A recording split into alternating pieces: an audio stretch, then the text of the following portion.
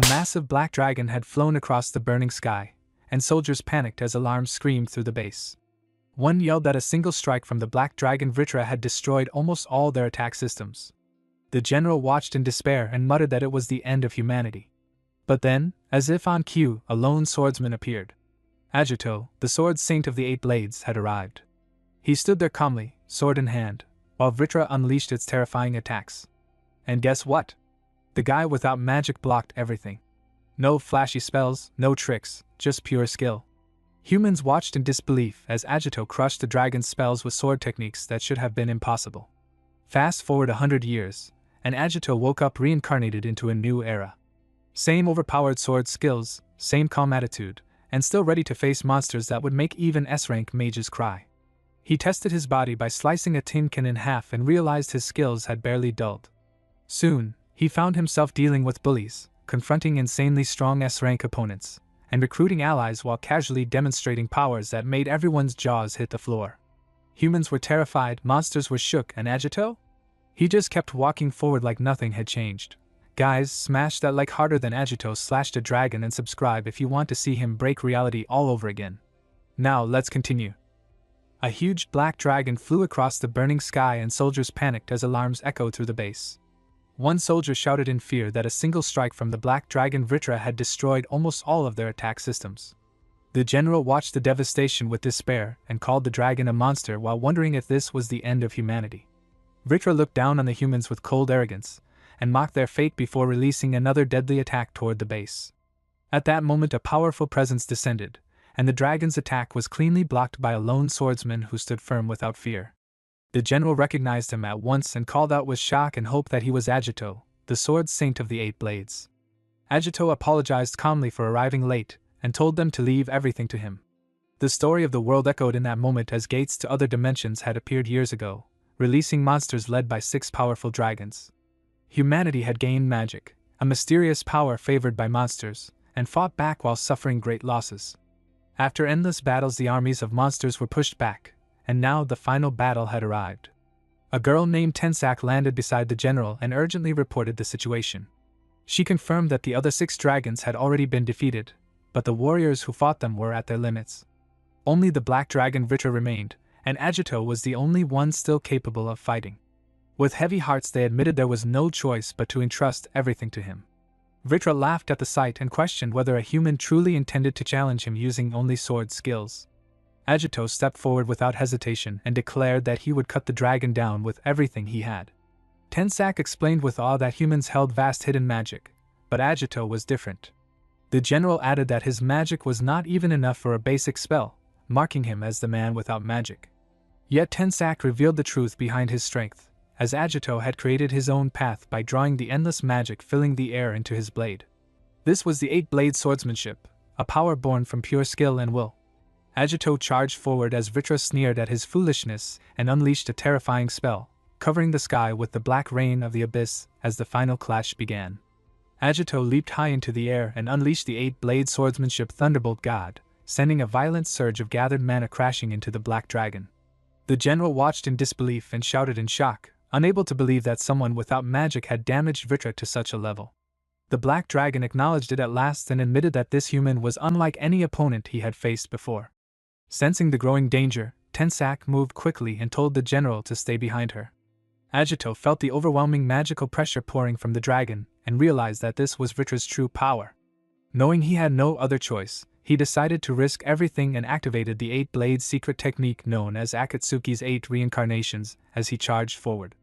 The two forces collided again and again, and the air shook as their mana clashed violently. Tensak watched with trembling eyes and realized that Agito was fighting on equal ground with Vritra, or even pushing him back. She understood the terrible truth behind the technique, as Akatsuki's 8 reincarnations absorbed elemental magic from the surroundings to create explosive strength, but the greater the power it drew, the more it drained Agito's life. She feared that with them behind him, he would be forced to protect them and lose his chance to win, so she desperately searched for a way to escape before Vritra noticed. The black dragon mocked their struggle and looked down on them as nothing more than insects throwing away their lives for meaningless feelings. Agito saw the incoming attack and understood that if he dodged, everyone else would die. Accepting his fate, he smiled softly and apologized to Tensak, telling her that he was counting on her to handle everything after this. Tensak cried out in panic as the dragon struck. Agito responded by releasing everything he had, activating the black curtain of annihilation through the full release of Akatsuki's 8 reincarnations combined with 8-blade swordsmanship. He declared that this was the end and raised his sword as both powers collided in a final, earth-shaking explosion. When the dust settled, a massive hole had been carved through the black dragon's body, and Vritra collapsed lifelessly to the ground. Agito's body began to fall, but Tensak caught him just in time and begged him not to move as she saw how severe his wounds were. The general asked in disbelief if it was finally over. With weak but steady resolve, Agito answered that he had shattered the dragon's core and that it would never rise again. The soldiers murmured with joy and tears as they wondered if humanity had truly survived. Tensak desperately tried to heal Agito, pouring her power into him without hesitation. In the middle of that moment, Agito suddenly heard a cold voice filled with pity that reached only his mind, making him realize something was wrong. The black dragon's presence lingered as it declared that their plan had not changed and that the strongest dragon god Rangna would still awaken.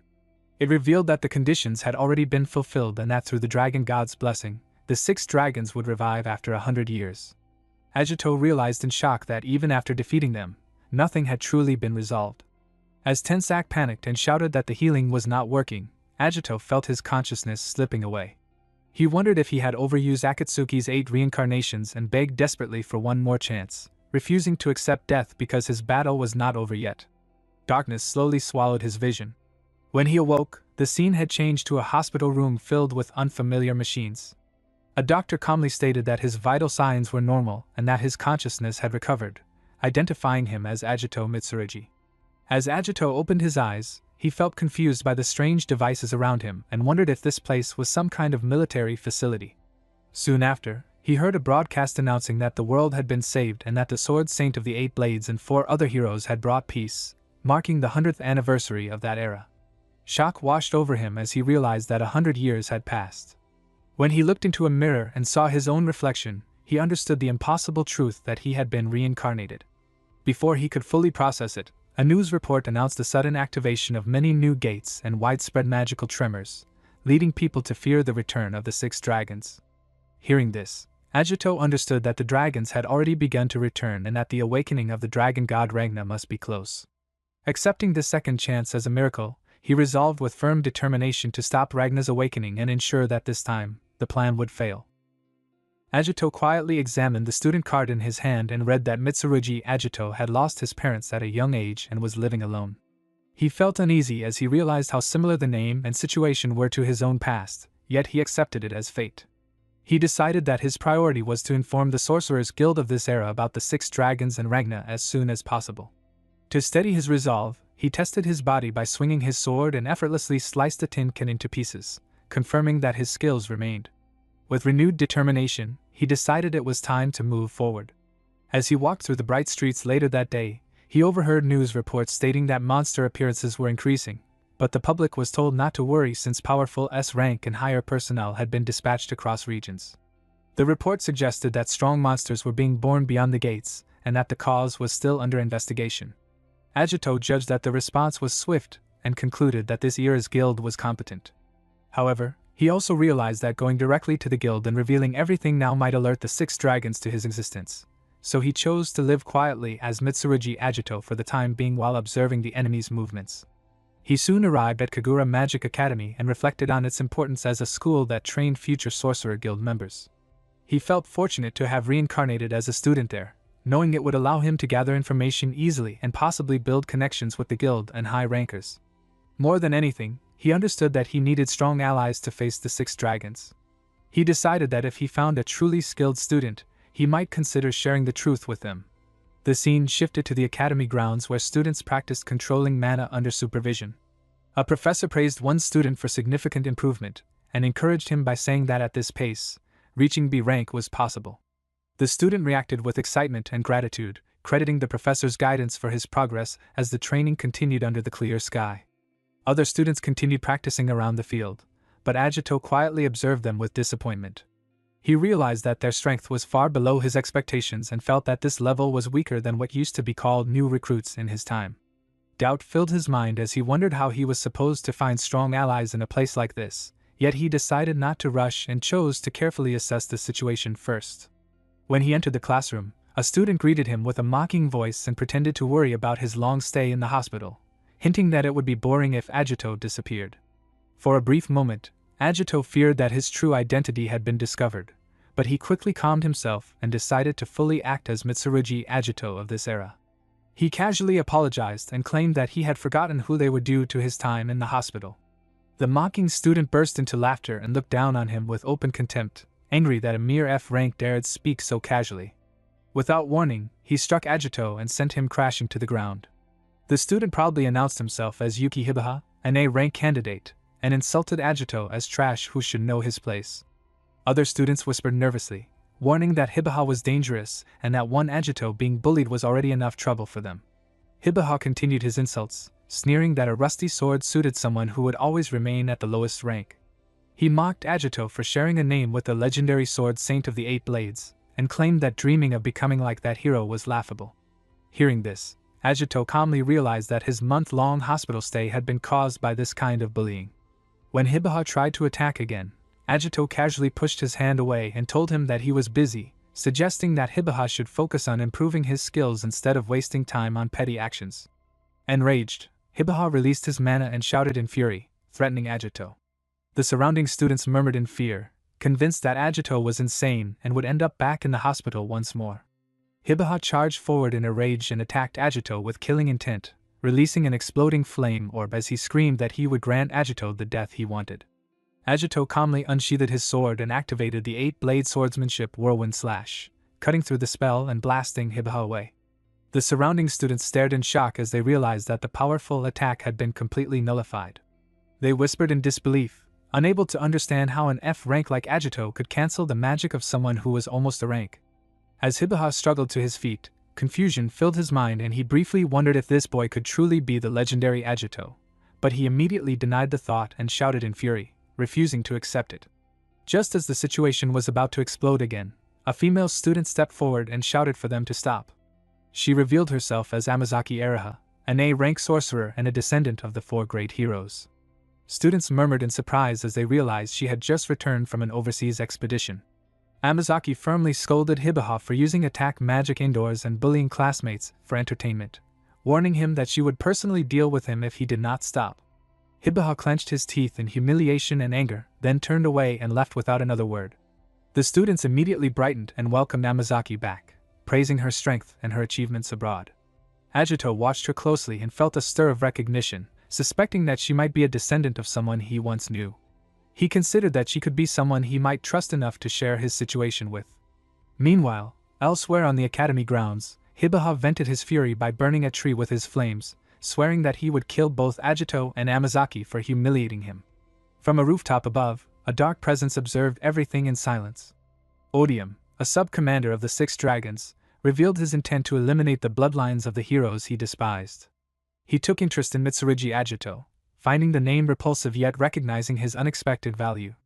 Acting in the name of Lord Ruble, who was nearing full revival, Odium decided that he would personally deal with Agito. Hibaha raged with wounded pride and shouted that they should call Mitsurugi and Amazaki out after school. Other students panicked and tried to stop him, reminding him that Amazaki was a descendant of the 4 great heroes, but Hibaha refused to listen and swore that he would kill anyone who looked down on him. At that moment, Odium appeared with a twisted smile and praised Hibaha's corrupted spirit. The students demanded to know who he was, and Odium calmly introduced himself as a loyal subordinate of the Flame Dragon Lord Ruble, claiming he had come to see if they could be of use to him. Before anyone could react, Odium grabbed Hibaha's head and poured dark mana into his body. Hibaha collapsed to his knees as students cried out in shock and fear, asking if he was alright. Moments later, Hibaha stood back up as dark power flared around him, and in his madness he turned on the students and slaughtered them without mercy. Odium laughed in satisfaction as everything unfolded just as he planned, pleased that his pawns were finally in place and ready to begin. The scene then shifted to AC Rank 8 known as the 3rd peak of Skull Mountain. A professor explained that the students would undergo a field test inside the dungeon, either alone or in teams, and that they must defeat at least 5 monsters to pass. To ease concerns, he assured them that an A-rank instructor had been invited to oversee the test. As Agito listened, he questioned whether students with such weak skills were truly capable of fighting real monsters. While preparing, Agito thanked Amazaki for stepping in earlier. She brushed it off casually, saying she only scared them a little and promised that if Agito ever got into trouble again, she would personally punch Hibaha in the face next time. Amazaki added that bullies only targeted those weaker than themselves and would never dare challenge a descendant of the 4 great heroes who once fought alongside the Sword Saint. Hearing this, Agito quietly realized that those heroes had gone on to live peaceful lives after the war. When Amazaki noticed his distant expression and asked what was wrong, he calmly told her it was nothing and said he would talk to her later, as his thoughts lingered on the past and the dangers that were once again closing in. Amazaki quietly reflected on what she had witnessed earlier, and realized that what Mitsurugi showed was not magic and not a failed spell either. She understood that it was true swordsmanship, where the exploding flame orb had been dispersed by a shockwave created from an unbelievably fast sword draw. She knew that not even an S-rank magic swordsman could achieve such a feat, and if only one person in history could do it, it was the 8-blade sword Saint Agito. With growing unease and curiosity, she wondered who Mitsurugi Agito truly was. Inside the 3rd peak gate at Skull Mountain, chaos erupted as students shouted when an ogre appeared before them. Panicking, they fired spells wildly, unsure of what would work. The monster swung its massive arm and slammed a student to the ground, spreading fear among the group. In a flash, the ogre's body was cleanly cut in half, and Agito calmly sheathed his sword before checking on the fallen student. The others stared in shock and whispered in amazement at how instantly he had defeated such a powerful monster. Agito confirmed in his mind that the student's skill level was low and decided to finish the field test quickly. He hoped that along the way he might find a chance to connect with someone influential in the guild. As he moved deeper into the dungeon, he noticed scattered corpses and felt a sense of unease. When he saw the back of a familiar student ahead, he recognized him as Hibaha. Hibaha suddenly turned with bloodshot eyes and attacked Agito while screaming his name. Agito easily dodged and sensed that Hibaha's magical power was unnaturally amplified and his movements were wrong. He realized that Hibaha no longer felt pain, confirming that something terrible had been done to him. When Hibaha suddenly begged for help, Agito froze as memories of his fallen companions from his past life surfaced in his mind. Regaining focus, Agito stepped forward with glowing fingers and told Hibaha to leave everything to him. He pressed his fingers to Hibaha's forehead and stopped the rampage, catching him as his body collapsed. After laying him down gently, Agito called out to the hidden enemy and demanded that the fiend reveal himself. Dark mana surged as Odium appeared, declaring Agito the perfect plaything and introducing himself as the loyal deputy of Lord Rubel, one of the 6 dragons soon to revive. Odium attacked immediately, but Agito cut through the assault with a single sword swing.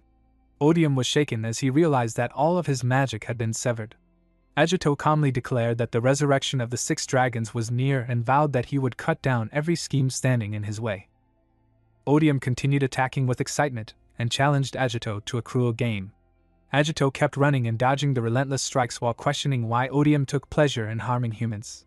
Odium answered with laughter and claimed that he did it simply because it was fun. He sent Agito flying with a powerful blow and continued ranting about the war 100 years ago, describing in disturbing detail how much he enjoyed hunting humans, giving them false hope, and crushing them at the moment they believed they were safe.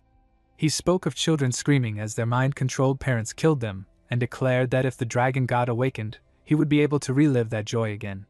Agito's anger finally erupted as he cut off Odium's arm and told him to stop speaking, saying that his words made his skin crawl. Odium screamed in pain and cursed Agito as worthless human trash, vowing to burn him until nothing recognizable remained. He then unleashed a meteor shower, intending to destroy the entire gate along with everything inside it. Agito realized the danger and decided there was no other choice, activating the 8-blade swordsmanship rending sky blade. He swung his sword repeatedly, cutting apart every falling stone, and then struck Odium directly, smashing him into the wall. As Odium collapsed to the ground, wounded and shocked, recognition filled his eyes. He realized that the technique he had just witnessed was the same one that had annihilated Rubel's forces long ago. Remembering that cursed memory, he understood that only one man could use such a move and questioned whether the sword saint of the 8 blades, Agito, had truly reincarnated after dying in the war. Agito coldly replied that there was no need to answer questions from someone about to be cut down. Odium burst into twisted laughter and mocked Agito's fate, claiming that even after reincarnating, he was destined to die again. He declared that with the dragon god Ragnar's awakening approaching, they had gained new powers. His body then transformed into a massive demon as the dungeon began to collapse around them. Roaring with power, Odium announced that he would show no mercy and claimed that this strength was the dragon god's blessing, eagerly asking what kind of despair Agito would show him. Agito calmly acknowledged that Odium was finally revealing his trump card. Now that his identity was known, he declared with unwavering resolve that he would end everything right there. Erika sensed something terribly wrong as the dungeon began to shake and a massive surge of magic filled the air. Realizing the danger, she shouted for everyone to escape at once and rushed deeper inside, certain that an extremely powerful presence had appeared. When she reached the source, she was shocked to see Mitsurugi there, and wondered why he was in such a place at a time like this. Agito calmly stated that since his identity had already been exposed, he would end the fight quickly. Odium rushed at him, but Agito met the attack head-on, slashing his sword and carving a deep cut across Odium's cheek, followed by countless strikes that tore into his body. Agito judged that the enhancement seemed limited to Odium's body alone and felt disappointed by it.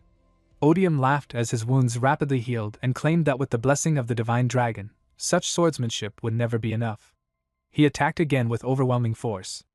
Erika watched in horror and realized that the monster's strength exceeded a rank level and demanded an S-rank response.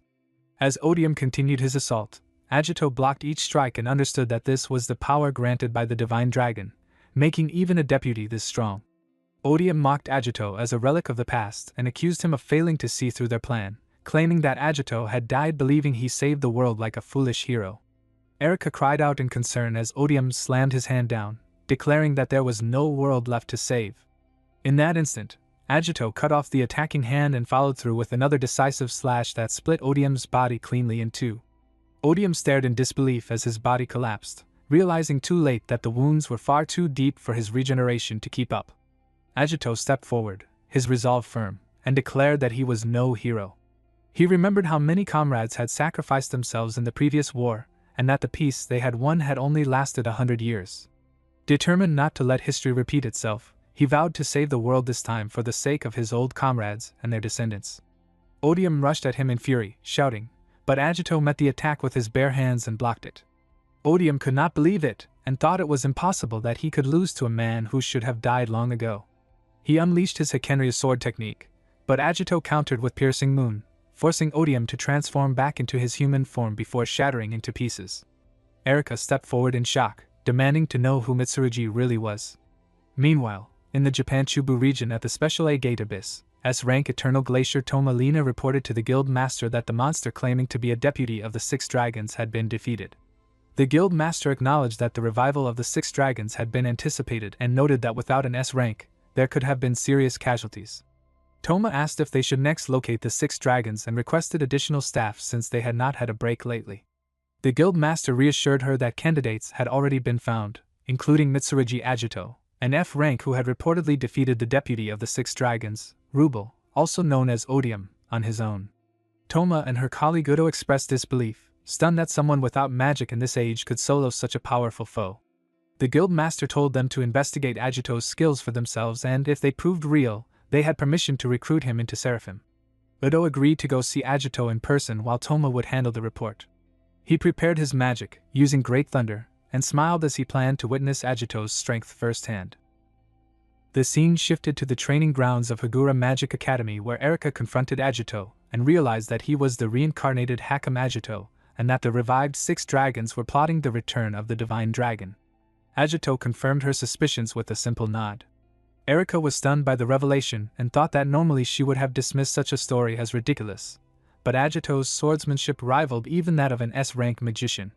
She felt there was no other explanation except that he was the Sword Saint Agito himself. She agreed to believe his story but insisted that she wanted to help in the battle against the Six Dragons and protect the world, refusing to merely stand by and watch. Agito reflected on her heritage and smiled, noting that she had inherited her ancestors' talent for magic. Erika asked what he planned to do next, and Agito explained that they needed to gather allies because two people alone could not face the threat. He hoped to find comrades as strong as those who had fought in the past, comparable to the four great heroes. Erika mentioned her great-grandmother, a member of Seraphim, and explained that such a team composed of the guild's S ranks and other skilled members had been investigating anomalies at the gates while she had been overseas assisting in their research as a Seraphim candidate. Agito concluded that this group was probably the strongest of the present day, but he worried whether they would believe his story. Erika reassured him that it would be fine because the Seraphim were a diverse group of people who valued protecting others and preserving the peace created by the Sword Saint and the four great heroes. She believed that their sense of duty and honor would make them accept Agito's mission and fight alongside them. Agito felt relieved knowing that there were new heroes in this era and thought that he would be glad to fight alongside people like them. Erika noted that some of the new heroes had personality quirks, but that explaining the situation properly would help. Suddenly, Agito sensed an attack and quickly blocked it, warning Erika to be cautious. He realized that the attacker had frightening perception and informed her that they had a visitor.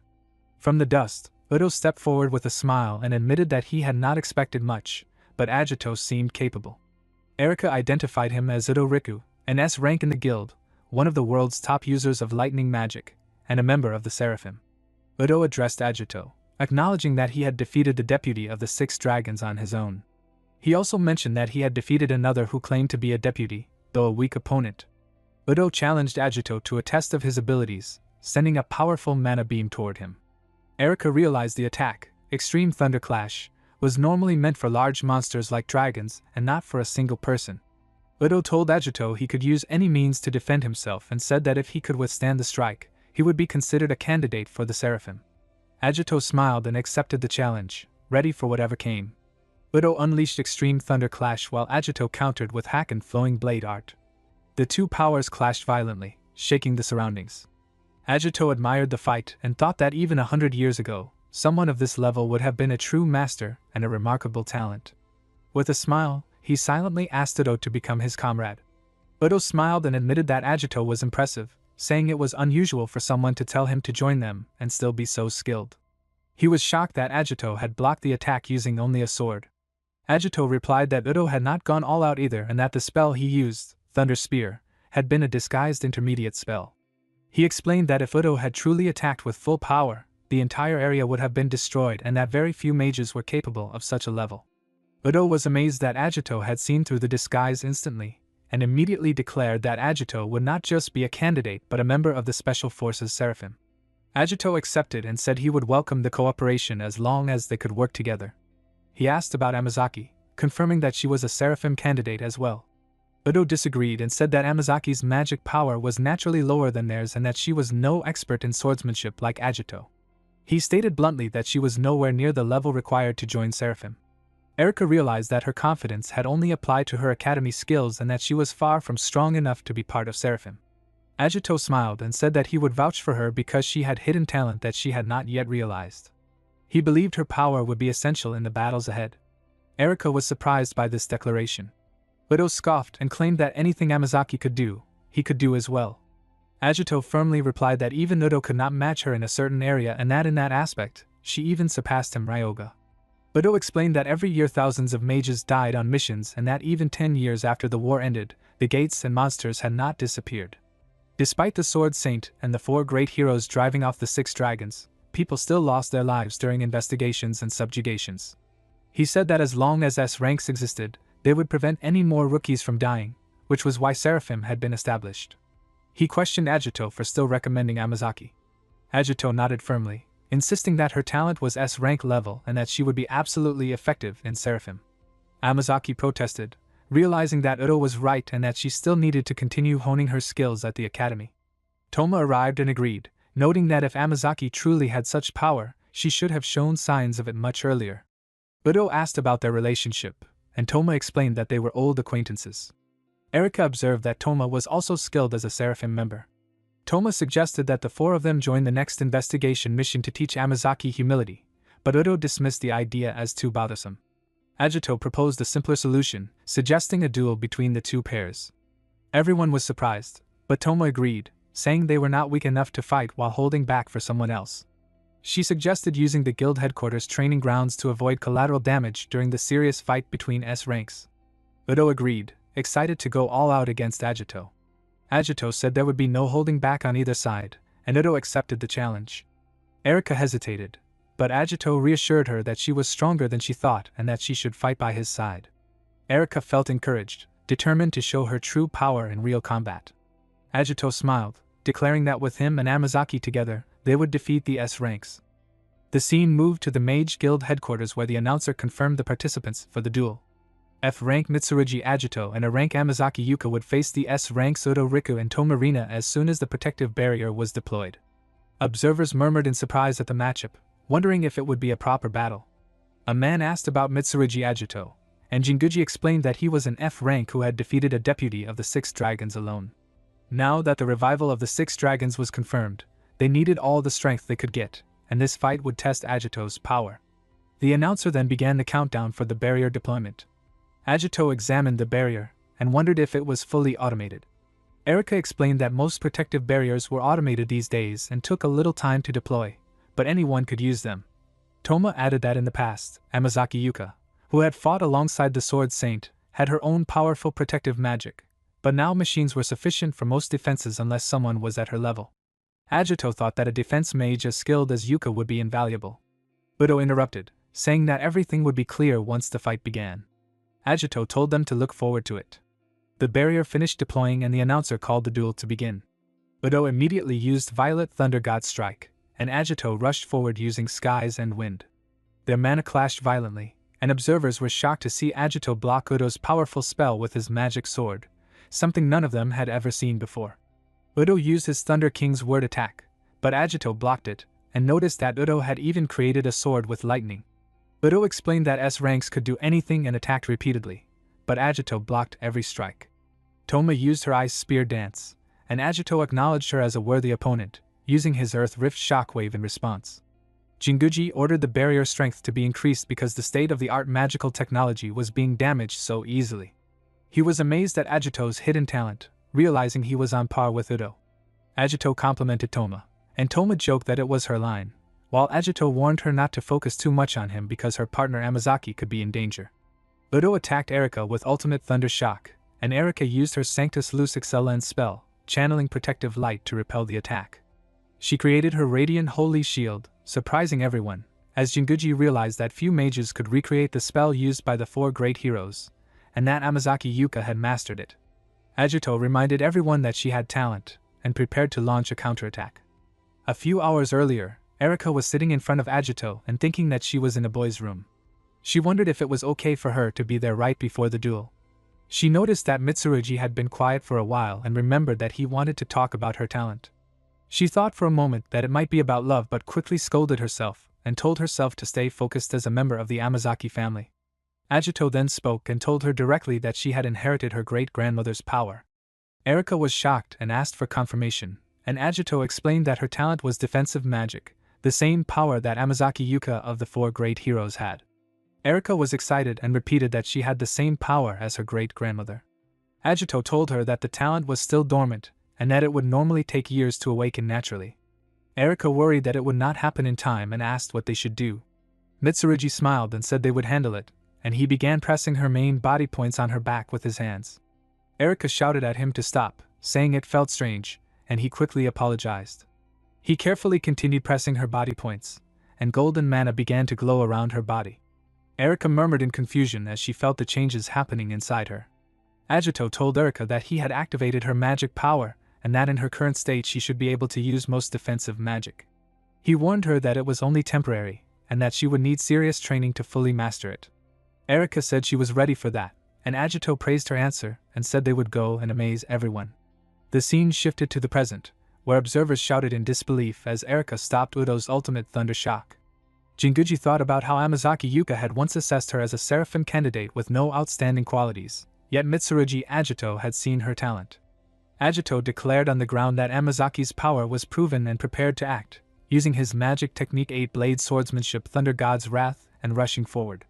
Udo shouted that it was a double attack of thunder and sword strikes and praised Mitsurugi.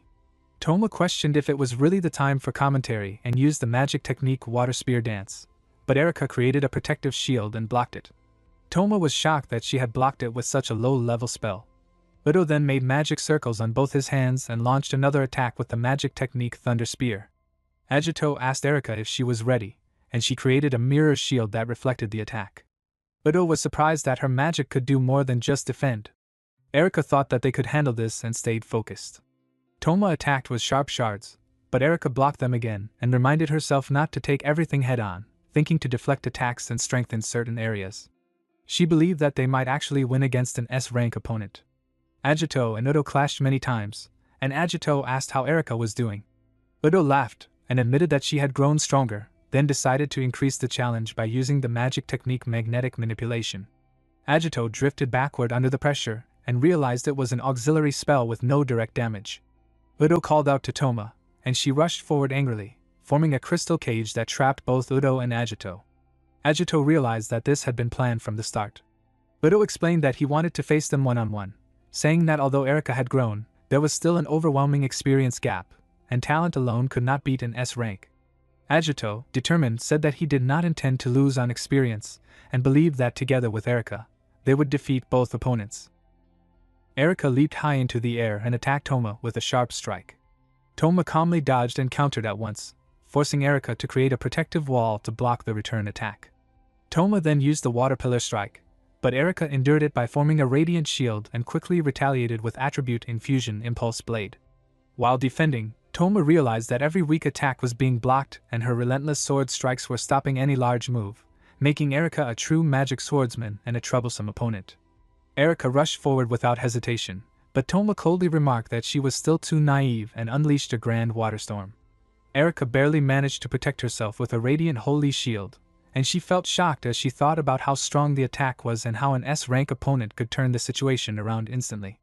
Seeing Erika still standing, Toma asked why she kept persisting, saying that talent alone and makeshift defenses would never secure victory and suggesting that surrender would be wiser.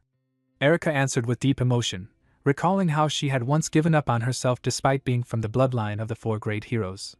No matter how much she trained, she remained only a rank and believed her future would never change. She remembered how one person once stood alone to face a threat that endangered everyone and protected the world from a future meteor shower. Admitting that she was not very strong yet, she declared her wish to grow stronger and protect everyone, vowing never to stop trying. As mana burst violently around her, Toma responded coldly, questioning whether effort could truly change the future, and calling such belief nothing more than delusion. Erika focused her magic while shielding her face, but she realized she could not move at all. Toma spoke firmly, saying that both the present and the future were built on layers of the past, and until Erika accepted her past, she would not be allowed to move forward. Toma then launched another attack, believing she had complete control of the battle. At that moment, Erika sensed her chance and released the magic technique Sacred Domain. The space around them changed as the power activated, and Toma was shocked when she realized that Absolute Zero was reflecting inside the barrier. Erika seized the opening and pressed her advantage, confident that she had trapped her opponent. From the sidelines, Jinguji observed in disbelief and noted that a thick barrier had formed that blocked all magic, making it impossible for Toma to attack from within. He understood that using powerful magic inside such a barrier risked self-destruction and recognized how incredible it was to use a defensive spell so effectively to neutralize an S-rank opponent, reminding him of Mitsurugi Agito and his hidden talent. Toma acknowledged that it was too late and questioned what power Erika still had to rely on. Before the fight could continue, Jinguji stepped in and ended the match, reminding Toma not to lose sight of their true goal and declaring that the investigation into the 6 dragons would continue. He officially announced Amazaki Yuka as a new member of Seraphim. Toma accepted the decision and retreated from the field as the surrender was confirmed. Erika realized they had won and expressed her joy, while Toma calmly congratulated her and remarked that she wished Erika had possessed such strength in the past. Elsewhere, Agito and Udo felt their mana clash violently as they heard that Toma had retreated. Udo laughed in excitement, praising the victory and asking Agito what kind of magic had been used. Agito replied calmly that it was only the result of proper guidance. Still smiling, Udo said that if both S ranks lost, it would send the wrong message, and his expression turned cold as he declared he would go all out. Agito accepted the challenge without hesitation and told him to bring it on. Jinguji shouted in panic and ordered Udo to stop, fearing that he would destroy the guild headquarters and declaring that they had already seen enough of Mitsurugi Agito's power. Agito responded calmly, accepting what was being said without protest. Udo laughed loudly and dismissed the warning as nonsense as his mana erupted violently around him.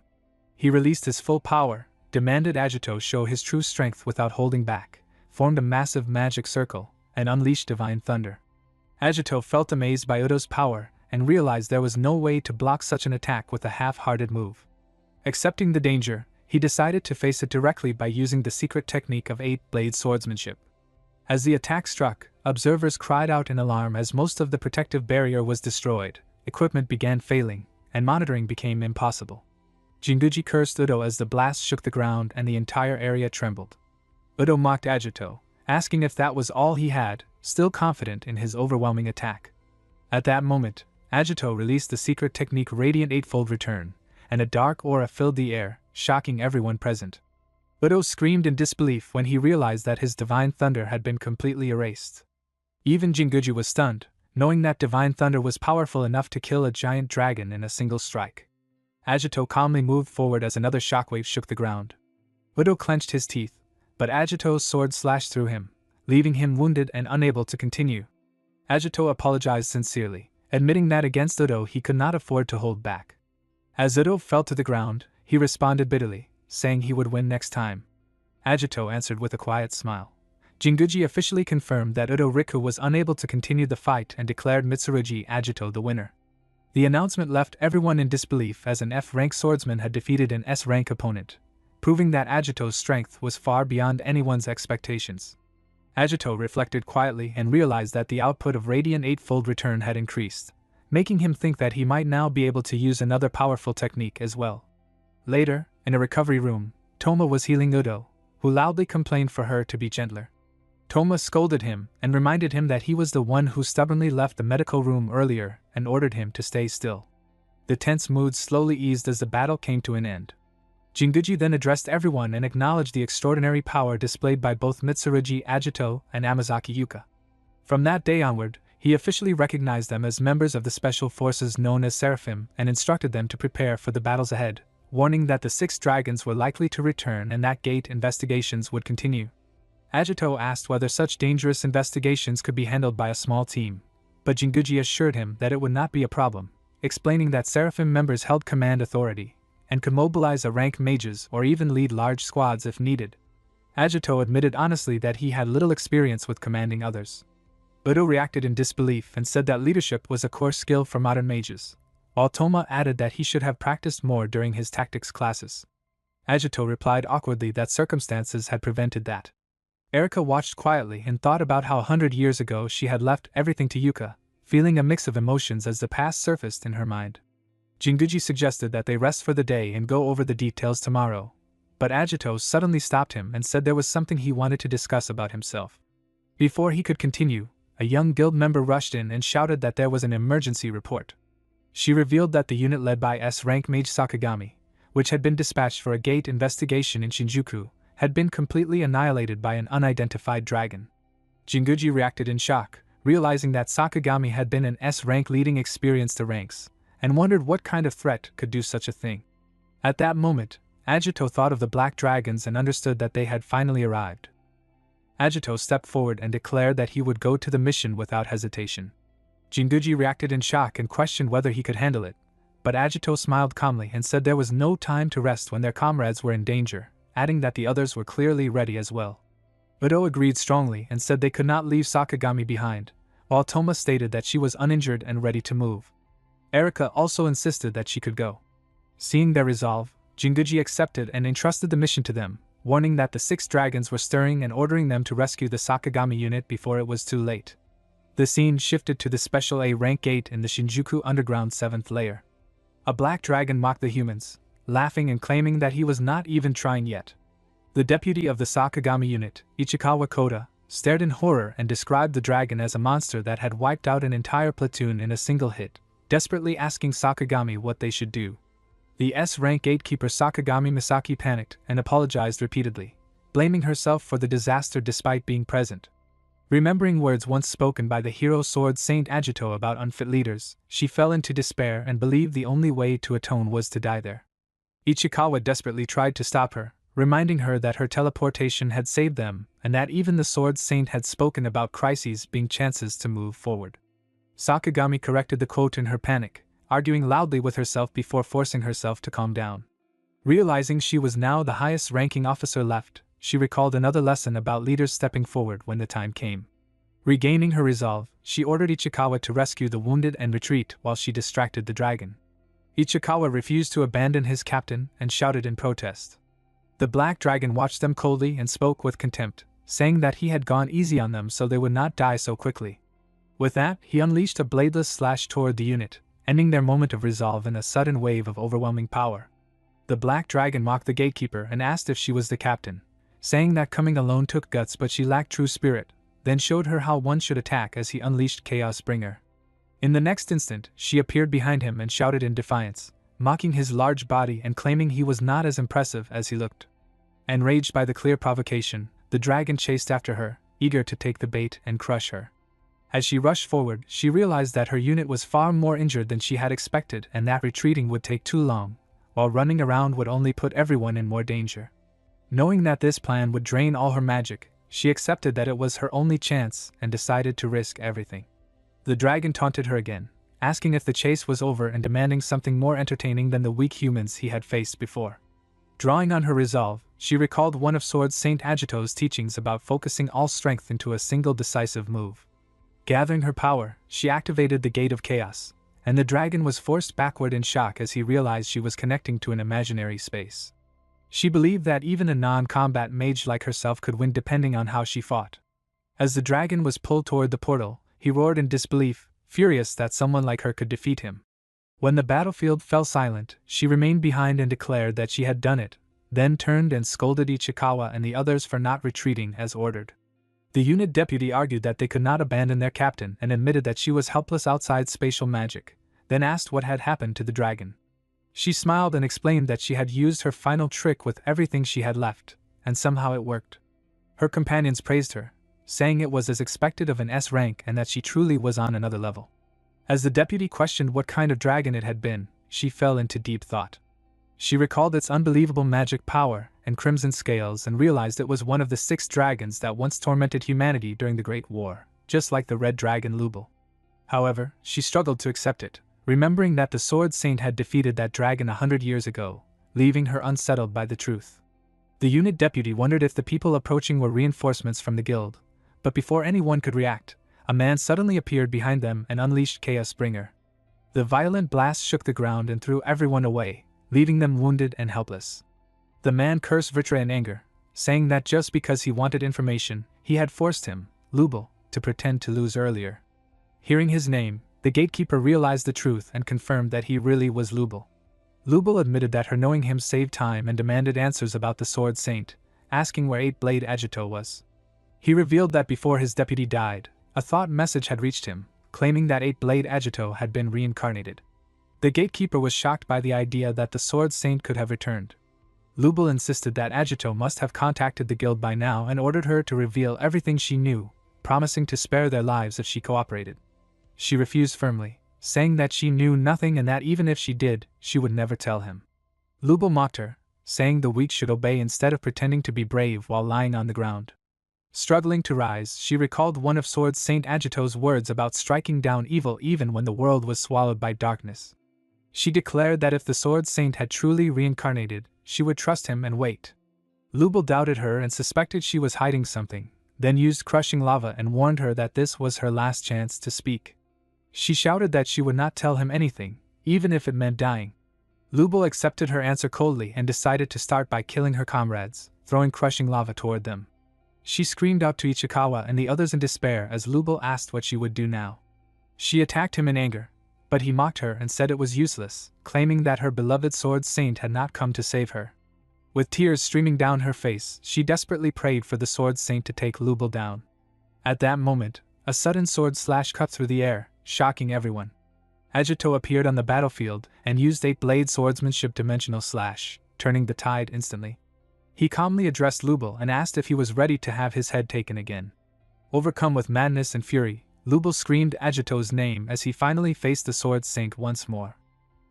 100 years ago, during the battle to annihilate the 6 dragons, 8-Blade Agito faced the red dragon Lubel in a fierce clash. Agito declared that it was over and rushed forward, using dimensional slash to cut down the black dragon.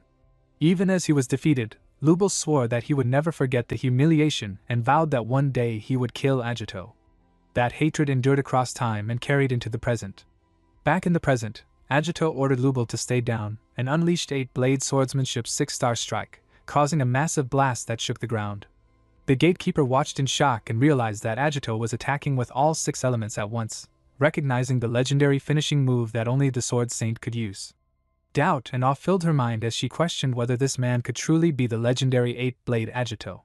Lubel burst into laughter and admitted there was no doubt anymore, recognizing the technique and the killing intent as proof that Agito had returned. His aura flared violently as he declared his intent to kill Agito along with everyone else, and released a powerful flame storm. Agito immediately called out to Amazaki, and Erika stepped forward to create a radiant holy shield that blocked the attack. Toma quickly checked on Sakagami, relieved that she was safe, and urged her to retreat with her subordinates while introductions could wait. Lubel dismissed the others as weaklings and declared that he only had business with Eight-Blade Agito. Agito answered by slashing his sword and drawing Lubel's attention, stating that he was the one Lubel should be fighting. Lubel laughed cruelly and said he needed to clean up the trash first. Seeing the wider battlefield, Agito asked Udo about the situation at the entrance. Udo shouted back in frustration, explaining that countless monsters had appeared out of nowhere and that he was forced to secure the area despite being injured. Hearing this, Agito understood that there was no other choice as the battle spread on multiple fronts. Udo shouted in frustration, blaming the situation on Agito, and immediately unleashed his ultra-high voltage shock. He declared that he would handle the cleanup and told everyone to get Sakagami and the others out of the dangerous area. Agito quickly ordered Amazaki and Toma to help guide the wounded to safety. Toma admitted she felt uneasy leaving him alone but understood there was no other choice, while Erika questioned if he could really handle it on his own. Agito assured them that he was fine and told them to trust him. Erika nodded and understood. As they retreated, Sakagami shouted encouragement to the Sword Saint, and Agito waved in response, making her smile with relief. Left alone on the battlefield, Agito prepared for the fight and unleashed Eight-Blade swordsmanship. Lubel countered with Explode Inferno Crimson 8 Clouds Flash Burst, rushing forward and declaring that he finally had a one-on-one fight with Agito. As their clash began, Agito told Lubel that this was his line, and Lubel admitted that only by defeating Agito at his best would his revenge be complete. They drifted backward as the battle intensified. Lubel then used Hellfire Inferno Array, surrounding the area with a fiery aura, but Agito dodged each attack. Lubel shouted that Agito could not escape, but Agito blocked every strike and realized that this Lubel was different from the one he had faced a century ago, noting the use of multiple high-level spells without incantation and the Divine Dragon's blessing, making him a formidable opponent. The ground shook violently from a sudden blast, and Agito activated his ultimate technique of Eight-Blade swordsmanship, challenging Lubel and asking if that was all he had, ready to face the full strength of his century-old rival. Agito rushed forward and used Eight-Blade swordsmanship's 6-star strike, charging at Lubel with full force. Lubel realized immediately that Agito's power was completely different from before and launched multiple attacks, but Agito dodged every strike with ease. Lubel then unleashed Explosive Light Bullet, causing many small explosions that shook the ground, and followed it with Scorching Sphere, creating a huge blast that left the battlefield trembling. The reincarnated Lubel's abilities had been greatly enhanced, making him one of the strongest in the world. But even so, the power of the Sword Saint Eight-Blade Agito surpassed him further. Agito struck back with Eight-Blade swordsmanship Crimson Blade, cutting through Lubel's body. Enraged, Lubel attacked again, shouting that Agito had underestimated him after his reincarnation and gathering fiery mana around both hands to declare at the end for Agito. Suddenly, Udo intervened and used Divine Thunder, shouting that no one should dare harm his people. Lubel mocked him and tried to attack Udo from behind, but Udo blocked the attack. Agito reminded Lubel not to look away, saying that his true opponent was right there. Lubel responded with a furious attack using 8 swords, but Agito countered with 8-blade swordsmanship. Lubel began to freeze as Agito followed up with the magic technique Icy Flash, turning the tide of the battle. Agito asked Udo if Sakagami's team was safe, and Udo confirmed that they had all evacuated, leaving only the 2 of them behind. He thanked Agito for the help but expressed disbelief that Lubel could really be one of the 6 dragons. Agito explained that Lubel looked human now, but there was no doubt that he was the same red dragon defeated 100 years ago during the Great War by the Sword Saint Agito. He reasoned that Lubel had likely taken on a human form in his reincarnation. Udo was surprised and questioned Agito about why he seemed so familiar with past wars and the 6 dragons. Agito avoided giving full details, casually asking about Udo's injury and even commenting on the weather, which frustrated Udo. Udo demanded that Agito stop hiding things and reveal the truth, but Agito warned him to be careful with his injury. As he struggled to breathe, Agito considered whether he should reveal his true identity right there. Suddenly, Lubel spoke, revealing that he had figured out Agito's limits and believed he could win at this level. Agito warned Udo not to let his guard down because there was still more to Lubel's power. Lubel then explained that 100 years ago he had learned that humans were inferior creatures, but they excelled at magic manipulation compared to dragons. Dark mana surged around him as he revealed that he had combined the immense magical power of a dragon with human magical control into his new demon form, making him even more dangerous than before. Agito felt shocked as he sensed Lubel's power and realized it was even greater than Vritra's from 100 years ago. Lubel attacked with sharp beams and mocked Agito, explaining that he had not entered demon mode because ending the fight too quickly would be boring. Agito charged forward, but Lubel rushed at him with great speed. Agito narrowly dodged, noticed how fast Lubel was, and calmly blocked every strike while taunting him and praising his strange form. He then countered with the Radiant Eightfold Return. Lubel shouted in anger, surprised that Agito was still acting confident. At that moment, Udo raised his hand and yelled at Lubel for ignoring him before unleashing the ultimate Thunder Strike. Lubel leaped high into the air, looked down on them with contempt, and struck back, badly wounding Udo. Even as pain spread through his body, Udo refused to fall and forced himself to focus. He remembered his resolve from the past, when he had declared his plan to create Seraphim, an ultimate unit made only of S-rank fighters, so the world would never again face despair even after the war, the dragons, and the monsters beyond the gates. Remembering that oath, Udo decided that a few injuries meant nothing. Mana burst violently around Udo as he released his super high-voltage discharge with everything he had. After the attack, he wondered if it had any effect at all. When the smoke cleared, Lubel suddenly counterattacked, and the impact shook the ground. Udo was sent flying and slammed into a wall. Agito shouted in worry and asked if he was all right. Udo answered with burning determination that he could still fight and would keep going. He declared that the peace won by the Sword Saint and the 4 great heroes would be protected by them, no matter the cost. Lubel mocked Agito after injuring his allies and claimed that eliminating weaklings was already done. He sneered that Agito's search for allies had only led him to such powerless companions. Anger rose inside Agito, and he answered with 8-blade swordsmanship Nocturnal Fawn of Light, releasing sharp mana beams toward Lubel. Their clash tore open the dark space around them, and both appeared high in the sky. Lubel laughed in excitement, impressed that Agito could cut through space, and responded with blazing flame splitter, sending countless burning mana beams down at him. Agito did not retreat and activated 8-blade swordsmanship Phantasmal Sword Dance. Many glowing swords rushed toward Lubel as Agito slashed forward. Lubel scoffed, and claimed that Radiant Eightfold Return might work against the weak but was useless against him. Fiery mana exploded around Lubel's hands as he launched repeated attacks. Agito blocked them one after another, but in the end a sharp mana beam struck him and smashed him into the ground. As pain spread through his body, Agito realized that Radiant Eightfold Return alone was not enough. Lubel prepared another attack and declared the battle over, boasting that he had surpassed Agito. He unleashed Flame Dragon's Inferno Roar, and the massive blast shook the earth. Believing victory was his, Lubel laughed loudly and proclaimed himself the king of the planet, certain that he would only grow stronger. Suddenly, a burst of blue mana erupted before him, and shock filled his face when he realized Agito had survived. Agito emerged from the smoke with calm resolve and revealed that he had been planning this moment for 100 years, sharpening and refining his power beyond Radiant Eightfold Return. He declared that with his current body, he could finally use the ultimate technique of 8-blade swordsmanship. A girl complained while walking through the forest and urged Shiori to go home. Shiori stubbornly refused and insisted on staying until she found the golden Tsukinoko, saying she would not leave without an exclusive scoop. The girl sighed and muttered that this was exactly the problem with reporters. Suddenly, both of them felt a strange presence and cried out in shock, wondering if it was a sign of the golden Tsukinoko's appearance. They began running through the forest, and the girl shouted after Shiori, asking where she was going. Shiori called back excitedly and pointed toward the sky, staring in disbelief. Irie Shiori, a 5-year-old newspaper reporter, witnessed everything from far away. Even at a distance where the scene was barely visible through a fully zoomed camera, she saw it clearly.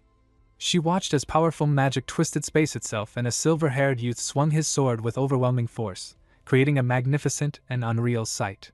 Agito declared the secret art of swordsmanship, True Dawn 8 Revolutions, and charged forward. Lubel mocked him and questioned whether a modified and outdated technique could really defeat him. He answered with Dance of Death flames and slashed repeatedly, but Agito dodged every strike. Irritation grew inside Lubel as he realized his attacks were not landing. He sensed that Agito's power was on par with demon form, or perhaps even stronger. Agito then used a swordsmanship technique called Duel of Whirlwind's Judgment.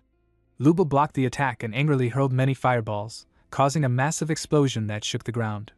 In the next moment, Agito appeared behind him and unleashed a rapid chain of techniques: Thunder God, Purple Lightning, Lightning Flash, and Thunderous God. With one final slash, Agito struck decisively, and Lubel began to fall toward the ground. Agito rushed forward and realized something important about his body. After his duel with Udo, he had understood that he had no magic power at all. The less magic power a person had, the greater the output of True Dawn 8 revolutions became. Because this body was completely empty of magic, it held potential far beyond anything before. In that moment, Agito understood the answer clearly. This was a blade that surpassed True Dawn 8 revolutions, a sword capable of killing even a demon. Agito unleashed the technique called True Dawn 8 Cycles. Blood spilled from Lubel's mouth as he screamed in rage and refused to accept his defeat, unable to believe that he could lose in his demon form. Desperate, Lubel released Flame Dragon's scorching roar and filled the area with overwhelming fire.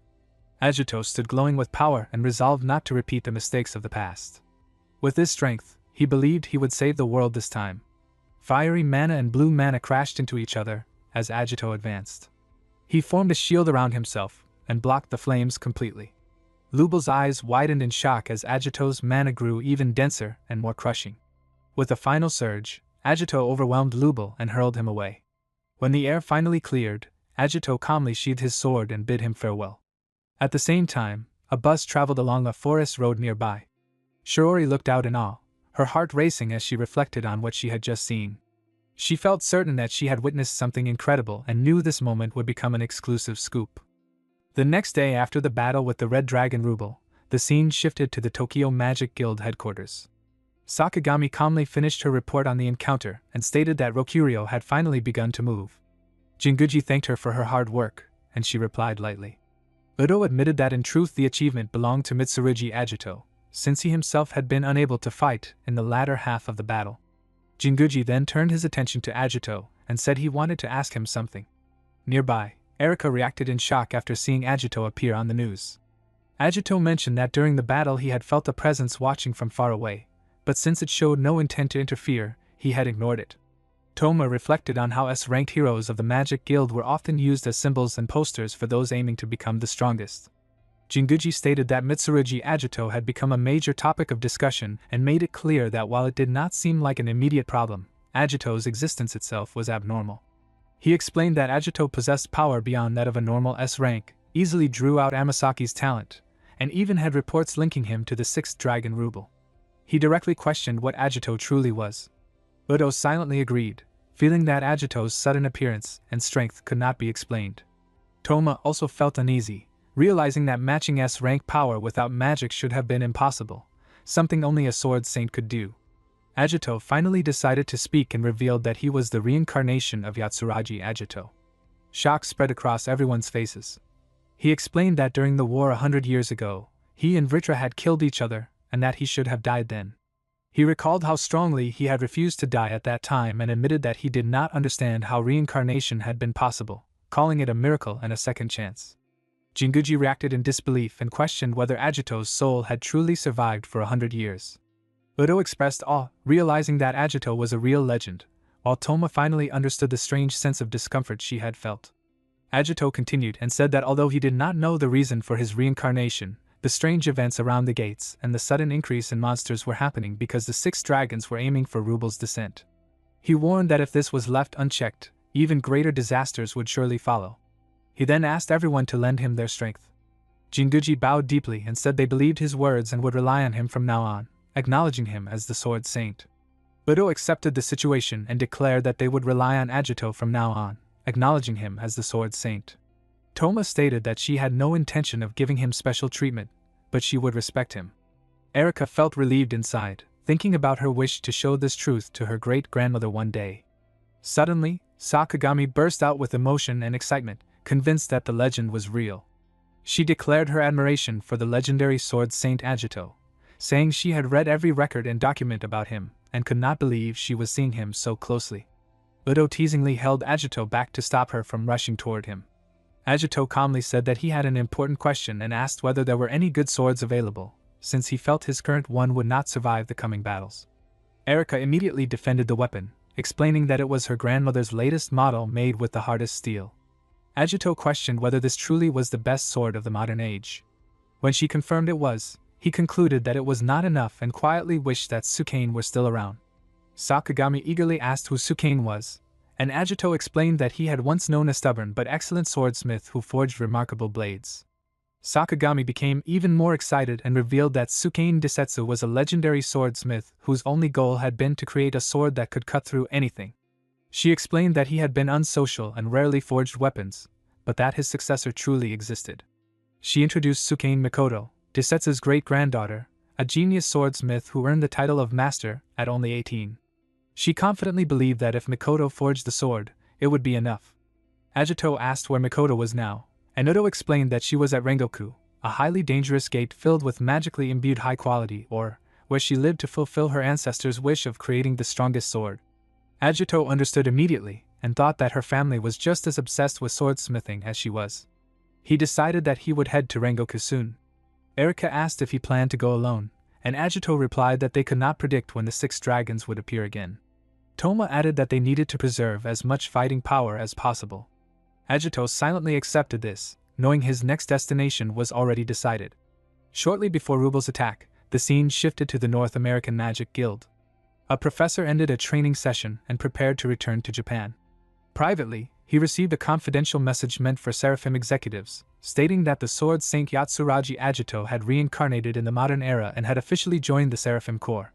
A screen appeared showing the telesphere, a magical tool once used by Agito and the 4 great heroes during the 6 Dragons War 100 years ago, now held by their descendants. The professor was shaken as he realized the truth and reflected that the one who protected the world was none other than himself. He was revealed to be Shin Kujura, captain of Seraphim and a descendant of one of the 4 great heroes, Yukito Kujura. The scene shifted to the underground 3rd floor of the S-rank gate called Purgatory. Agito arrived and calmly noted that Tsukane's workshop was located ahead. At that moment, Shin appeared and questioned why Yatsuragi Agito was there. Agito recognized him, and Shin introduced himself fully as Kujura Shin, commander-in-chief of the Special Force Seraphim and a descendant of the hero Kujura Yukito. Shin explained that he had come only to retrieve his weapon from Tsukane and had never expected to meet Agito in such a place. Agito reflected that he had contacted the others on a whim and had nearly given up, then asked if Shin already knew about him. Shin replied that the guild master had informed him and that he had heard everything about the Rubel incident. Agito said that he had simply come to visit Tsukane and asked Shin to lend him his strength, believing they could resolve the world crisis together. Shin pushed his hand away and firmly stated that he had no intention of forming any connection with Agito. Agito questioned his refusal and warned that the 6 dragons were being resurrected and that conflict between them would only make things worse. Shin gripped his axe and declared that there would be no more chances for heroes of the past, stating that he alone would protect the world. Suddenly, diamond rain fell from above, but both Shin and Agito reflected it with ease. A mocking voice echoed, claiming that the timing had been perfect and that the presence of both the Sword Saint and the Seraphim Commander would make things interesting. The speaker revealed himself as Vajrayana Gildiga, the Earth Dragon and second of the 6 dragons. Agito immediately recognized him as a powerful enemy. Gildiga raised his hand, and many stone warriors rose from the ground as he welcomed their reunion and declared that he would bind them there. Shin showed no fear and said that having one of the 6 dragons appear before him saved him the trouble of searching. He confidently claimed that this battle would prove they did not need the Sword Saint. Shin unleashed the Kujura Art of Spear and destroyed the stone warriors before charging straight at Gildiga. However, Gildiga easily dodged the attack. Agito shouted for Shin not to rush ahead and activated True Dawn 8 revolutions to strike Gildiga. The Earth Dragon blocked the technique and remarked that this was the secret art that had killed Rubel, but dismissed it as weak, declaring that he was now ultra-hard. Gildiga unleashed Hell's Punch and swung his massive fist toward Agito, but Shin moved first and avoided the blow. As the clash continued, Shin carefully observed the situation and realized that Gildiga had deflected the Sword Saint's attack. He noted that the strike had been sharp and fast, just like the legends described, yet it had failed to land. Shin wondered if the sword had broken or if there was another reason behind it. Gildiga explained proudly that the area was filled with high quality or packed with magic. He revealed that his mastery was rooted in ore itself, and the darker the ore, the more magic it contained, greatly reinforcing his power. In this place, he claimed he could even surpass Rubel's demonic form. He added that the rock golems surrounding them were each strong enough to be considered lieutenant class and told them to take their time. Shin sensed that Gildiga was stalling and questioned what his true goal was. The stone warriors suddenly leaped into the air and crashed down, but Shin stepped forward and questioned whether they could survive even after being broken apart. He unleashed the Kajura spear Ardashura and shattered the golems into countless pieces, piling them on the ground. However, more stone warriors immediately rose from the earth. At that moment, Agito moved ahead. Shin snapped at him to move aside, mocking him as a sword saint without a sword. Agito calmly removed his coat and prepared himself. He used the Yatsurugi flow boxing technique gale of twin palms and smashed through all the stone warriors. The golems collapsed and shattered across the ground. Agito declared that he had been fighting without magic all this time and asked if they truly thought he would be helpless without a sword. The stone warriors were completely destroyed. Shin watched in disbelief and realized that Agito was not holding back. He understood that Agito was using wind magic from Akatsuki Hachikai and channeling it directly into his strikes.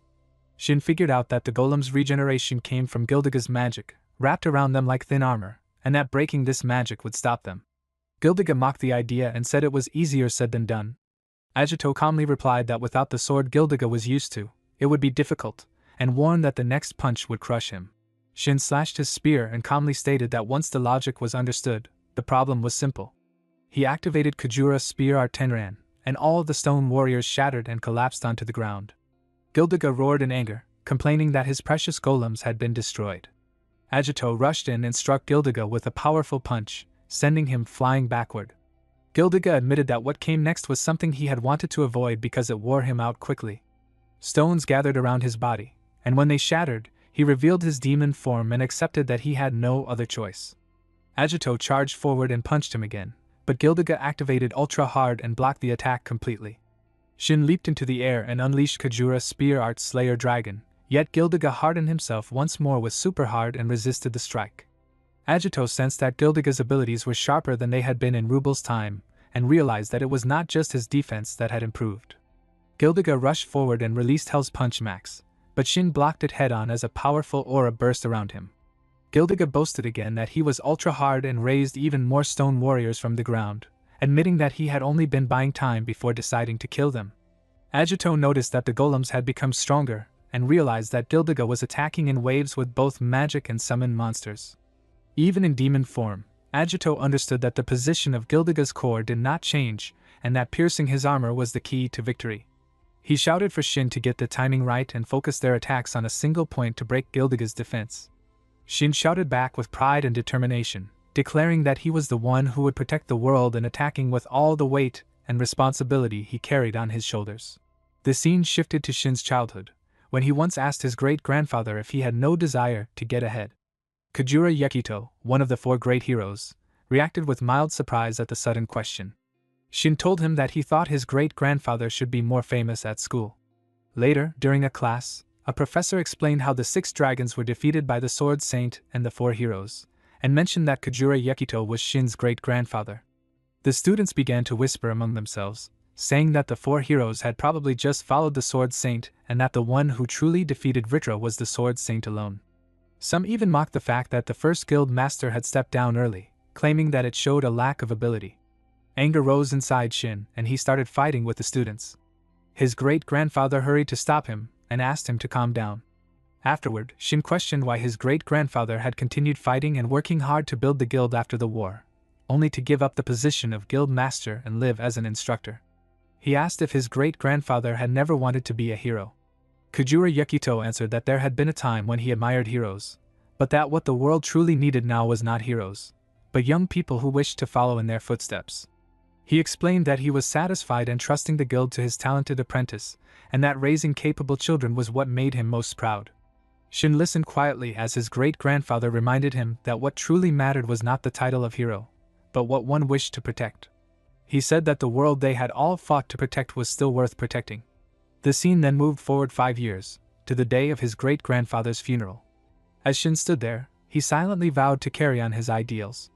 Around him, people whispered cruelly, saying that Kajura Yukito had been unimpressive until the end and expressing disbelief that one of the 4 heroes had become nothing more than an instructor.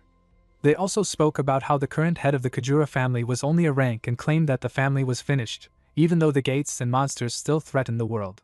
Shin thought with surprise, wondering why everyone always praised the Sword Saint. He realized that while the Sword Saint had risked his life to win peace, those who fought alongside him, including his great-grandfather, had devoted themselves to maintaining that peace afterward.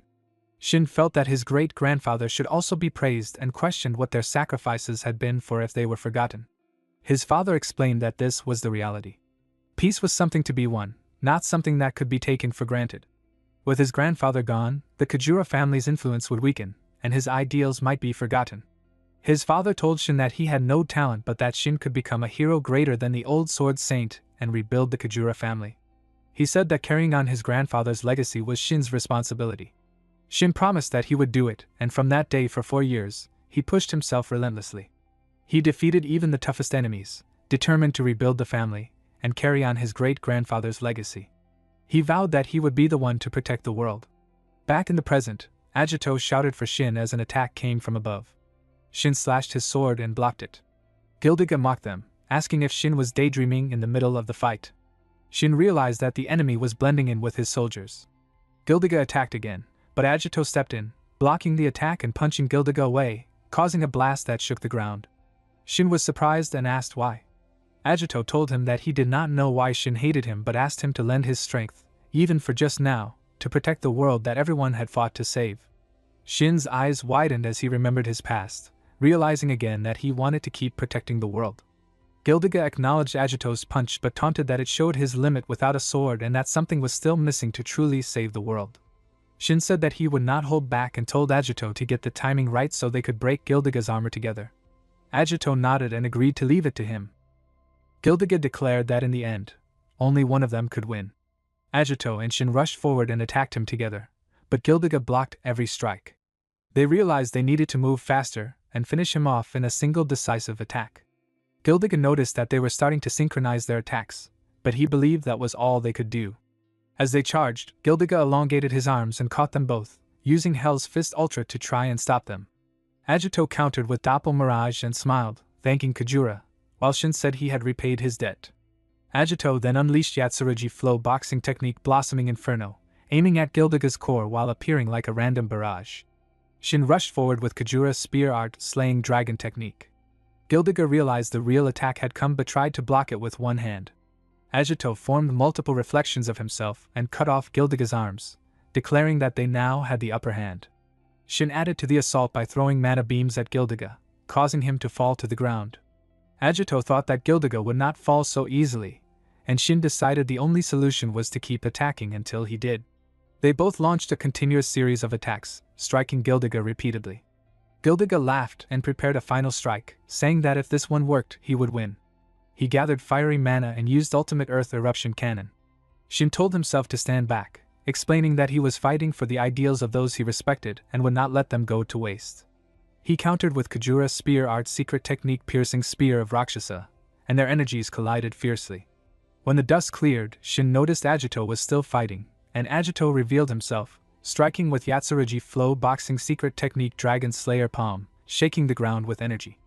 As the dust settled, Gildiga admitted he had hoped for a little more fun but had been defeated. He fell wounded to the ground, and Agito smiled at their victory. Agito asked Gildiga about his reason for coming there, and questioned his true purpose. Shin quietly thought that Agito was trying to buy time, yet Gildiga had fought as if he had already won, which made Shin feel that stalling was not his real goal. Gildiga then calmly explained how hot springs worked, saying that magma heated underground water until it burst to the surface, and hinted that a terrifying power was sleeping deep below the ground. Shin asked in confusion what he was talking about, but Gildiga revealed that beneath their base, under the Magician Guild headquarters, there was a place filled with dense magic energy. He asked them what could be sleeping there instead of magma. Agito felt shocked and thought it was impossible, then asked if it was Raguna. Shin realized it was the divine dragon the guild master had mentioned and remembered that the base was built there for defense because it had the highest magic concentration in the land. At that moment, a voice reached them reporting that the Magician Guild headquarters was under attack and that 4 of the 6 dragons were attacking together. Gildiga then explained that the strongest Sword Saint and the Seraphim Commander-in-Chief were held back there, and because he had the advantage at this place, he was the perfect one for this role. Agito thought that the timing was too perfect and realized their fight had been monitored. Gildiga calmly told them to hurry back, warning that if the defense failed then they would be finished this time. The ground suddenly collapsed and Gildiga fell into the lava below, yet while sinking he spoke with satisfaction and said that for the first time in 100 years he had enjoyed a fight. Agito shouted in panic that if they did not hurry the others would be in danger, and he felt that his fists could not endure anymore. He thought about Sukain workshop nearby and decided he needed a weapon no matter what, then shouted that the others would not last long if the dragons were attacking together, and urged them to move fast. Shin reassured him and said that he was not the only one from Seraphim who had returned after hearing about the 6 dragons, and believed the others would arrive in time. A few minutes earlier at the front gate of the Magician Guild headquarters, students talked nervously about the red dragon Rubel, and wondered if the 6 dragons had truly revived. Another student tried to stay calm and said it would be fine since the Seraphim captain Kujura had returned to Japan from America. The first student agreed and added that not only the captain but other members had returned as well, and they believed there was nothing for them to do. At that moment a young boy stepped forward and calmly judged the situation, realizing that Gildiga was holding back the Sword Saint and Vritra was underground, so he decided to destroy the place himself. A student tried to stop him, and warned that unrelated people were forbidden from entering, but in the next instant that student was cut into pieces. The boy looked down on them and mocked humans for treating him like a child, revealing himself as one of the 6 dragons, the wind dragon Arshifa known as the storm-destroying dragon. Arshifa spoke with a mocking tone and said that people probably treated him like a child because of his appearance, even though Rubel and Gildiga had adult forms. A student panicked and shouted that the enemy was attacking the front gate. Arshifa then calmly considered flattening the building so the divine dragon could come out more easily, and as mana burst wildly around his body, he declared that the 6 dragons had arrived and that the humans were powerless. Elsewhere, Zelbad, the adjutant of the diamond dragon Gildiga and the man closest to the 6 dragons, laughed as he sensed the battle beginning. He remembered Gildiga telling him that he was going to Purgatory to play with the swordsman and ordering Zelbad to guard the guild, crush any reinforcements, and stay careful of Seraphim, noting that while people of this era were mostly weak, some could still be useful. Zelbad now felt confident and believed that even Gildiga had acknowledged his ability as the best among all lieutenants. With the Sword Saint absent, he thought there was no way humans could trouble them. He also believed that since Rubel was missing, there was an empty seat among the 6 dragons, and after a great victory in this battle, he planned to claim that position for himself. In that moment, Zelbad was suddenly killed by a man who coldly apologized and told him to give up on his dreams of promotion. The man revealed that the 6 dragons had been found and ordered his people to move, saying it was time to work. He was revealed to be the Seraphim vice captain and S-rank second known as Yagi Wolf Tetsuya. The scene shifted to the central command office where Udo said he had fully recovered and thanked Toma for the help. Jinguji then said that since Udo was better, they needed to talk again about countermeasures against the 6 dragons, admitting that even with Seraphim power it was shocking that the 6 dragons had revived. Udo explained that after seeing Rubel demon form, he had been thinking about whether humans could manipulate magic and reach a similar demon form. Suddenly everyone sensed a terrifying magic and felt shocked. Udo realized that the magic felt just like Rubel power, yet even stronger, and he shouted in fear that a new member of the 6 dragons had appeared. Sakagami reacted in panic and said that the Sword Saint was not there. Jinguji immediately shouted that there were non-combatants in the lower base and ordered everyone to hurry and intercept the enemy. Erika quickly judged the situation and thought that if the other 6 dragons could take human forms, they could easily infiltrate the city, and with Yatsuragi absent, they might be facing more than one opponent. Udo shouted for Amasaki to deploy a shield, and Erika instantly created a barrier around everyone and blocked the incoming attack. She asked if everyone was alright, and Sakagami thanked her sincerely. Toma warned them not to lower their guard because the real battle was only beginning. At that moment, the water-deep dragon Nissi appeared and calmly asked if they were Seraphim, saying that as the deep dragon she would play with them.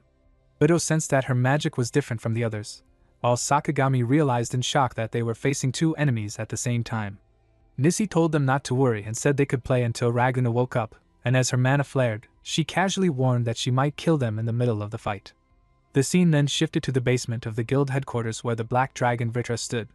He confirmed that the underground cavern truly existed, a secret known only to previous guild masters, and revealed it was a gate to Hades.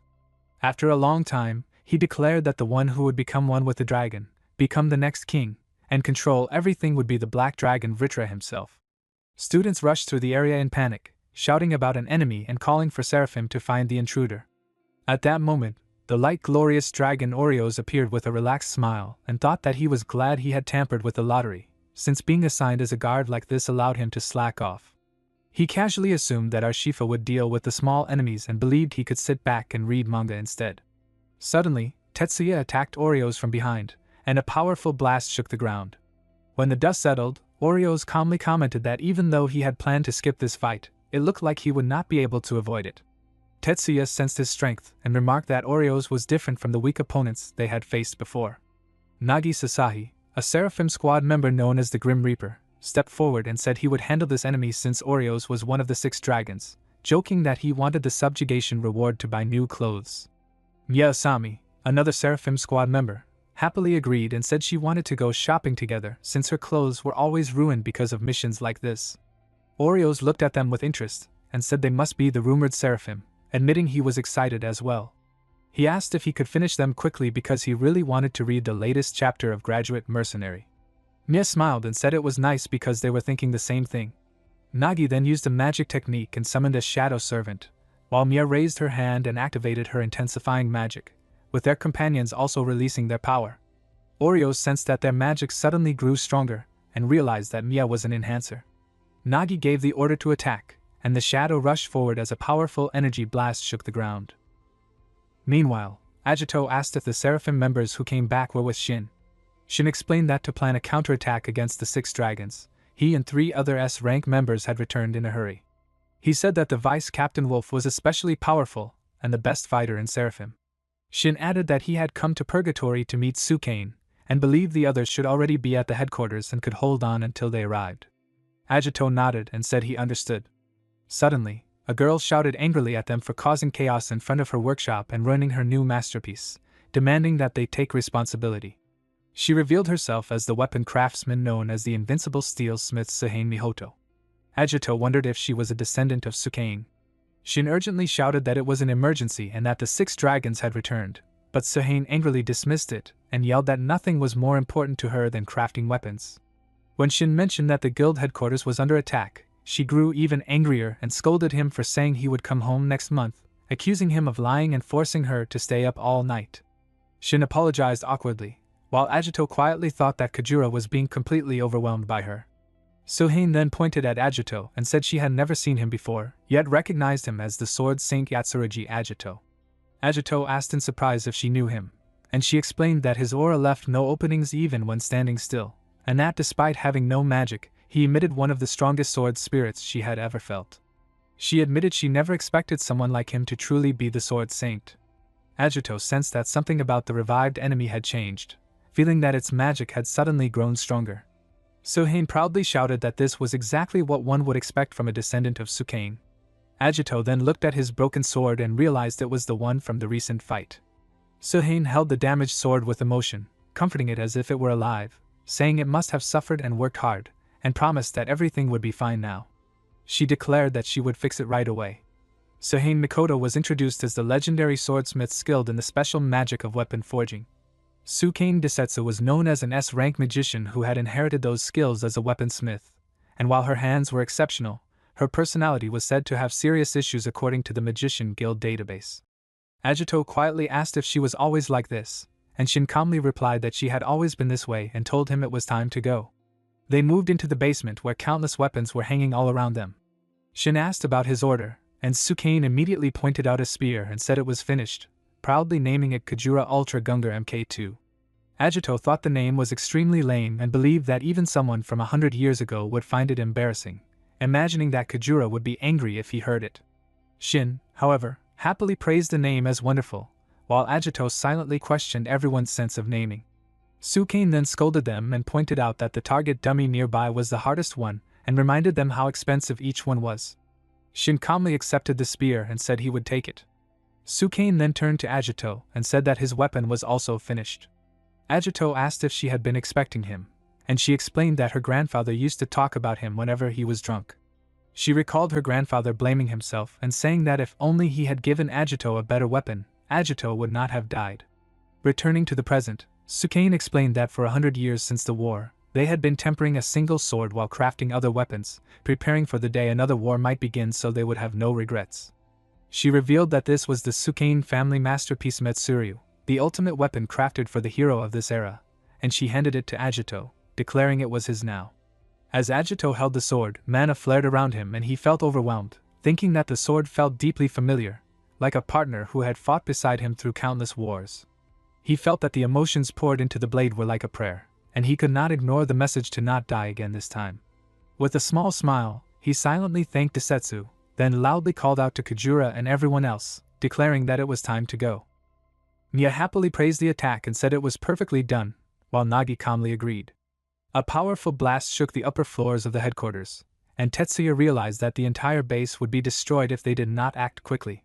He decided they should split up and told Nagi to handle that enemy. Nagi nodded and accepted the task. Tetsuya then tried to take Nya with him, but she suddenly apologized, saying her friends were in danger, and rushed off toward them. Tetsuya shouted for her to wait, but Nagi asked if he should bring her back. Tetsuya stopped him and said to let her go, reminding him that their only order was to survive by any means. The scene shifted to Nissi, who attacked fiercely and ordered her enemies to run. Erika quickly raised a shield to block the attack and called out to Sakagami to move closer. Toma and Edo fired mana beams at Nissi together, but she smiled and said she was happy her prey was so lively and worth playing with. Sakagami panicked and said nothing was working. Erika calmly asked if they had noticed something, and Edo realized that Nissi was dodging attacks instead of taking them directly. He thought her weakness might be lightning and believed that if they could break her defenses and strike with it, they might win. He decided to try manipulating magic to reach a demon form, and his mana flared. Nissi attacked again, but at that moment Nya appeared in front of them and blocked the strike. She greeted them cheerfully and told them to leave the rest to her. Elsewhere, Nagi calmly called out and demanded Oreos show himself, believing he was not dead yet. Oreos appeared and complained that it was troublesome, asking why he could not be ignored. A shadow suddenly wrapped around Oreo's neck, and Nagi declared that he wanted to defeat the light dragon Oreos and buy new clothes with the reward. He summoned many shadow servants and coldly told Oreos to die. Oreos only complained again about how troublesome it was. At another battlefield, Arshifa stood surrounded by defeated mages and said they were weak and boring, regretting not going with Gildiga. Tetsuya confronted him and asked what he wanted. Arshifa noticed that the enemies he had beaten had vanished and suspected it was this man's skill, then asked who he was. Tetsuya introduced himself as Yagi Wolf Tetsuya and declared he would destroy Arshifa. He suddenly appeared behind the dragon, surprising him with his speed. Arshifa thought he could still see him, but Tetsuya leaped high and unleashed a powerful magic attack that cut through everything, sending a massive mana beam at Arshifa. When the dust cleared, Tetsuya muttered that Kujura was taking too long. Arshifa emerged alive and praised the attack, saying he had been bored since his revival and wanted to fight to the death in a serious battle. Tetsuya responded with anger, ready to continue the fight. After the 6 dragons attacked the Magician Guild, 3 major battles began at the same time, with Miyasami facing the deep dragon Nissi, Sakaki Nagi confronting the glorious dragon Oreos, and Wolf Yagyu Tetsuya fighting the storm dragon Arshifa. The scene shifted to the time before the attack at the Magician Guild headquarters. Vritra explained the plan to his companions, saying that based on the information they received from Rubel, their greatest obstacle was the Sword Saint Agito. He said they needed to lure and install the Sword Saint in a remote place first, then raid the guild headquarters and awaken the Divine Dragon, killing anyone who stood in their way. Nissi mocked Rubel and said he was an idiot who died before the real fun even began. Oreos casually complained that if Rubel were still alive, he could have taken it easy. Arshifa asked what was wrong, and Gildiga answered that dragons only understood fighting and power, where the weak were devoured by the strong. However, he admitted that humans possessed a different kind of power that had shaken his heart, even though they were weak and fragile. He wondered if there was any other path besides endless fighting and killing, finding the idea strangely interesting. Arshifa responded that he did not care at all, saying that as long as he could fight someone strong when Ragana was resurrected, the world would naturally turn into chaos and become fun. Gildiga then asked if the Sword Saint alone was enough. Arshifa replied that he wanted to fight the Sword Saint the most, but believed someone else strong would appear soon, and that winning too easily would be boring. He questioned whether there were humans even more worthwhile than the Sword Saint. Gildiga quietly said that he somehow understood what Arshifa meant. Back in the present, Arshifa reflected on the speed of his opponent, and wondered if it was some kind of skill, finding it interesting. He praised Tetsuya and said it was impressive for a human, then asked if he was stronger than the Sword Saint. Tetsuya calmly replied that he did not know and mockingly asked if Arshifa was scared now, calling him a brat. Arshifa rushed forward in anger and declared that he was not a kid, firmly believing that he was the fastest among the 6 dragons and that as long as he stayed alert, There was nothing he could not keep up with. He was determined to force his opponent to reveal his true ability. Tetsuya suddenly used the technique and appeared behind Urshifa, catching him off guard. Urshifa narrowly avoided the strike and realized that Tetsuya had become even faster, then countered by unleashing a violent tornado. Tetsuya noted that Urshifa reacted well, as expected of one of the 6 dragons, and wondered if he was aware of the hidden seeds of his power. He launched another technique that sent a dark barrage rushing toward Urshifa. Urshifa skillfully dodged every attack and admired how Tetsuya could control the path of his strikes. He guessed that Tetsuya's style focused on reading and countering enemy movements and suspected teleportation or other advanced tricks. Urshifa then released a stronger tornado technique to block all escape routes, convinced that whether Tetsuya teleported or not, he would die there, and confidently declared the fight was over. At that moment, Tetsuya calmly told him to stop. Urshifa froze as countless golden arrows suddenly flew toward him. He smiled as he evaded them, while the arrows struck the building and caused small explosions. From this, Urshifa finally understood Tetsuya's ability and realized it was time manipulation. He figured out that the strange speed, the narrowed flow of time around him, and the sudden stop were all part of that power. Tetsuya casually confirmed it. Urshifa admitted that Tetsuya was strong and realized that there were humans more interesting than just the Sword Saint. Tetsuya asked what Urshifa planned to do next and mocked him by asking if he would run away. Urshifa refused and said he wanted to keep playing, claiming that no matter how long Tetsuya could stop time, he would shred him in every second. He then released his demon form, letting his power explode. Tetsuya recognized this form from reports and judged Urshifa to be a troublesome opponent. Accepting that he had no other choice, he calmly stated that stopping brats was an adult duty as he prepared to fight seriously. Urshifa reflected that the wind attribute was useful on any battlefield because of its speed and flexibility, allowing it to be used for offense, defense, and support. However, he also understood that it was slightly weaker in raw attack power compared to other attributes, which was why he had once been defeated by the Sword Saint Agito. Activating his technique, he unleashed Catastrophe and sent Tetsuya flying away. Tetsuya realized that Urshifa's power had suddenly increased and wondered if the demon form was the reason for this surge. Urshifa pressed the attack again, but Tetsuya narrowly dodged and noticed that Urshifa's speed had also increased. Tetsuya countered with his Tenebrae attack, yet Urshifa blocked the arrows with ease. Urshifa was only 151 years old, which was around 14 in human years, and while he was already on par with Rubel and Gildiga, he was still extremely young. He had become one of the 6 dragons not because others feared him, but because his combat skills were unmatched. It was believed that if Urshifa had matured 100 years earlier, even Agito would have struggled far more against him. Urshifa continued to dodge every attack without slowing down. Tetsuya was shocked by how quickly Urshifa adapted and said so aloud. Urshifa confidently replied that he would not fall for the same trick twice and unleashed another technique, creating a red whirlwind of power before landing firmly on the ground.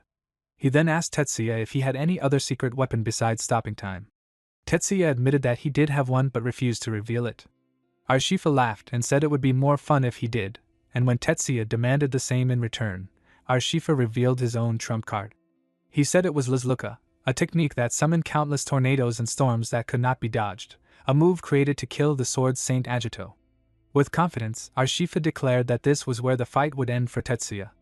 Tetsuya firmly declared that there was no way the battle would end there because he was carrying the will of his comrades.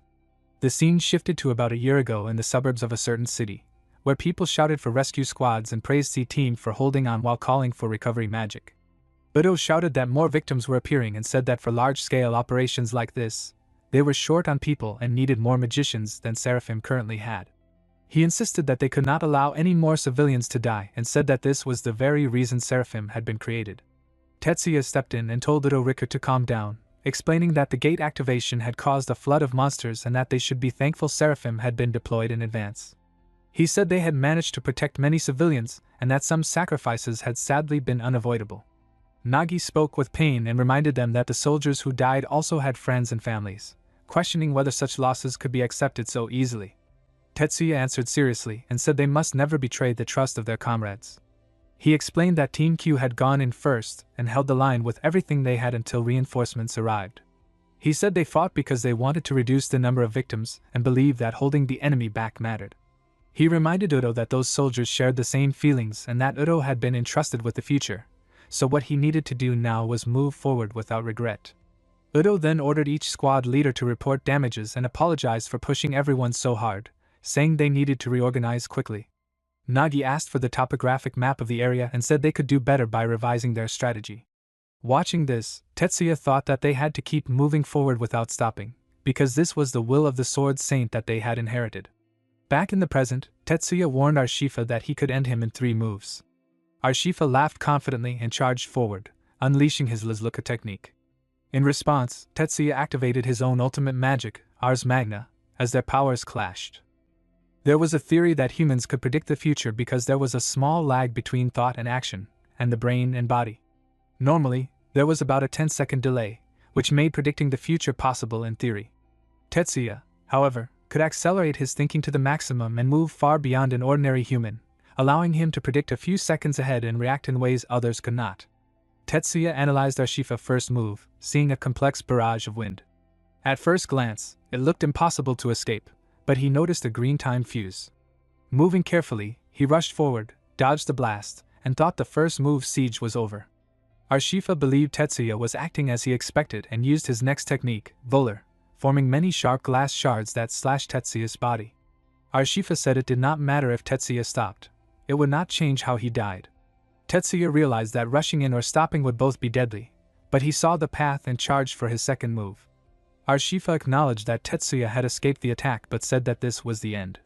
The sudden changes in atmospheric pressure affected the inner ear and autonomic nervous system, which could disturb balance and cause issues normally negligible, but in high-speed combat between talented individuals, it was enough to create an advantage. Tetsuya realized he had seen this effect but had not processed it in time. For his final blow, Arshifa did not use a tornado or Kursnaya, but simply slashed with his hand. He was certain that at close range his hand sword, the fastest and strongest of his techniques, could cut life itself. Smiling, he declared that he would kill Tetsuya. Tetsuya suddenly raised his hand and used his third eye move, releasing a mana beam that struck Arshifa directly. Arshifa screamed in shock, realizing too late what had happened. Tetsuya landed on the ground and explained that the attack came from outside his conscious control, so he aimed and fired first exactly as he had planned, using advice he had learned from someone before him, and he declared it his victory. Arshifa shouted in anger, accusing Tetsuya of cheating and claiming the win should have been his without question. Tetsuya shouted back that doing everything possible to win was natural, and questioned whether Arshifa demon form was not cheating as well. Arshifa dismissed it, saying the fight tired him out anyway. Tetsuya replied that he was so exhausted he could die and asked if Arshifa had anything else to say. Arshifa then asked why Tetsuya was so strong even though he was human. Tetsuya instead asked what Arshifa was fighting for. Arshifa answered that he fought simply because he wanted to. Tetsuya told him that was why he would never understand, explaining that humans could push past their limits for their comrades, and that was what it meant to be human. Arshifa realized that humans possessed a different kind of power than his kind. He decided that he would hunt Tetsuya down one day, saying he had memorized his techniques and smiling as he promised to win next time. Before he could continue, Tetsuya used the magic technique Mugenvoinia and blasted Arshifa away. As Arshifa disappeared into the air, he said that losing today was fine because he had a lot of fun, and invited Tetsuya to fight again. While flying away, he admitted that he understood a little more now and found humans interesting. Left behind, Tetsuya noted that Arshifa had escaped and that it was impossible to chase him in his condition. He reflected on how 6 had been killed, thought about the Sword Saint Agito as a true monster, and realized Agito was surely older than himself. The battle ended with the victory of Seraphim Vice Captain Yagi Wolf Tetsuya over the Storm Dragon Arshifa. The scene then shifted as Sakagami and Erika shouted in shock upon seeing Asami and demanded to know why she was there and what she was planning to do. Mia stopped them, saying she would apologize later and that for now they had a customer to deal with.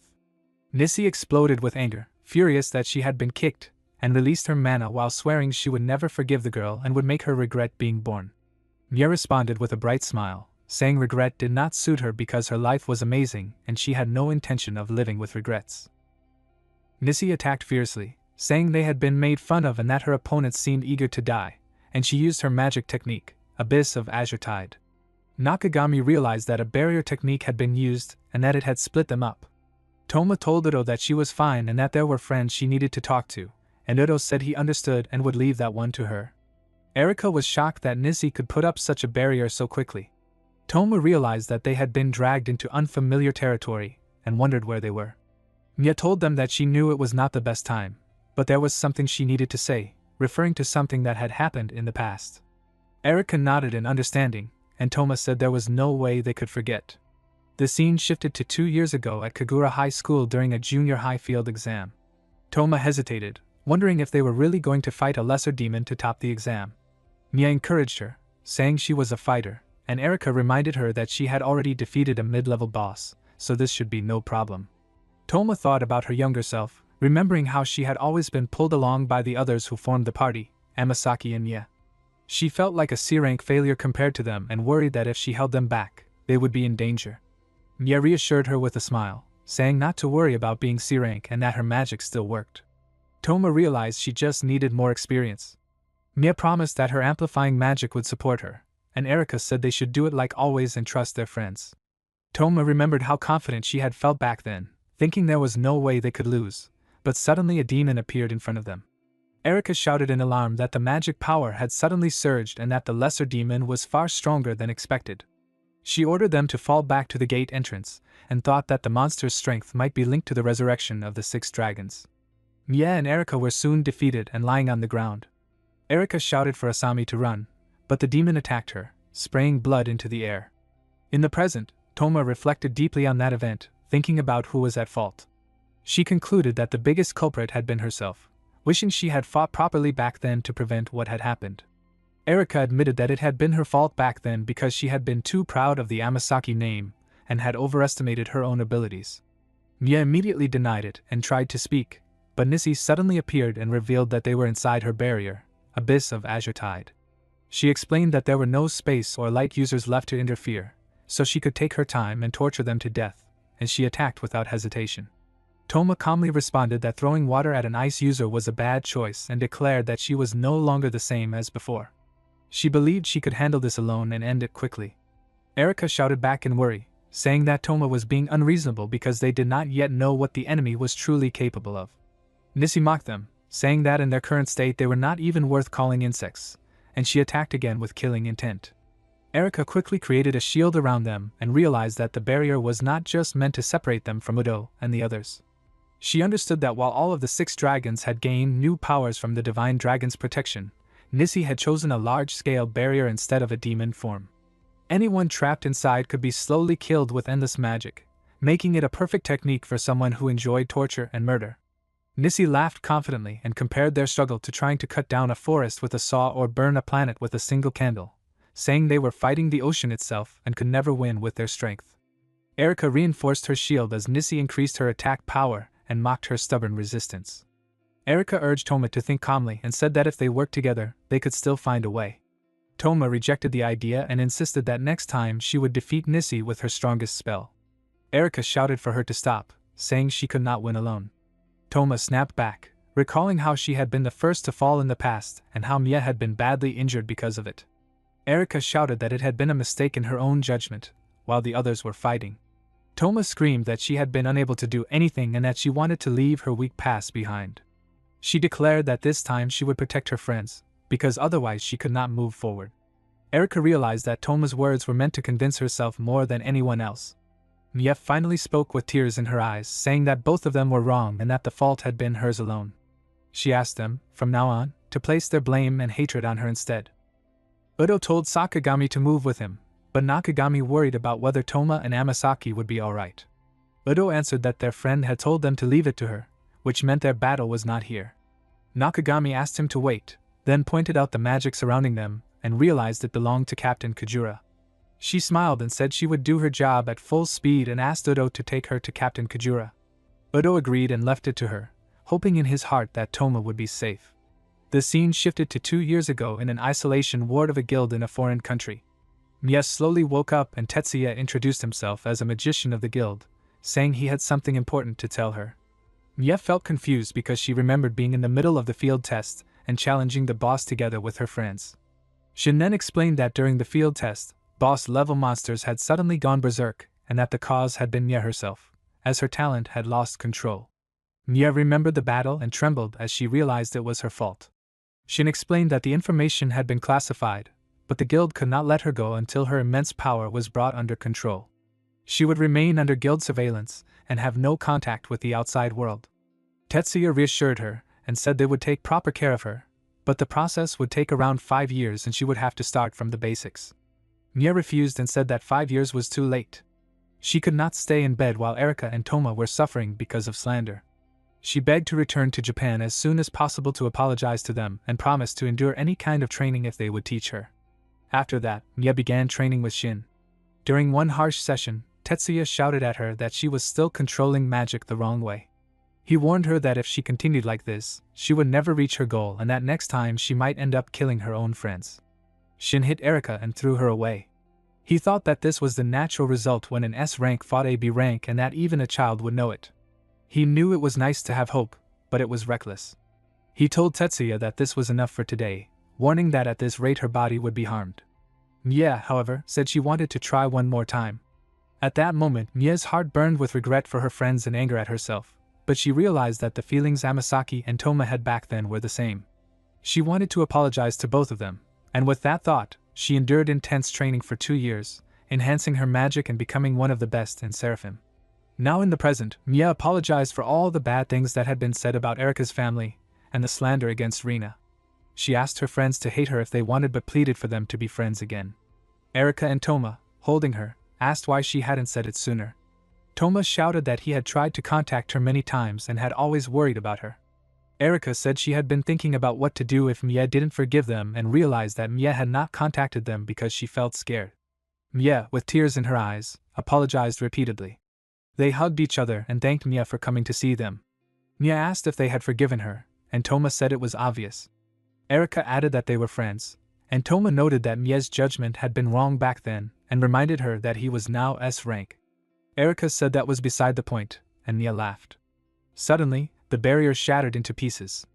Nissi appeared and remarked that the curse looked familiar, realizing that Mia had been with the Sword Saint 100 years ago and was a descendant of that girl. She noted that the defense spells were powerful but pitiful against someone like Mia and asked if she was grieving the Sword Saint. Mia asked when they had last laughed together. Erika groaned, and Toma asked if Mia and Amasaki were ready to work together again. They flared their mana and prepared to take Nissi down. In the midst of the battle, Nissi shouted that it was an emergency, and questioned what teamwork could even do. Mia, Erika, and Toma rushed forward, dodging Nissi's attacks. They moved with incredible speed using magic techniques that let them walk on water and break ice into pieces. Mia boosted her magic power, Erika activated her 2-second sword master technique, and Toma entered chant-free mode. Nissi attacked fiercely while they used magic techniques like Sonic Blaze and Avalanche to avoid her strikes. She was surprised at how quickly their power was increasing. Mia then used a magic kick called Leg Boost Shooting Star, which pushed Nissi backward. Despite their efforts, Nissi prepared her strongest spell, declaring she would no longer see them as weaklings. Toma and Erika realized how tough she was and that they might not be able to beat her at this rate. Erika thought that their only chance was to use a powerful technique that combined all 3 of their magic abilities. Mia thought that boosting their strength anymore would put too much burden on them and they might still not defeat Nissi. She worried about what would happen if the 2 of them fell like before. Erika smiled and said they should go for it. Toma reassured them that they had this and that the 3 of them would go home together. Mia nodded with a smile and agreed. They rushed forward as Nissi declared it was useless, and that defeating them was impossible as long as the space was not frozen. The 3 of them burst into mana and used a combined technique called Cositus X, pouring their magic on Nissi. Nissi realized that they had focused all their power, and wondered if it would cover the space completely. The 3 of them remembered Agito's advice from before when he told them to remember what was on his note if they ever fought a powerful enemy without him. Toma thought it must be advice from Sword Saint Agito, and hoped they would not have to use it. Erika thanked the Sword Saint for the useful advice she had received before, while Agito had entrusted the base to them. In the present moment, Toma reflected on Agito's words and realized that although she had trained hard in combat, her magic was her true strength.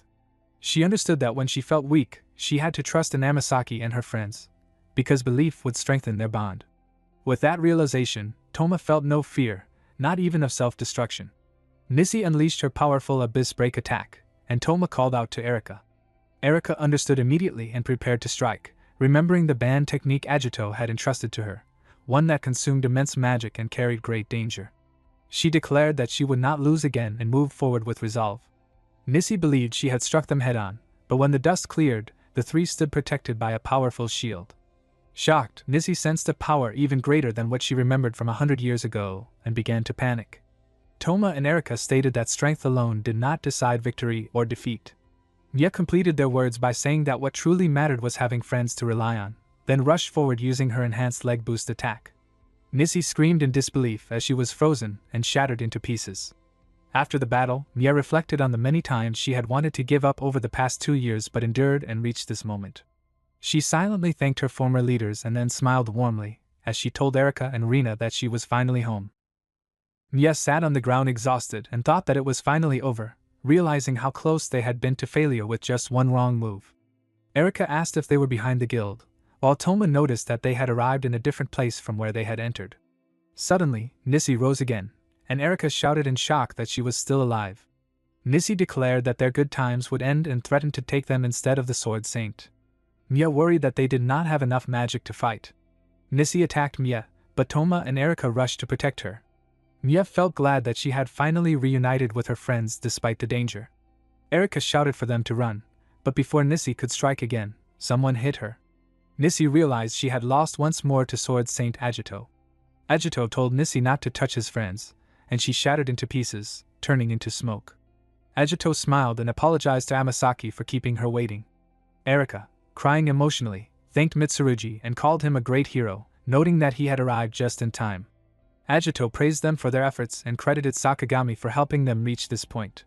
Toma felt amazed as she realized that Agito was even stronger than before, even though he had not been fighting seriously. Mia also understood clearly that he truly was the Sword Saint. Agito sensed new arrivals, and soon Shin appeared, explaining that just as predicted, reinforcements had been summoned from various places and that Nissy must have been the cause. Agito agreed and allowed Shin to handle them, trusting him not to fail this time. As enemies approached, Shin recalled familiar memories of the place, thinking about Takamiya from the security team and the hot dog stand he used to visit every day as a student. With his emotions rising, Shin cut down a large group of enemies in a single sweep, declaring that anyone who trampled on the people he cherished would never be forgiven. Watching him, Mia noticed that Captain Kajura had changed and felt that he had somehow become better. Erika asked if something had happened to him, and Agito replied that many things had occurred. Inside, Agito worried that if Laguna awakened like it did 100 years ago, terrible destruction would follow. He resolved that he would not let history repeat itself, and decided to end everything there. Agito sensed that multiple powerful forces were colliding, and realized that one of them was Odo. Erika urgently told him she needed to say something important.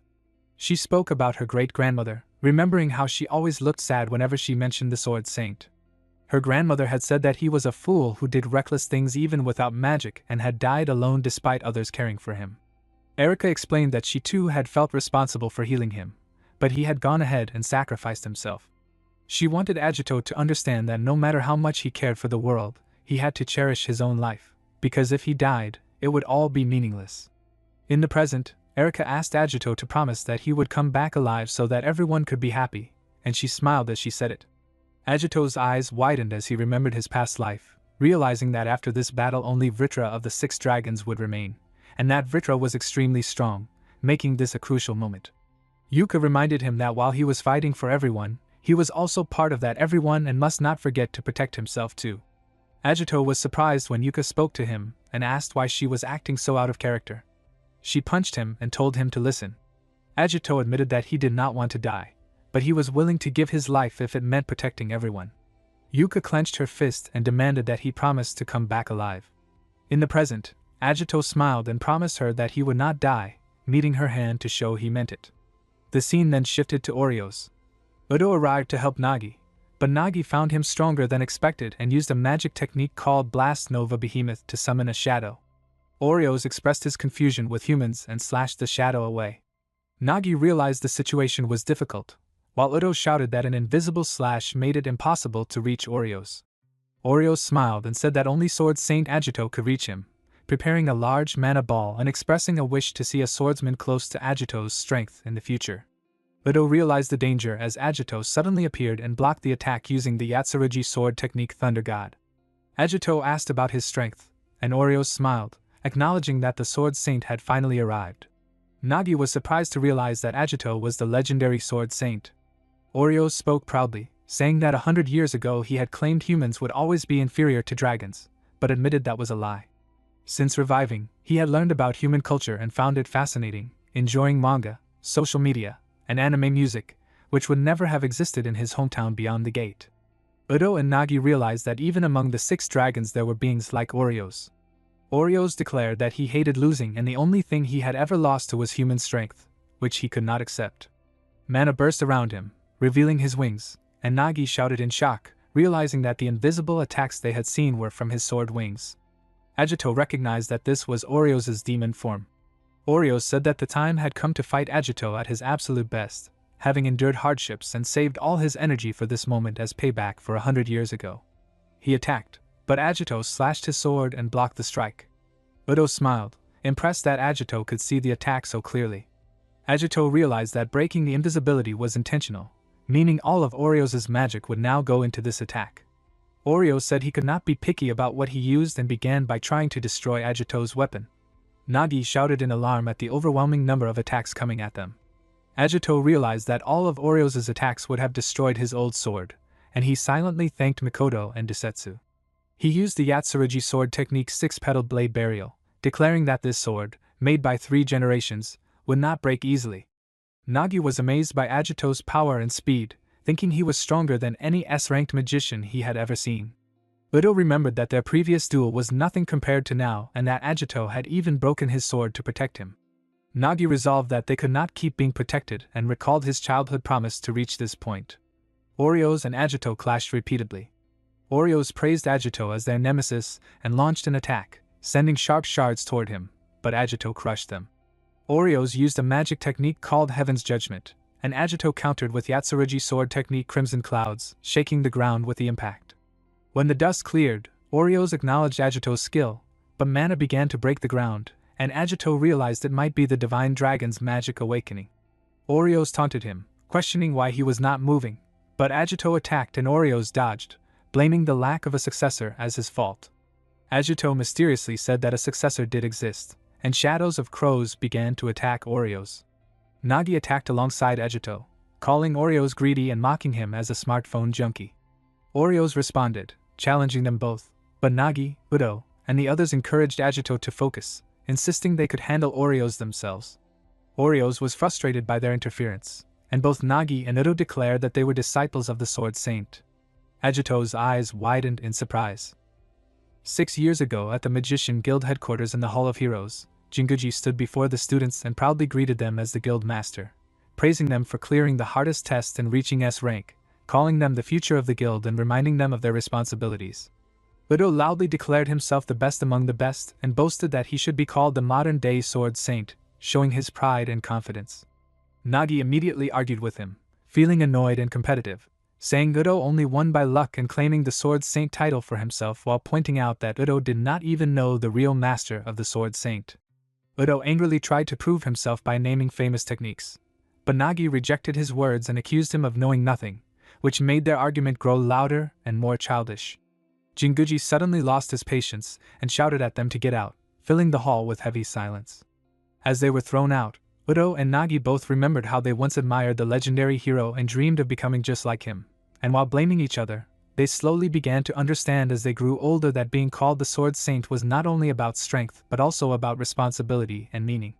A few years later, Udo calmly spoke after hearing news about a newly discovered S-rank gate, and the students around him reacted with fear and disbelief, remembering how many people had died at a special A-rank gate and feeling certain that anything beyond that level would be impossible to face.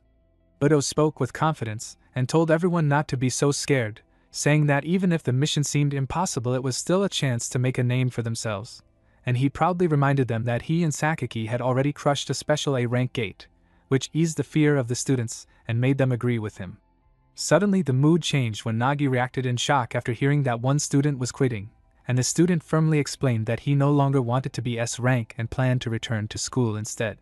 Nagi angrily questioned his choice and mocked the idea of going back, saying that becoming a hero like the Sword Saint was the reason they had come this far, but the student exploded in fear and frustration, admitting that a genius like Nagi would never understand, confessing that he felt he would die if he continued, and rejecting the dream of fame and the Sword Saint, choosing to walk away and leave it to the others. Later, Nagi quietly asked Udo if he was feeling depressed, and Udo answered honestly, saying that wanting to be strong was not enough anymore. He spoke about how humanity had been pushed into a corner, how the black dragon Vritra had destroyed 90% of their forces in a single attack, and how they could not even touch it as their last city nearly collapsed. He remembered how the Sword Saint appeared like a miracle in that hopeless moment, and asked how everyone had felt back then, and Nagi replied that people believed that if it was the Sword Saint, he would surely save them. Udo continued with heavy emotions, explaining that the Sword Saint was not alone, that he had the 4 great heroes, the swordsmith Desetsu, and countless soldiers beside him, and that strength alone was not enough to become the Sword Saint because no one could keep up with him alone. Nagi reflected on this and admitted that people only saw the Sword Saint's strength, while what he truly wanted as a child was the life of a swordsman who could protect everyone, believing that was the right path. Hearing this, Udo suddenly made his decision and declared with passion that they could not wait for another Sword Saint to appear, and that instead they should become the Sword Saint disciples and follow the life he lived. He spoke about the new S-rank gate and the many battles still to come, promising that they would carry on the Sword Saint legacy, help as many people as possible, and one day stand proudly beside their master. Nagi smiled at Udo's resolve, admitted that his words made sense, and decided to follow him, declaring himself a Sword Saint disciple as well. From that day on, they changed, no longer chasing strength for its own sake, but looking up to the great heroes, accepting their beliefs, and focusing their hearts on a single shared goal. In the present, they shouted together that they were the Sword Saint disciples, and Agito reacted with clear confusion, saying he did not remember taking any disciples at all. Udo answered boldly that Agito would not understand and told him to leave everything to them, which made Agito pause before deciding to entrust the situation to them with caution. Nagi stepped forward with strong resolve and told Agito to leave it to them just like he had done 100 years ago, promising that this time would be different, declaring that it was now their turn as his disciples, and urging him to trust them and go, calling him Mitsurugi no Sword Saint Agito, which made Agito's eyes widen in shock. Oreos prepared his attack and coldly mocked them, saying he was curious to see how strong these so-called disciples really were, and that this fight had nothing to do with weaklings like them. Agito stepped in, agreed to leave on one condition, and blocked Oreo's attack with the Yatsurugi sword technique 6-star cluster, releasing a powerful blast that shook the ground. He then warned them not to die and called it their first assignment as his disciples, making it clear that surviving was their duty if they truly followed him. They nodded in agreement as Agito began to move forward. As the battle pressure grew, Nagi told Udo not to get too excited, while Oreo spoke with twisted excitement, saying he had always looked forward to a rematch with Agito and blamed them for ruining it, laughing as he unleashed golden mana beams toward them. Udo shouted for 1 minute, asking Nagi to give everything they had, and Nagi fired back with fierce spirit, asking if Udo was fired up. Udo answered with a nod as mana exploded around his body. As the fight continued, Nagi realized that the move Udo was preparing was predictable, and with sharp focus he decided to go all out as well. Oreos coldly warned them that even if they were disciples, they were still not as good as the Sword Saint and told them to back off before unleashing the magic technique Disperdo. Nagi answered with burning determination, admitting that they were not equal to the Sword Saint yet, which was exactly why they trained so hard, and he rushed forward while activating Dark Knight mode. Nagi's true nature as a dark magician came forth, his magic closely linked to the 6 dragons and the demons under their control, and although he usually restrained this power to avoid losing control, using Dark Knight placed heavy strain on his body and risked a magic rampage, but in return it gave him the fighting style he desired. With unwavering resolve, Nagi declared himself the Sword Saint first disciple who would never betray his master expectations, and he unleashed the Yatsurugi sword technique Shadow Sword 6-petaled burial. Oreos was shocked as he recognized the technique, realizing that Nagi had recreated the Sword Saint's signature move on his own without a teacher, and he spoke in disbelief at what he was witnessing. Nagi continued attacking with fierce pride, shouting that he had said it from the beginning and that he truly was the Sword Saint first disciple, but Oreos narrowly dodged the strike. Inside, Nagi felt the crushing burden of maintaining the Dark Knight form while recreating his master technique, pushing his body to its limits, yet he felt inspired, believing that if they could even approach the Sword Saint level, they could overcome any challenge. Gathering his remaining strength, he prepared another strike and formed the Yatsurugi sword technique Shadow Sword Crimson Cloud's Dark Flame, ready to press the battle even further. Oreos stared in shock, badly wounded, and admitted that he never expected Nagi to make it that far, acknowledging him as the Sword Saint first disciple, yet still coldly stating that Nagi was far from matching his master and that the fight would end now. Nagi answered with stubborn pride and demanded 1 more minute, saying he had earned it and calling out to Udo. At that moment, a violent surge of mana exploded behind Oreos, making his eyes widen again as Udo appeared and praised Nagi for living up to the title of first disciple, then activated his Udo-style extreme enhancement, and entered the God of Thunder form. Udo understood that Mitsurugi Agito was the true sword saint and remembered how Agito used a legendary and mysterious technique in battle, knowing that the Twilight Spiral could not be copied.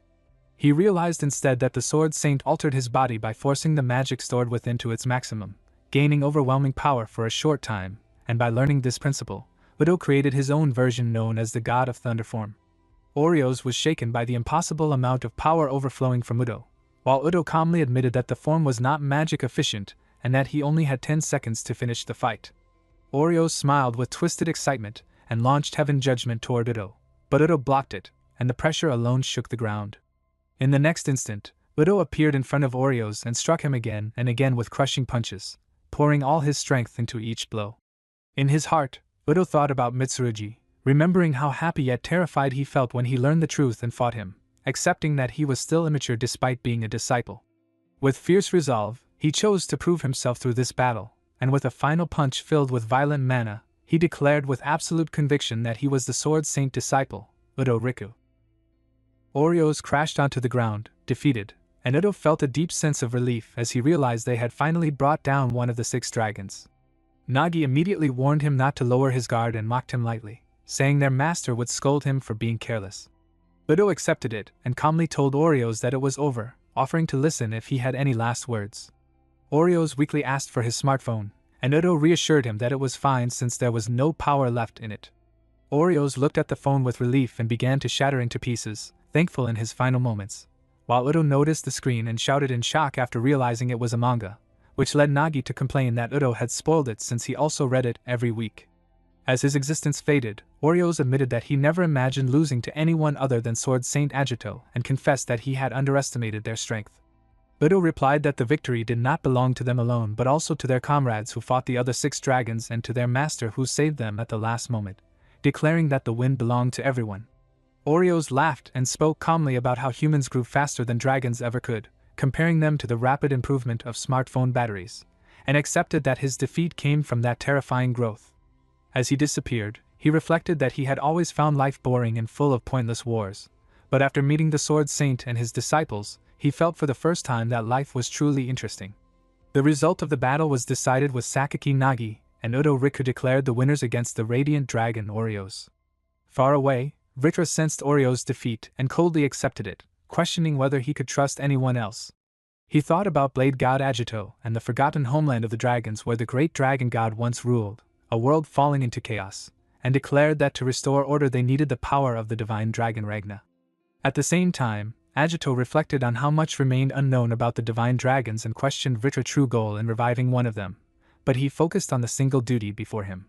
He broke through the roof and entered the hall where Vritra stood, charging forward and shouting that he fought for the comrades who had entrusted him with their hopes, while Vritra roared back that to restore true order he would end everything there. Toma sensed the moment had begun and spoke with tension, while everyone called out Mitsurugi and silently prayed for his victory. Facing him, Vritra recognized Agito as the man who had once struck him down and expressed bitter disbelief that he had reincarnated and stood before him again, questioning how long Agito would continue to block the dragon's path. Agito observed the situation closely and became certain that if the seal being awakened, it would truly be the dragon god, and Vritra declared without hesitation that such an awakening would lead to the destruction of the world. Agito demanded to know why Vritra was so obsessed with wiping out the world and whether he truly hated humanity that much, but Vritra laughed and dismissed humanity as meaningless, claiming that whether the world fell or humans went extinct did not matter to him at all. When Agito pressed him about reviving the dragon god and his true goal, Vritra revealed the ancient past, explaining that the dragon god once ruled supreme over the divine realm where order and glory flourished, until 3 gods betrayed him and sealed him within the human world. He spoke with fury about how the divine realm had since fallen into chaos and endless conflict, declaring that he would merge with the resurrected dragon god to judge the traitorous gods, and that humanity would serve as the sacrifice for that revival. With murderous intent, Vritra rushed forward and unleashed the Black Dragon sword-style Black Gale, but Agito blocked his path and answered with the 8 sword-style Crimson Lotus 8 Clouds. Their powers collided violently as the battle began in full force. Vritra admitted his surprise, acknowledging that Agito's strength was far greater than it had been 100 years ago, Yet he transformed his arm with a demonic technique empowered by the dragon god blessing and declared that Agito should not believe victory was possible, as the true battle had only just begun. The dark power surrounding Vritra revealed its true nature as a force that corrupted all phenomena and nullified attacks, showing why humanity attacks had barely worked against him before. Now empowered by the dragon god, Vritra possessed an arm that could even cancel out Agito's strikes, making him nearly untouchable. As Agito rushed in, he realized that his magic was being absorbed and the force neutralized, and when his attack was blocked, he understood that he could not truly harm Vritra unless he dealt with that arm first. Vritra mocked Agito, saying that all his efforts after reincarnating had been meaningless, and explained that the dragon god fed on the mental energy and emotions of living beings, especially regret and despair, which he intended to offer as a sacrifice. He unleashed a powerful black dragon sword-style attack and followed it with the black annihilation burst, but Agito narrowly dodged the devastating strike. Vritra believed the evasion was useless, yet Agito countered and managed to wound him with a clean slash. In that instant, Vritra realized that the attack had not been neutralized by the devouring arm, and Agito calmly understood that depending on how he struck, his attacks could break through the nullification. With renewed confidence, Agito declared that he would show why he was called the Sword Saint, focusing his intent on Vritra's arm and promising that his next strike would sever it. 100 years ago, during the early days of the War of the Six Dragons in the mountains of a distant province, Agito faced the problem of Grand Mana Ore, a material whose inner mana formed a barrier so strong that even the slightest mana-infused attack could not break it. As he trained, he realized with frustration that if he could not cut through this ore, he would never be able to protect everyone. He understood that all humans carried mana within their bodies, even if it was invisible, and because mana was involved in everything, the Grand Mana Ore was believed to be unbreakable by human hands. While practicing with his sword, Agito reflected on the Yatsurugi sword style, a technique that drew mana from the air into the blade and allowed even someone with very little mana to fight monsters equally. However, memories of the last battle haunted him, where Yuka and the others were injured, many soldiers died, and even a squad captain was powerless against overwhelming strength. He realized that challenging a dragon in his current state would be impossible, and that the Yatsurugi sword style was still only swordsmanship. To truly master it, he needed to strike with 0 mana and gain the ability to cut even Grand Mana Ore. With firm resolve, he decided to reach greater heights and trained relentlessly without rest. After 1 full week of non-stop training, Agito gained a deep realization, understanding that he had been swinging his sword without purpose. Through 7 days and nights of hardship, he learned that what truly mattered was seeing the enemy clearly, sensing the smallest cracks, knowing what was tough or brittle, recognizing blind spots, and cutting in the exact place needed to end the fight. Upon reaching this state of inner clarity, often called the inner eye, the young swordsman awakened and became known as the Sword Saint.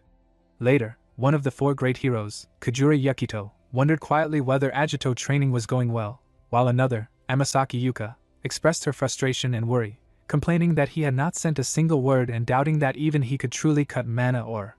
Yukito agreed with the thought that if Agito truly managed to cut Grand Mana Ore, he would be beyond human.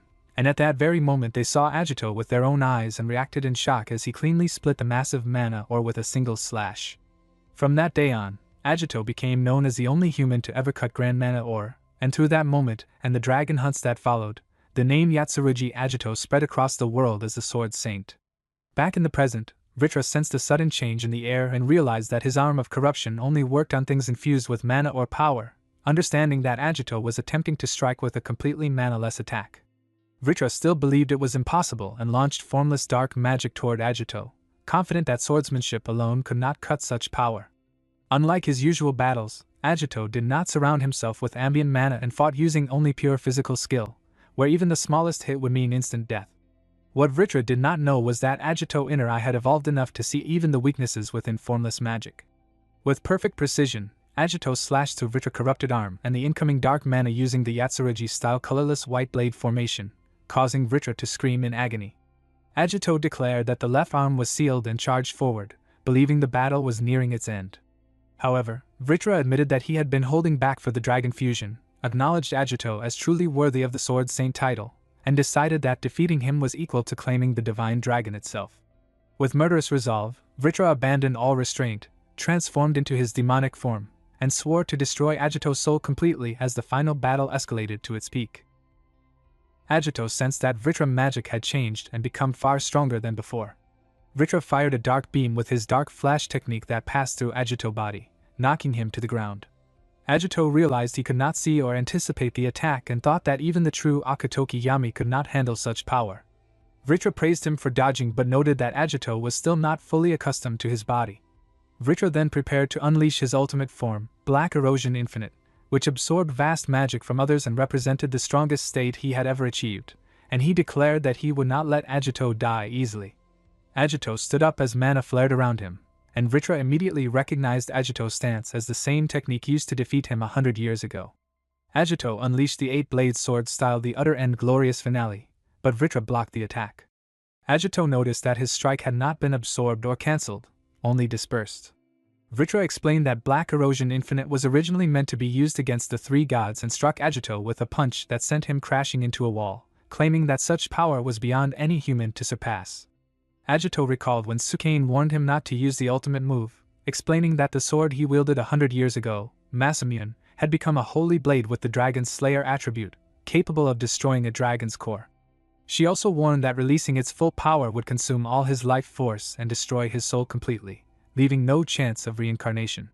Smiling, Agito felt reassured by the blade's power and prepared to act. In the present, Vritra insulted Agito for his defiant eyes and launched another attack while threatening to kill his allies, intending to repeat the events from 100 years ago. Agito dodged the deadly attack and called upon Dragon Slayer, begging the blade to lend him strength so he could protect everyone this time. He activated the Dragon Slayer release Radiant Light form the Storm God technique, causing a massive burst of mana that shook the ground and marked the beginning of his ultimate counterattack. Vritra watched Agito and thought about how strange his form was and how no matter how hard they pushed him, he kept getting back up. He wondered if it was the willpower of a human and called it fascinating. He wanted to see if his ambition could overcome Agito's human resolve. Agito thought about the potential in this era and felt that if it was to protect the future, he had no regrets even if he died. He felt sorry to Yuka for breaking his promise again. Suddenly, Yuka appeared and shouted at him, shocked that he was ready to sacrifice himself again. She explained that they were inside his mind because his body was nearly in a soul-only state, which allowed them to talk like this. She grabbed him and scolded him for overdoing it, reminding him that Vritra was incredibly strong and that risking his life might not be worth it. Agito thought about why he had been trying to protect the world all this time and then praised Yatsurugi for cutting through the mana ore. Yuka looked at him and noted that he and everyone else were all beat up from the fight. Agito thought about the simple reason he had been fighting. He just wanted to laugh with everyone in a peaceful world. Even though the old crew was gone, he had found comrades he could count on in this era. He told Yuka that he had found a student who would carry on his will and that if someone like him could even be a master, he wanted to keep watching them grow. He remembered every moment with his companions. Yuka held his hand and told him that this time she would not let him shoulder everything alone and that she would stake her soul too because they were comrades. Agito smiled peacefully. Back in the real world, Agito clashed with Vritra and thought that he would not break his promise again and that even if Vritra had become equal to a god, he still would not lose. Vritra used all his mana and could not believe that a mere human could face him like that in such a desperate moment. He screamed and forced his magic, creating a blast that shook the ground. When the atmosphere cleared, Agito was standing holding his sword, and Vritra's body began to shatter into pieces and disappear. Agito murmured to himself that he was still alive and smiled, thanking Yuka. The earth suddenly started shaking and a large egg rose from the ground. Agito was surprised and thought that it might be the divine dragon. He began to fall and landed on the ground, feeling the immense pressure around him. Sakagami appeared and apologized for being late, and said she had come to help, but Agito noticed that the wind had stopped. She worried that she had not arrived in time. As the egg began to break, Agito thought that Vritra had been defeated, but his anger and regret might have given the final push for the revival. When the egg fully broke, Nakagami realized with surprise that it was the divine dragon Ragna. Ragna spoke, noticing the human world and wondering how long he had been asleep. The revived Ragna was unstable because the power Vritra had given was not enough for him to fully return, and many parts of his memories and will were missing. He decided to return to the divine realm. A magic circle appeared under his feet and mana burst from it. Budo shouted in confusion, while Nagi worried that they had not arrived in time to help their master. On the ground, Jinguji ordered the nearby residents to evacuate as fast as possible. Reports came in from around the world about massive earthquakes, monsters entering through gates, rapid tectonic shifts, and countless sunspots appearing on the sun. Jinguji realized that these were signs of a massive magnetic storm forming. Shin thought that the planet was finished but believed that Sword Saint Agito would not lose to someone like Vritra and wondered what he must do next. Meanwhile, Sakagami asked Agito if Ragna was planning to destroy humanity. Agito explained that Ragna did not care about humans at all and did not even see them the way people usually see others. He said it was like how humans do not pay attention to ants at their feet, and that Ragna was simply opening a gate to return to his homeland. Sakagami was surprised and realized that Ragna was on another level and that his very existence was beyond them. Agito flared his mana and told Sakagami to stay back. He thought to himself and apologized to Yuka, calling on the Dragon Slayer to grant him power once more. Suddenly, a voice told him to stop because facing the divine dragon like this would only lead to a pointless death. Agito, confused, realized it was the Dragon Slayer speaking. The Dragon Slayer appeared and explained that their souls had synchronized so Agito could finally hear him. Nakagami shouted in shock that a person had come out of the sword. Agito asked if the Dragon Slayer had a plan since charging in would be a pointless death. The Dragon Slayer told him that he consumed human souls to turn them into power, and that he needed 1 billion souls. He said that if Agito truly wished to stop the divine dragon, he would have to offer 1 billion souls, which left Agito wide-eyed with surprise. The planet's various energies like geothermal energy, gravity, and rotation were being converted into power by the divine dragon, and the world was heading toward destruction. Ragna smiled and felt his old domain, the sacred winds. The Dragon Slayer told Agito that if he truly wished to stop the divine dragon, no matter the cost, he needed to offer 100 million souls. Nakagami shouted that it was impossible to gather that many. Agito realized that it was not just about numbers but about the strength, and will equal to 100 million. He remembered the immense power he felt when Yuka appeared and understood that what mattered was the strength of will. The Dragon Slayer explained that most of the divine dragon's soul was still sealed by the 3 gods, and if Agito could cut through its soul, its temporary body would vanish, and it would return to a sealed state. He challenged Agito to show that he could gather 100 million souls. Agito thought about souls filled with such overwhelming willpower, and then offered his own soul. He called out to King Hall and everyone, and Udo smiled, saying that they heard him and would offer their strong souls as well. The Dragon Slayer told Agito that even though he had trained and was full of confidence, he was nowhere near ready. Udo said not to underestimate them because they were seraphim, and even if they were weak, that was no reason to run away. Shin said that for humans there were moments worth risking life for, and watching Agito live had taught them that. As seraphim and his captain, they entrusted everything to him. Agito smiled and thanked the heroes of the era, telling the Dragon Slayer to take their souls with all the strength they had. The Dragon Slayer began to take their power, and they felt an insane strain as it drained all their magic and stamina. Nagi thought about how he finally got to meet Sword Saint Agito and that as his disciple, he would not give up. Nakagami remembered how the Sword Saint had once saved her and felt it was now her turn to help. Shin thought about protecting the tomorrow entrusted to them by heroes, and Erika resolved never to give up. The Dragon Slayer was surprised by the quality of their souls but said it was still not enough because they faced a being no different from a god and that at this rate the planet would be destroyed. Agito thought that it was not over yet because he could still hear everyone, their voices and their prayers. Reporters shouted about a massive assault by a mysterious group at the Mage Guild and a pillar of light erupting from underground. The guild HQ was on the verge of total destruction. They reported that the Seraphim members, having finished a fierce battle, had descended underground and that the incident might be connected to the rumored return of the 6 dragons. Residents in the surrounding area were urged to evacuate immediately. A mother prayed for the protection of her child's future, and soldiers lamented that only the great hero could help. Some argued about whether it was the 4 great heroes or another hero they meant. The scene shifted to an old man who prayed to God to grant them power to face the crisis like the great hero who had carved his own fate as the sky glowed. Reporters expressed their excitement, saying the scene was incredible and that they had to record it properly. One reporter noted that even though the world might end, there was still energy and hope. Another reporter smiled and felt certain that a hero who once saved the world, just like Sword Saint Agito, might be able to do something about it. The scene shifted to Agito as the Dragon Slayer thought about how even in the hardest situations, he never gave up and always pulled victory within reach.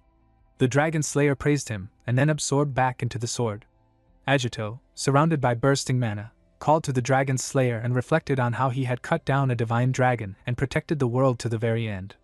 Even Ragna, who had never regarded humans as important, acknowledged Agito's presence. The vessel created to devour and absorb all forms of existence transformed the underground space into a dark, gluttonous void. Nakagami thought about the immense spatial manipulation and realized that even her strongest spell could not compare to it. Erika understood that being swallowed by it would erase a person's existence completely. The Dragon Slayer explained that Agito understood, and Agito nodded, realizing that the moment he grabbed the Kusanagi sword, everything became clear. He understood that the Kusanagi sword was intangible, beyond the interference of even the most skilled magician, and could sever the soul itself. Agito knew that to sever Ragna's soul and seal it once more, only he, as the one chosen by the Dragon Slayer, could accomplish it. The Dragon Slayer thought that Agito was incredible. Not only had he solved a billion impossible problems, but he had also instantly mastered the Kusanagi blade. Agito told the Dragon Slayer that it was not over yet and that the real battle was starting now. The Dragon Slayer explained that with Agito's last strike, Ragna should now see him as a real threat, and he told him to evade Ragna's next attack and strike his soul directly. Agito nodded, feeling ready. He reflected on how he had earned the title Sword Saint by overcoming the handicap of having no magic and protecting the people he cared about. He had never cared much about the title itself, but now, if he could save the world with the sword he had honed, he felt it was not such a bad title after all. The event that determined Ragna's fate involved both the prayers of all humanity, which had manifested the impossible Kusanagi sword, and the existence of Sword Saint Agito in this era. Agito attacked Ragna with a mana beam, but Ragna created a shield. Agito broke through the shield, causing Ragna to shout in surprise and ask who he was. Agito then used the 8-sword-style sword technique combined with the Kusanagi sword and shouted that he was the Sword Saint, unleashing a sudden blast that shook the ground. Agito, a sword saint beyond time, carried the will to protect humanity for 100 years. That unshakable will, combined with the prayers of 100 million, became a blade that slashed through the soul of the divine dragon. Ragna shouted in surprise, realizing Agito was a manifestation of the war god, and then shattered into pieces from the attack. The Dragon Slayer smiled, impressed, and Agito bid farewell to the divine dragon. His companions rushed forward, happy, and hugged him, and everyone smiled. On the ground, reporters announced that the elite Seraphim unit had returned from underground, that the Pillar of Light had disappeared, and thanked the Seraphim. Agito smiled, feeling that he had finally reached the site he could not reach that day. A reporter mentioned that messages were pouring in from all over the world, saying that the Seraphim had saved the world and were heroes of a new era. Shin responded that while the Seraphim had done their part, there was one person who truly deserved praise. Agito thought that he was never meant to exist in this era and that even his body belonged to Mitsurugi Agito. He felt that simply seeing the world now was enough for him. Shin said that the Seraphim had poured everything they had into stopping the crisis, fighting without regard for their lives for the sake of the world.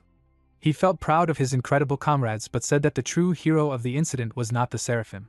It was an individual who lent them their power, possessed strength beyond even S rank, and never gave up no matter the adversity.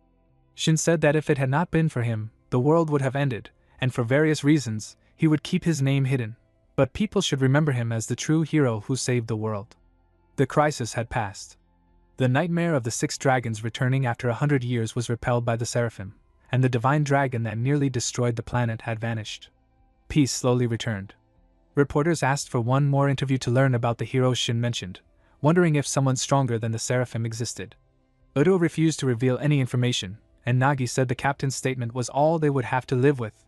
When asked about the man who stood beside Kajura, rumors spread that he was the reincarnation of the Sword Saint, but Udo and Nagi said that was classified. Observing from above, Agito laughed at how quickly things had returned to normal after nearly ending, and he thought about how, without the Dragon Slayer's aid, they did not know what would have happened. He called out to the Dragon Slayer, wanting to talk for a little, and when the Dragon Slayer appeared, Agito asked him how to reach the Divine Realm, knowing that the next threat was the 3 gods. The Dragon Slayer asked Agito why he thought the 3 gods were a threat.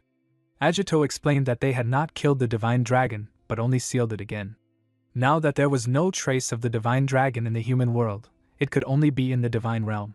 The Dragon Slayer nodded and said that by now, the 3 gods must have realized that a hero strong enough to slay a Divine Dragon existed in the human world, and their next move would likely be to act as guests. Meanwhile, Nagi repeated that no interviews were allowed, but suddenly his eyes widened at the sight of a sword. Udo blocked the sword, and a man commented that even holding back, it was impressive to block it without a sole arm. He asked if they were the ones who had defeated Vritra. Udo scolded him for not introducing himself first, and Nagi asked who he was. The man apologized and introduced himself as Valet, servant of the war god Odin and ruler of the divine realm. They realized with surprise that the divine realm was where the divine dragon and the 6 dragons had come from. Vala said that he wished to meet the hero who had slain the divine dragon, the sword saint Agito. Udo refused and said no, which led Vala to declare it a divine order and attack without hesitation. Udo and Nagi dodged the strike, and Nagi noticed that Vala's speed was equal to S rank, but he felt that his swordsmanship was nothing compared to Mitsurugi. Udo leaped high and used lightning edge, while Nagi followed with shadow sword claymore, but Vala easily slashed their attacks away and sent both of them flying with a single strike. Nagi realized in shock that Vala had defeated them instantly and felt that he was on par with the 6 dragons or even stronger. Vala explained that only a soul arm could counter another soul arm and that they had no chance against him. At that moment, Agito appeared and attacked Vala using the 8 sword style swordsmanship. Vala recognized him as the sword saint and rushed forward, eager to test his power. Agito criticized his rude greeting and asked what he wanted. Vala introduced himself as the servant of the war god Odin, one of the 3 gods, and said he had come for Agito. He explained that for the peace of the world, the divine dragon could no longer be allowed to live, and Odin and the other gods had decided to completely erase it. Vala said that Agito was the key, a swordsman who could cut even gods, and that with Agito's power combined with the 3 gods, they could destroy the divine dragon forever. He said their goals aligned and asked Agito to come with them. Agito asked Vala what he would do after defeating the divine dragon. Vala explained that the divine dragon was the spirit of living creatures that consumed mental energy, and as long as weak hearts and souls existed, another divine dragon would be born. He said that Lord Odin intended to wipe out the weak in the divine realm and create a world of only the strong, which meant humanity would not survive. Vala added that Agito had no choice and if he said no, they would use force. Agito's eyes widened, and then he used the 8 sword style colorless sun blade. Vala was surprised that his soul arm had been cut by a single strike. Agito told him to go back and tell Odin that they had no need for gods who trampled the weak. Vala felt his mind explode as anger rushed through him, believing Agito had just insulted Lord Odin while the god himself was watching.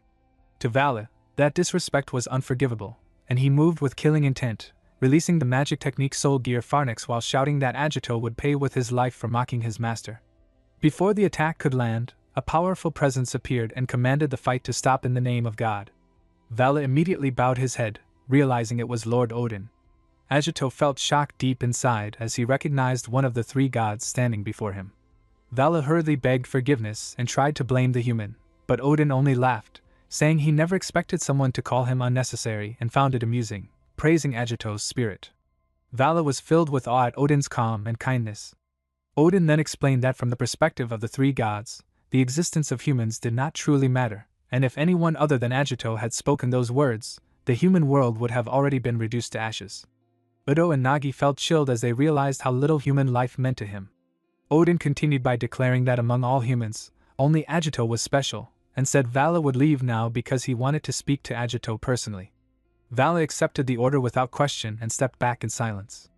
Agito felt a clear difference in values and realized that the gods believed without doubt that humans were lowly and worthless beings, nothing more than rotting garbage.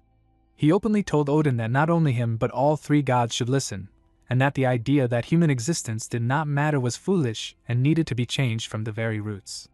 Vala reacted angrily to Agito's sharp words, but Odin only laughed and called the idea ridiculous in an amused way. Odin then revealed that a meeting of the 3 gods was about to happen, where they would discuss the slaying of the divine dragon, and casually compared it to a board meeting. He offered Agito the chance to attend and speak his thoughts directly to them. Agito accepted without hesitation, feeling it was the perfect opportunity. Odin agreed and settled the matter on the spot. Vala was left in shock, unable to believe that a human would attend the 3 gods meeting, something that had never happened before. Udo also felt overwhelmed, sensing that the scale of events had grown far beyond anything he could grasp. Agito turned to Udo and Sakaki and calmly told them he would talk with the 3 gods, asking them to rely on Seraphim if anything happened in the human world. They responded with firm nods, showing their trust. Odin smiled and explained that Agito would enter his space and fly straight to Valhalla, then ordered Vala to lead the way. Vala bowed and accepted the command.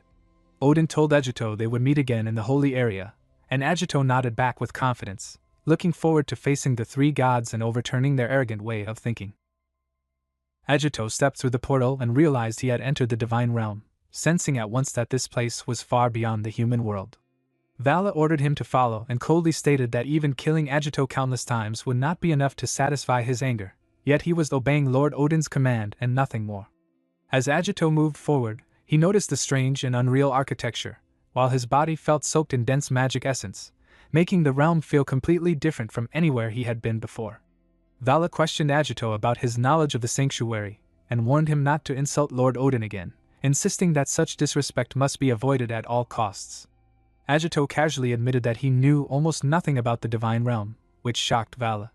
Agito added that the only thing he knew was that the divine dragon Ragna once ruled this world. Vala exploded in anger, unable to believe Agito dared to speak so boldly to Odin with such little knowledge, while Agito quietly thought that Odin himself had appeared without warning. Vala then forced himself to explain, saying the divine realm was now ruled by the three gods who sealed the divine dragon 10,000 years ago. He described them as soul-devouring embodiments of destruction, starting with Fenrir, the soul-eating divine wolf who endlessly reincarnated no matter how many times it was destroyed. Next was Phoenix, the divine bird of reincarnation that also returned endlessly. Above them stood the strongest being of all, the god of war, Lord Odin. Vala admitted that although the three gods were said to be equals, Odin's greatness far surpassed the other two.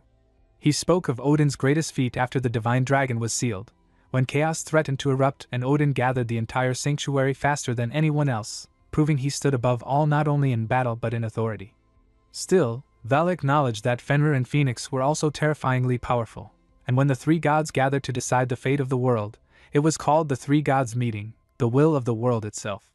As they reached a massive gate, Agito realized it belonged to the god of war. Vala explained that the gate nullified all magic and was made from enchanted ore, originally meant to repel weak beings who could not even use soul gear, before coldly questioning whether Agito could endure what lay beyond. Agito calmly unsheathed his sword and swung it forward, declaring that he had come to speak with the three gods and that anything standing in his way would be cut down without hesitation. He released the 8-blade sword-style colorless white blade and slashed through the gate, showing his resolve to carve a path no matter the obstacle. Vala watched the result and admitted that Agito seemed capable, while Agito quietly felt annoyed by how much Vala talked. Afterward, Vala explained that the meeting would take place there and that there was still time before it began, then stated that his role as guide was finished. He told Agito to wait and to at least show respect to Lord Odin, warning him not to be rude. As Agito stood before the massive gate of the god of war, the Dragon Slayer spoke, commenting that Odin still enjoyed testing people's strength. Agito asked the Dragon Slayer if he had once lived in the sanctuary, pointing out that he had not appeared when Vala attacked or when Odin arrived, and sensing that there was a deeper connection. The Dragon Slayer admitted that it was an old story from 10,000 years ago, back when the divine dragon had not yet been sealed, and that he had once agreed with the three gods until everything went wrong. Agito realized this was why the Dragon Slayer knew so much about the divine dragon. The Dragon Slayer explained that the three gods were arrogant and did not believe in humanity's potential, and that no matter what words were used, they would not change their minds easily. Agito smiled and hinted that there was another way. The Dragon Slayer smiled back and told him to show the gods what true greatness looked like. When the door finally opened, he announced that it was time to go.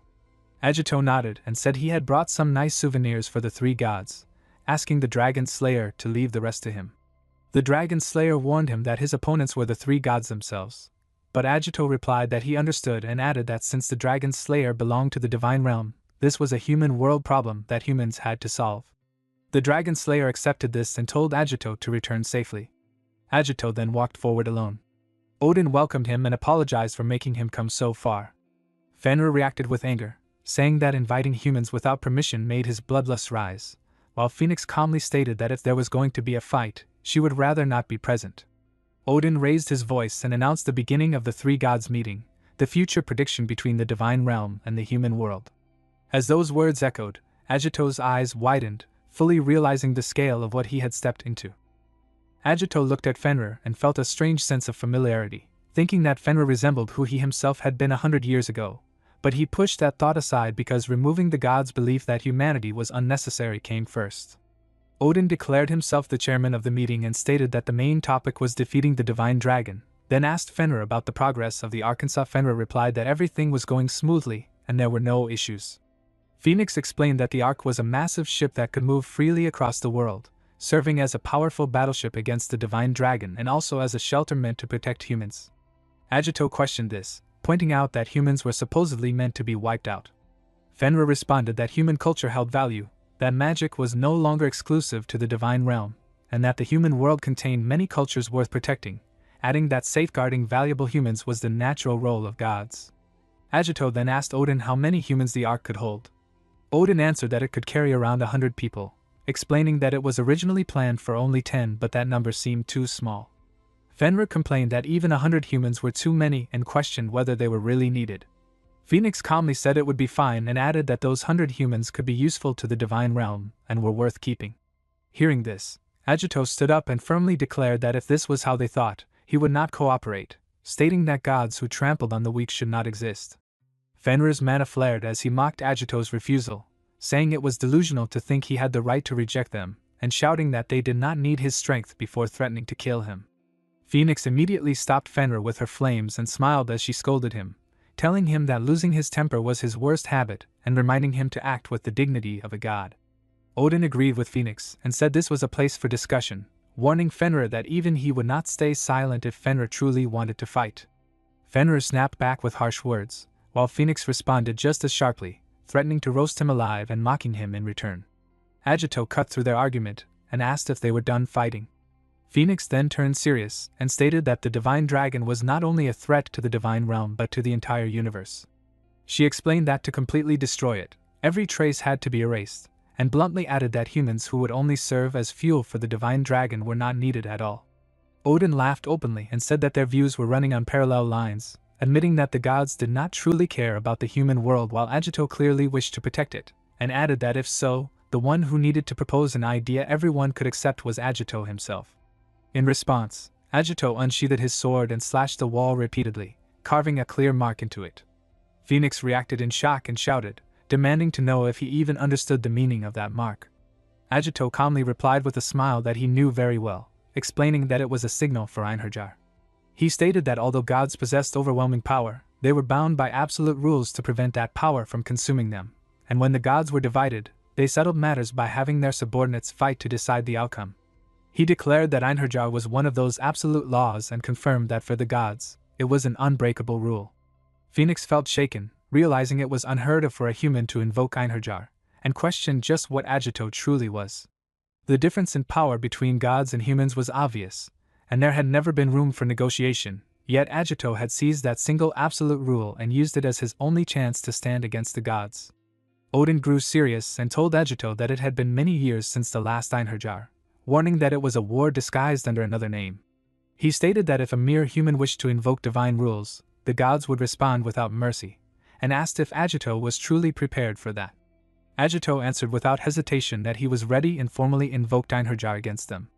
Fenrir accepted with a cold grin, saying that running away from someone like Agito would only disgrace the gods. He confirmed that according to the rules, only the dependents on each side could fight and that the gods themselves were forbidden from participating. Phoenix added that this restriction did not protect Agito, since he was human, and said that after making such a declaration, he would not be allowed to sit safely on the sidelines. Agito replied that he had planned to fight from the very beginning and had no intention of putting his comrades in danger. With firm resolve, he declared that he would make full use of this chance, and that from this moment on, it was war. Odin explained that Einherjar was a one-on-one battle fought between two teams. Fenrir immediately declared that he would be the one to fight Agito, while Phoenix stated that the opponent would be chosen from among the three gods. Heavy tension filled the air as they decided through a ritual of rock, paper, scissors, shouting together as they threw their signs again and again until a result appeared. This ritual was known as trial by decision and was treated as something equal to Einherjar, where only pure luck mattered and not authority, soul gear, or any special senses, and anyone who failed to restrain their power would be disqualified. Odin realized the situation had turned bad, and Phoenix announced that Odin had been eliminated first. Fenrir mocked Odin, saying his sharp eyes had worked against him this time. Watching this, Agito felt mentally exhausted and wished he could just go home. In the end, Fenrir was chosen as Agito's opponent, and Odin declared that the event would take place in 7 days, allowing Agito to return to Valhalla with his companions. Phoenix clearly stated that if Agito won, the gods would reconsider how they treated humans, but if he lost, humanity would be completely erased. Fenrir added that Agito would obey their will if he failed. Agito calmly nodded and said that this outcome was exactly what he wanted. The scene shifted back to the human world, where Agito stepped out of the portal and admitted that he had been terrified. The Dragon Slayer commented that Agito had boldly challenged the three gods out of anger and praised his courage. Agito replied that it was only possible because the Dragon Slayer had taught him the rules of the sanctuary. The Dragon Slayer then warned him that Fenrir's kin were terrifying enemies and asked if he truly believed he could win. Agito confidently answered that he could, and stated that for his own side he would choose the strongest from the human world, Seraphim, adding that during the past week they also needed to learn how to use soul gear. Agito explained that he had realized this the moment he fought Valley, understanding that if he could use the 8-blade sword style in the divine realm, then humans were also capable of using soul gear. The Dragon Slayer smiled as he grasped Agito's plan and acknowledged that this was how he intended to win. Agito declared with conviction that the gods believed humans were incapable of anything, but they were completely wrong, and that he would prove the true potential of humanity to them. The Dragon Slayer listened in shock as Agito's resolve burned brightly. The scene then shifted to 10,000 years ago, right after the divine dragon had been sealed in the human world. Odin questioned Azura, asking why he wished to remain behind in the human world now that the dragon was sealed and their era should have begun, and demanded to know the reason behind that decision. The Dragon Slayer spoke to Odin and said that he had realized something during the fight, admitting that the gods were too perfect and that after thinking on the scale of thousands of years, their growth had become too slow. He warned that when 10,000 years passed and the seal finally weakened, the divine dragon would awaken, and the gods alone would not be enough to stop it.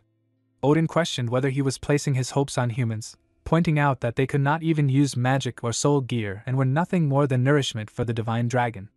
The Dragon Slayer argued back that he had seen humans rise during the battle between the gods and the divine dragon, protecting their friends by blocking attacks with defensive spells they did not even know existed. Odin doubted this, saying humans did not even understand the concept of magic. The Dragon Slayer insisted that humanity's potential went beyond anything the gods could imagine and declared that humans were the true key to subjugating the divine dragon. He asked Odin to wait and see, promising that when the divine dragon returned 10,000 years later, a strength different from that of the prideful gods would appear, the true potential of humanity. In the present, the Dragon Slayer reflected that the time had finally come and that humanity's potential had begun to bloom, with Agito standing as a diamond in the rough. Feeling his own limits approaching, he decided there was no reason to hesitate anymore. He told Agito to hold out his hand and assured him it would be quick. Agito agreed and extended his hand. The Dragon Slayer formed a ball of mana and released it, and in that instant Agito's eyes widened as understanding flooded his mind. He grasped the connection between the divine realm, the soul, and armament, and felt that he finally understood the three gods more clearly. The Dragon Slayer announced that the intersection was complete and admitted that this was as far as he could go, saying the process took a heavy toll but that he had passed on everything he knew. He then asked Agito if he could guess what kind of kin Fenrir would bring to Einherjar. Agito nodded with confidence and said he finally understood, explaining that he had been unsure which Seraphim to choose before, but now he knew exactly who was needed for Einherjar and for humanity to win. The scene moved to the guild training grounds where Agito gathered everyone and explained that in order to fight the three gods, he wanted them to come with him to Einherjar. Nagi reacted in shock, saying it was far too sudden, while Udo complained that what was meant to be a meeting had already turned into a full war. Sakagami stepped forward with excitement and praised Agito, saying that instead of being crushed by the gods, he had used their own rules against them. She declared that facing gods required full preparation and strong support, and even if she could only act as a bluff or distraction, she would give everything she had to support him. Agito accepted her words and thanked her simply. Shin then spoke up and told Agito to explain the rest, saying there had to be a reason he gathered everyone there. He stated that no matter where the battlefield was, his role would never change, as he would always fight to carry on his great-grandfather's will, and even joked about coming up with a team name. Agito quietly thought that Shin's naming sense was terrible. Udo expressed doubt, saying that even together he and Sasaki could not land a single hit on Valley. Nagi added that Fenrir's familiars would likely be just as terrifying, and that they would stand no chance against them. Agito then revealed the truth behind Vala's strength, explaining that it came from soul gear and the invisible divine energy surrounding him. He said that with proper refining, humans could definitely create soul gear, which would raise their base strength. He explained that while humans could not use soul gear in the human world, they could use it in the divine realm, comparing it to a game where the people of the divine realm simply had higher base stats. Holding his sword, he told them that if they could master soul gear, they could do it too. Agito explained further that when he went to the divine realm, he realized the realm's aura empowered the three gods because of soul gear. Unlike gods, humans could not normally use soul gear because they lacked divine energy, which was why gods viewed humans as failed life forms and looked down on them. However, he declared that even with zero internal magic, humans could still use magic by drawing on the elements around them. He concluded by saying that if they could use the 8-blade sword style, then even humans could use soul gear, and this was the path that would allow humanity to stand against the gods. Everyone reacted with shock, and Shin immediately blurted out his concern about the repair costs. Agito replied that even though divine energy was scarce in the human world, it could be amplified through the 8-sword style, and he declared that he would teach all of them the 8-sword style. Udo laughed in disbelief, while Nagi eagerly declared that he would learn the 8-sword style from his master. Sakagami expressed how glad she was that she had stayed with Seraphim. Agito told them that they only had 7 days, warning that the training would be harsh, but promised that if they trusted him and endured it, he would make them masters of soul gear. In his thoughts, he judged that Captain Kajura could handle it, and that Udo and Sakaki were the strongest among them. Sakagami optimistically said that if that was the case, Einherjar would be easy, but Agito quickly denied it. Agito explained that Fenrir's familiars were ranked by strength and that one of them, Hattie, was special.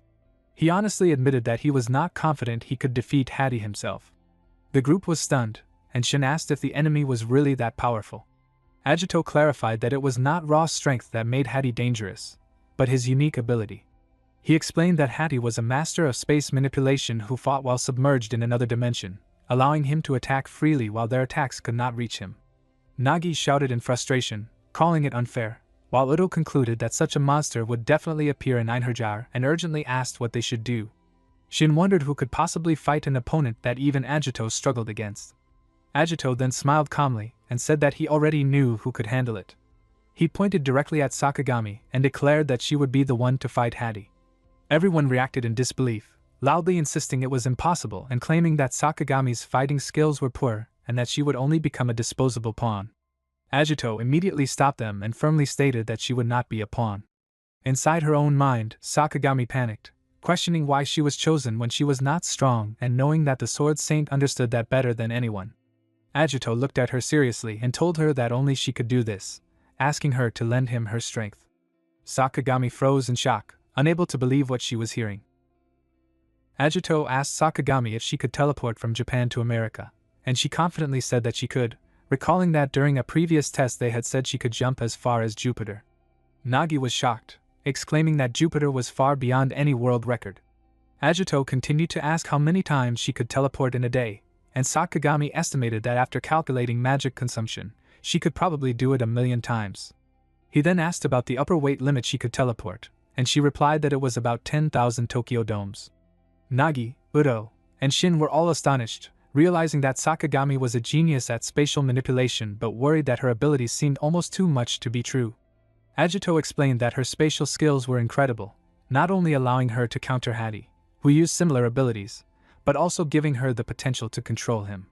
Nagi worried that Sakagami did not have enough attack power, and Agito agreed, but he said that her low attack could be fully compensated with soul gear combined with teleportation, meaning she should be able to defeat Hattie. Sakagami thought to herself that she had always been told she had no talent for fighting, yet now someone as great as Agito believed she could be useful in battle, which filled her with determination. Agito added that although sending her against such a strong enemy seemed reckless, it was the best solution given the circumstances. The scene briefly shifted to Sakagami's childhood, showing her finding comfort and strength in a book whenever she felt sad or scared, and she declared that the Sword Saint was her hero.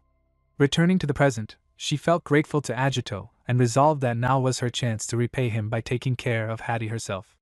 She also thought that defeating Hattie could be an opportunity to show the Sword Saint her true strength, and maybe even impress the gods. Nagi remarked that Agito seemed to know too much about the Absolute Five and Hattie, and Shin agreed, suggesting that the information could have come from the three gods meeting, but that Fenrir would never reveal his subordinate's skills. Udo accused Agito of hiding something again and demanded he share it. Agito remembered the Dragon Slayer telling him that the intersection was complete but that it had taken a toll, and he realized that the information he had received about the Divine Realm and the three gods was immense. He thought that if he shared it with everyone, the upcoming battles would be much easier to handle. The Dragon Slayer reminded Agito that he only had 7 days and urged him to gather the Seraphim quickly. Agito agreed but said he would share the information sparingly because of the Oath of Silence, an ancient rule in the divine realm meant to protect dangerous knowledge that could destroy the world if mishandled. He explained that revealing such information carelessly could harm, or even destroy the souls of gods who had taken the oath. Agito promised to be careful with the knowledge the Dragon Slayer had given him and said that as an important comrade, he would never let him or anyone else die. The Dragon Slayer called him a foolish kid. Back in the present, Agito apologized to his group, saying he could not reveal the source of the information due to circumstances, but he assured them that he would guide them. Udo commented on Agito's stubbornness but acknowledged that no one doubted him. Agito smiled and thanked everyone, saying that after 7 days they would defeat Einherjar together. 7 days later, the group arrived in Odin's domain in Valhalla. Shin remarked on the incredible density of divine energy in the realm, while Nagi noted that the concentration of magic was on a completely different level, which would make activating the Dark Knight easier. Vala appeared and, stepping forward, challenged them, expressing disbelief that Agito would attempt Einherjar with such a group. Agito confidently said that his group would win and warned Vala not to underestimate his comrades. Vala scoffed at their perceived weakness, pointing out that they could not even use soul gear and mocking the Sword Saint for relying on them. Nagi teased Udo about hearing that, and Udo jokingly commented that Odin must be blind to have someone like Vala as a subordinate. Vala angrily demanded what Udo had said, and Udo replied teasingly that Odin was not a big deal. Agito quickly intervened, telling Udo to stop and reminding everyone that this was not the real battle and that they should finish the display quickly. Udo released his magic, using the technique Thunder God Release, while Vala countered with his Soul Vanish technique. Their mana clashed violently, destroying everything around them. Vala shouted in shock, unable to believe that a human was wearing soul gear, and Agito reminded him not to underestimate them. Agito explained that the Eight-Sword style was a technique that allowed him to freely control the surrounding magic. He had developed it as an outcast with no magic of his own and had gone on to defeat 6 dragons, eventually becoming a hero. He said that soul gear worked on the same principle, allowing humans born without divine energy to pull it from their surroundings. Valley, observing them, thought in disbelief that the humans had mastered soul gear in just 7 days, and all of them had done it. Agito then said it was time to begin, as the real challenge was Einherjar, the war against Fenrir. The scene shifted to the special Einherjar venue, where a massive crowd had gathered. People shouted about 3 gods t-shirts and photo cards, complaining that tickets were sold out and regretting not buying them earlier. Udo and Nagi were amazed by the excitement and the crowd's energy, while Shin compared it to a festival. Sakagami was surprised at how many people were there, and Agito explained that Einherjar was a major event where the best of the best fought, the ultimate entertainment in the divine realm. A man offered them extra tickets, explaining that it had been thousands of years since the last Einherjar and that Fenrir was fully prepared. He added that the human team was led by a bold figure called the Sword Saint, who had challenged the 3 gods to protect humanity. A girl announced that bets were starting at 100,000 runes, and that if the humans somehow won, it would make someone a millionaire overnight. The crowd murmured, saying there was no way humans could beat Fenrir's familiars and that the human team would be crushed, almost like a public execution. Sakagami suggested to Agito that maybe they should go back, but Agito laughed and said it was too late for that, and even if he was okay with it, Fenrir would not allow it. The crowd shouted Fenrir's name as the human team appeared, commenting that they were ordinary humans and questioning whether it would be a real fight. A boy encouraged the humans to fight to the end, even if they lost limbs. A demon man noted that the Sword Saint looked weak and that he sensed no divine energy or magic from him, but that he was apparently a hero in the human world, showing how low the human world's level was. Agito thought that this was the perfect stage to demonstrate humanity's potential, and there was no better place than Einherjar to do it. Fenrir observed the faint remnants of divine energy around Agito, and wondered how he had learned to use soul gear in only 7 days. The crowd began to murmur as they noticed the 3 gods gathering in one place. Odin and Phoenix both thought that Agito was impressive, but they believed that simply using soul gear would not be enough to win, as the divine realm was not so easy to conquer. Fenrir extended his hand and greeted Agito, welcoming a good fight. Agito accepted the handshake and said that Fenrir had finally accepted the challenge, promising that the battle would not be boring and that his team would win. Fenrir calmly invited them to try. The announcer declared the long-awaited start of Einherjar and introduced himself as Baldur. He announced the Red Corner, led by Fenrir, featuring the Absolute 5, the top-ranked elites of Fenrir's army who had existed since ancient times and always maintained their positions as the strongest. He then introduced the Blue Corner, calling it unprecedented, as a human team was challenging the gods for the first time in history. He named Sword Saint Agito as the representative of the human world and mocked the obvious outcome, questioning how far the weak humans could go while stating that the entire divine realm was watching.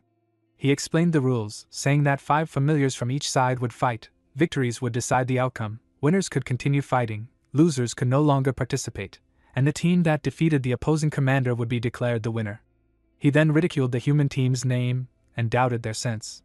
Agito observed the opposing lineup and thought that he had expected these members, but noticed that Rusha, the commander, had not existed 10,000 years ago and questioned who that person was. The Absolute Five mocked the humans one after another, calling them weaklings without divine power and questioning Fenrir's decision. Hattie, however, smiled and enjoyed the excitement, eager to make the first Einherjar in 4,000 years a fun spectacle. Fegna confidently declared that his soul gear Garzus was invincible and that he would defeat all 5 humans in an instant. Nagi called out to Agito, and Agito admitted that he had expected this reaction, knowing that everyone believed humans could not win. He asked Nagi if he was nervous. Nagi stepped forward without hesitation and declared that neither the Sword Saint nor his disciple would allow themselves to be underestimated. He vowed to win and shock everyone watching. The announcer declared that Einherjar was finally starting and that the human team's chances of winning were almost zero. The audience expected Fenrir's team to win, but hoped the humans would at least put up a good fight. Fegna summoned his soul gear Garzus while Nagi prepared for battle with her own soul gear. The announcer pointed out that Sakaki, a human player, was using soul gear and that both she and Fegna were using beast form soul gear, making it a rare matchup between 2 skilled users. Fegna was surprised that a human could use soul gear, but dismissed her as weak and commanded Garzus to crush her. The announcer noted that Garzus had defeated many powerful enemies in a single attack, but Sakaki's nether servant was just as strong. Nagi smiled and taunted, questioning if that was all Sakaki had, while Fegna dismissed humans' chances and summoned more beasts, declaring that the fight would end immediately. The announcer explained that Fegna used his signature move, summoning multiple soul gear beasts at once, and that Sakaki seemed to have no options left. However, Sakaki surprised everyone by summoning her beasts at the same time, far more than expected. Agito noted with a smile that Sakaki could summon 100 beasts at once, far more than Fegna anticipated. The soul gear rushed forward to attack Nagi, but Nagi countered with mana, shaking the ground with pressure. Nagi admitted that she had new moves prepared, but thought the fight was over. In the end, Nagi and Sakaki won the match, defeating one of the Absolute Five. The announcer expressed astonishment that a human had defeated such a powerful opponent. Agito thought that in the first fight, they needed to win as dramatically as possible. He planned that when Fegna summoned a second beast and everyone thought Sakaki was finished, she would counterattack spectacularly with 100 beasts at once and completely overwhelm him. The crowd exploded in anger and shock, shouting accusations of cheating and demanding the human be killed and their money returned. Odin calmly observed that the human was extremely skilled at using divine energy, while Phoenix found it amusing that Fenrir's side started with a loss. Fenrir silently admitted that Agito had trained an excellent fighter in such a short time and felt growing interest in him. As Nagi walked out, the announcer questioned why she was leaving since winners could continue fighting, but Agito explained that their goal was not only victory but to show the potential of humanity, so they would switch fighters after each match and allow only one win per person. The announcer warned that Agito would regret this decision, while the audience hurled insults and death wishes at the human team. The opposing side mocked the humans and downplayed the fallen fighter, and Skull stepped forward, declaring that the real Einherjar was about to begin. Udo confidently stepped into the arena, excited for his turn. Meanwhile, Valley assumed Agito was embarrassing himself, but his thoughts were shattered when the announcer revealed shocking results. Shin Kujura had already defeated Kalvar of the Absolute Five with ease, and Udo had knocked out Skull in just 2 seconds by overpowering him in speed. Vala stood frozen in disbelief as the replay showed the human team deliberately challenging the Absolute Five in their strongest areas and defeating them head-on. The audience fell into chaos, torn between disbelief and rage, screaming curses at the humans and condemning the Absolute Five for their failure. Shin quietly asked if this violent atmosphere was what Agito wanted. Agito confirmed that by defeating the enemy in their own specialties, the Divine Realm would be forced to acknowledge human potential. He then turned to Sakagami and told her that she was next, assuring her that everything would be fine if she followed his training. With tears in her eyes, Sakagami gathered her resolve and promised to do her best.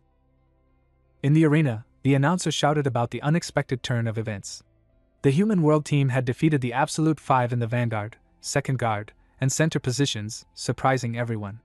Hattie, the Absolute Five's vice-captain, appeared and promised not to let the crowd lose energy. The audience cheered loudly for him.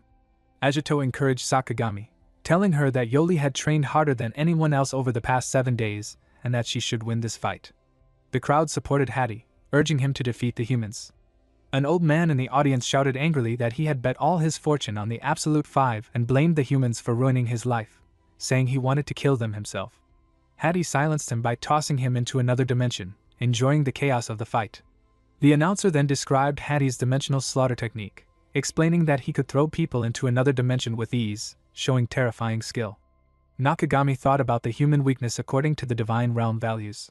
Hattie noticed Nakagami and asked if she was related to the Sword Saint and if she could handle his attack. Nakagami remembered her previous moments and firmly said that she would not lose to him. Hattie responded by saying he would see her power, and the announcer declared the start of the vice-captain match between Hattie and Sakagami Misaki. Hattie started the fight by testing Sakagami with an attack. The announcer warned that Hattie's all-directional attack was coming, and that Sakagami would be in trouble no matter where she ran. Nakagami noticed the gaps in his attack and dodged carefully, thinking through each move. The announcer explained that the Human World team had already faced opponents with skills similar to the Absolute Five and that this fight was another clash between two spatial manipulators. Hattie realized that Sakagami was deliberately dodging at the last second, possibly to give the audience an exciting fight, and admitted that it fired him up. Nakagami figured out his attack pattern and decided to keep striking while Hattie still underestimated her, using her magic technique Soul Gear Hesperides and firing at him. Hattie responded with his backworld dive, and their mana clashed fiercely. Hattie showed his extraordinary spatial manipulation, submerging into the backworld where no one except him could see or touch. He teased that the crowd's cheers were affecting her and attacked again, determined to shake things up and keep the fight intense. The announcer declared that Hattie had unleashed his special move, the Luminous Dance Hall, making him completely invisible, while his attacks came relentlessly from one side.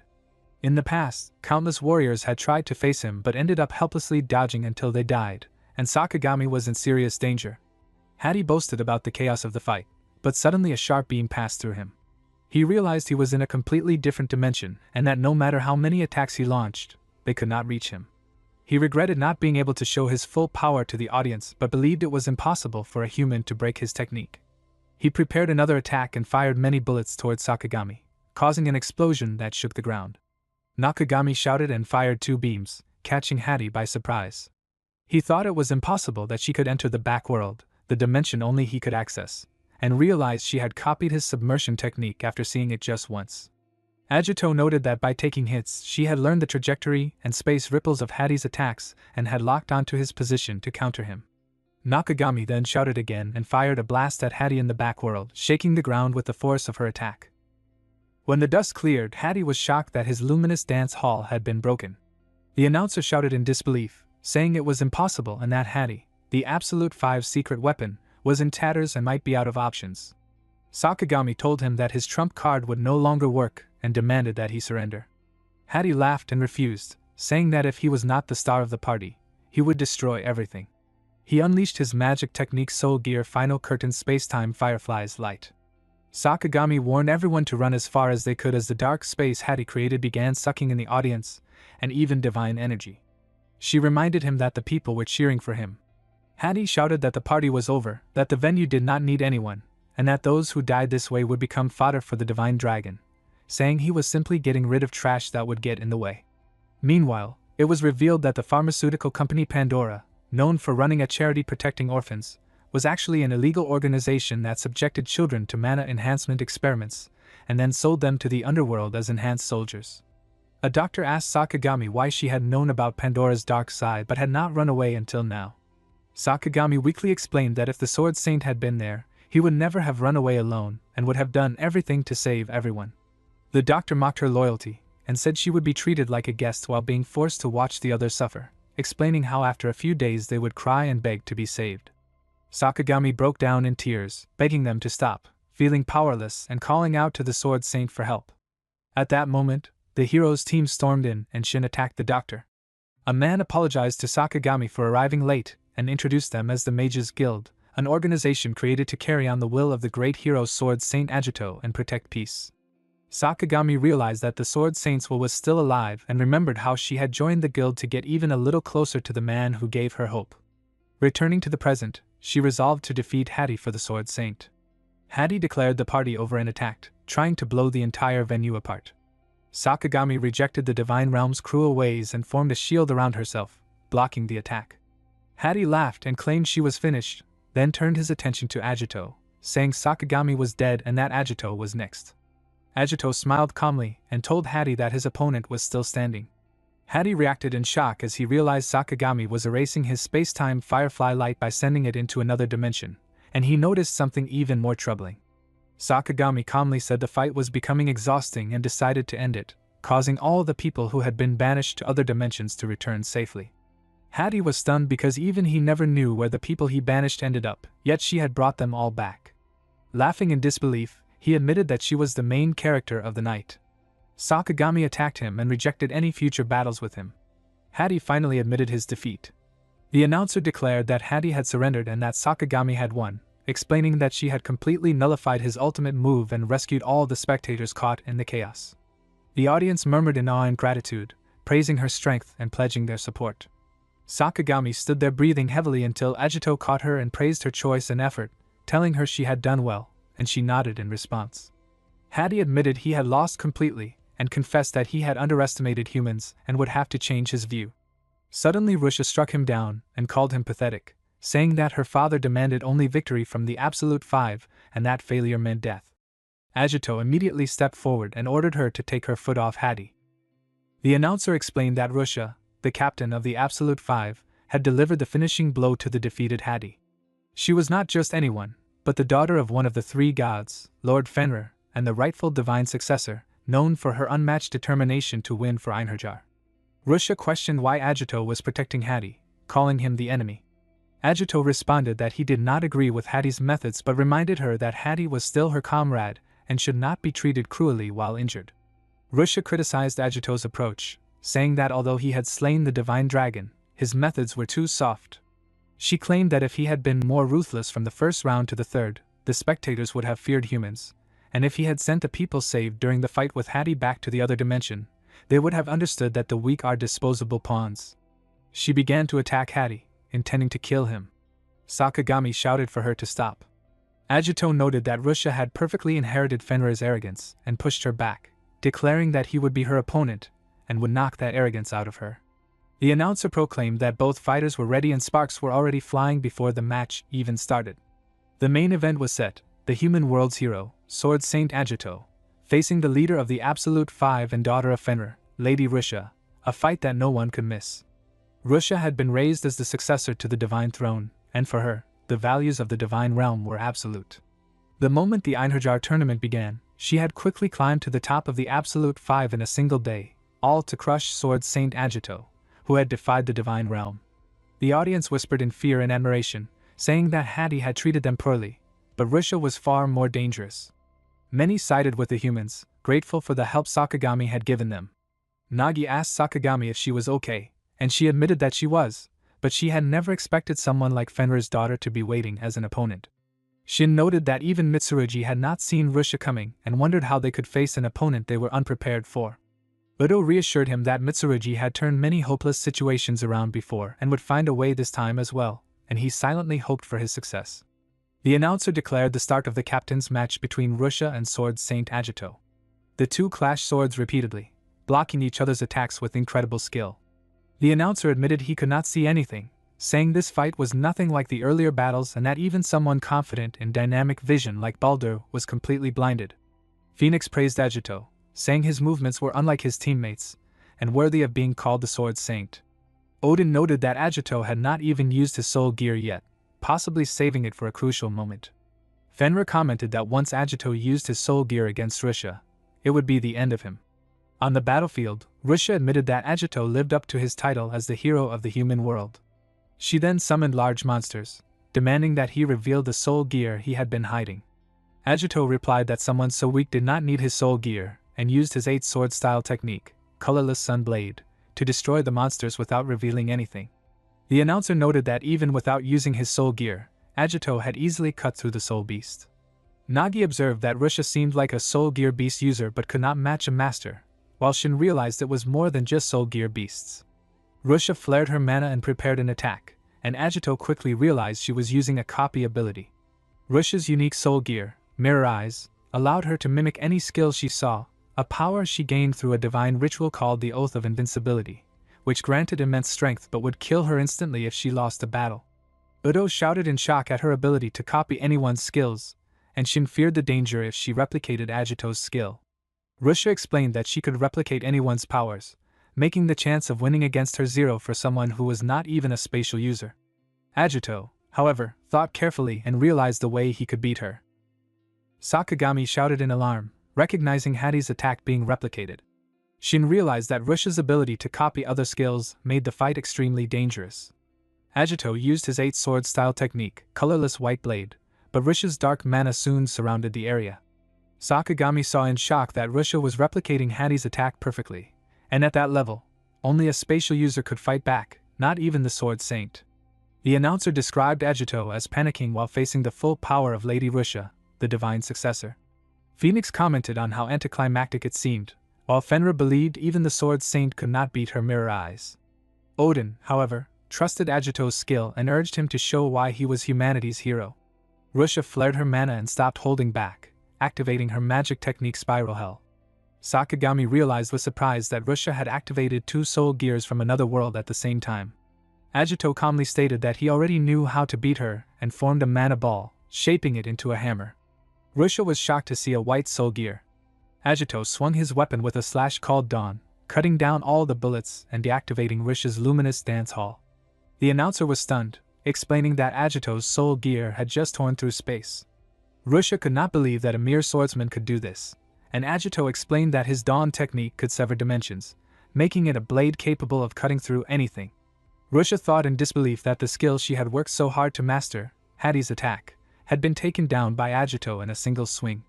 Sakagami watched with excitement, thinking he was perfect. Udo remarked that Agito could have easily beaten Hattie because he was Mitsurugi, while Shin wondered about Agito's earlier comment that he might lose. Rusha angrily demanded why he had held back with a soul gear that strong. Agito explained that fighting at full power was exhausting and that he was a relic from the past who should not even exist now. He said he had saved his strength for the future of the world and for when his time was almost up. Rusha reflected on the humans being treated as fuel for the divine dragon and how the Einherjar tournament was more than a fight. It was a holy war deciding humanity's fate. She thought it was disgraceful that Agito was already considering what would come after winning. She activated her mirror eyes and replicated Agito's soul gear Dawn, clashing with him as mana pressure shook the ground. She realized that even a soul gear that could sever dimensions could be matched when she replicated it, and she rushed forward using Replicate's soul gear Soul Quartet, trying to overwhelm him with multiple attacks. Agito slashed through her replicated attacks, and she was shocked, thinking it was impossible because she had more soul gears than him. Agito explained that relying on numbers was not enough, and stacking moves was not just her specialty. He reminded her that he was the Sword Saint and could not be beaten with swords alone. Rusha realized she was at a disadvantage in a sword fight, and launched an attack using her replicated soul gear Lightning Reaper. Agito leaped high, and their weapons clashed, but he threw her away. She followed with her replicated soul gear Guilty Whip, but he slashed through the roots. She tried attacking with a sharp mana ball, but he cut it, and her mana beams were blocked as well. She thought about how all the soul gears she had were top-tier weapons handed down from the heroes of the Divine Realm, yet no matter how hard she copied him, she could not match his level.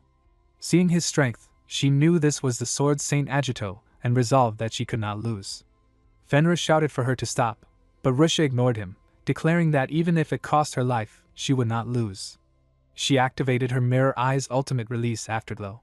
She thought about the memorial service held once every 100 years for those who fell fighting the divine dragon Ragna, and how the divine dragon devoured souls to gain power. She knew that weakening and sealing the dragon required a sacrifice beyond imagination. Rusha reflected that everyone had lost so much and vowed that the next time they faced the dragon, they had to kill it no matter what. Fegna shouted in disbelief, asking if she really wanted to take the Oath of Invincibility. Rusha explained that if she mastered Mirror Eyes with the Oath, she could become much stronger, possibly even inherit the soul gears of the fallen warriors, and help defeat the divine dragon, which was the divine realm's greatest wish. She believed they needed to unite and strike the dragon together. Hattie spoke calmly, saying that with Rusha they would be safe and that it was time for him to hand over the top spot of the Absolute Five. Rusha warned him not to say cowardly things about retiring and declared that she would inherit the hopes of the warriors watching her. She then launched a fierce attack on Agito, and he realized how fast she had become. Agito understood that Afterglow greatly boosted all her abilities like multiple cycles of dawn, and that after 66 seconds, when the power faded, the Oath of Invincibility would kill her, making this her final trump card. He narrowly dodged her attacks as she called on the echoes of fallen heroes and unleashed her replicated super mode attack, knowing her time was running out and that she absolutely could not lose. Fegna shouted in alarm, warning that her body would be destroyed at this rate. Hattie admitted that he had expected Rusha to do this and blamed himself for not winning earlier, apologizing to her. Phoenix observed that if they won, they would gain Sword Saint Agito and make the fight against the Divine Dragon easier, but it would come at the cost of Rusha's life. Rusha shouted that if the Divine Dragon fully revived, the world would end, and that defeating it without sacrifice was nothing but idealistic nonsense. She gathered all her mana and resolved to crush Agito's spirit so the Divine Dragon would never revive again, silently apologizing to her father as she prepared her final move. Agito blocked her last resort attack and realized that their soul gears were resonating, understanding that her will to protect what mattered was the same as his. Accepting this, he unleashed his 8-sword-style dual blades 8-winged flash blade and declared that the fight would end there as he struck Rusha. Rusha began to fall from above and the whole arena froze in shock as her body crashed down and shattered the ground tiles beneath her. The announcer declared the end of the match and announced that Sword Saint Agito had defeated Rusha, the successor to the Divine Throne, and the audience erupted in loud cheers as they celebrated his victory. Fenrir watched with anger and fear, believing that the afterglow Rusha had used was an ultimate technique that burned her life and that the punishment of the Oath of Invincibility would soon bring her complete death, while Odin calmly told him that it was too early to decide such a thing. Moments later Rusha opened her eyes in confusion and realized she was still alive, leaving her companions shouting in shock and relief as they checked her condition, unable to believe she had survived. Hattie sensed something strange and realized the punishment had not been triggered, while Agito calmly explained that Rusha would not die because he had severed the Oath of Invincibility itself. He revealed that the oath granted overwhelming power in exchange for never being allowed to lose and was created through long prayers and a mark engraved on the body, and that by using the power of dawn for a single instant, he had achieved a divine feat by cutting only that mark. Hattie laughed in disbelief at Agito's madness, and Rusha smiled with acceptance as she admitted that not only had he defeated her, but he had also saved her life, acknowledging that Sword Saint Agito had surpassed her in every way and declaring her defeat, after which Shin concluded that the matter was settled. Sakagami praised the outcome and recalled how incredible it felt to master the soul gear in only 7 days, something she had never imagined would be possible, while Udo added that the training had been extremely brutal.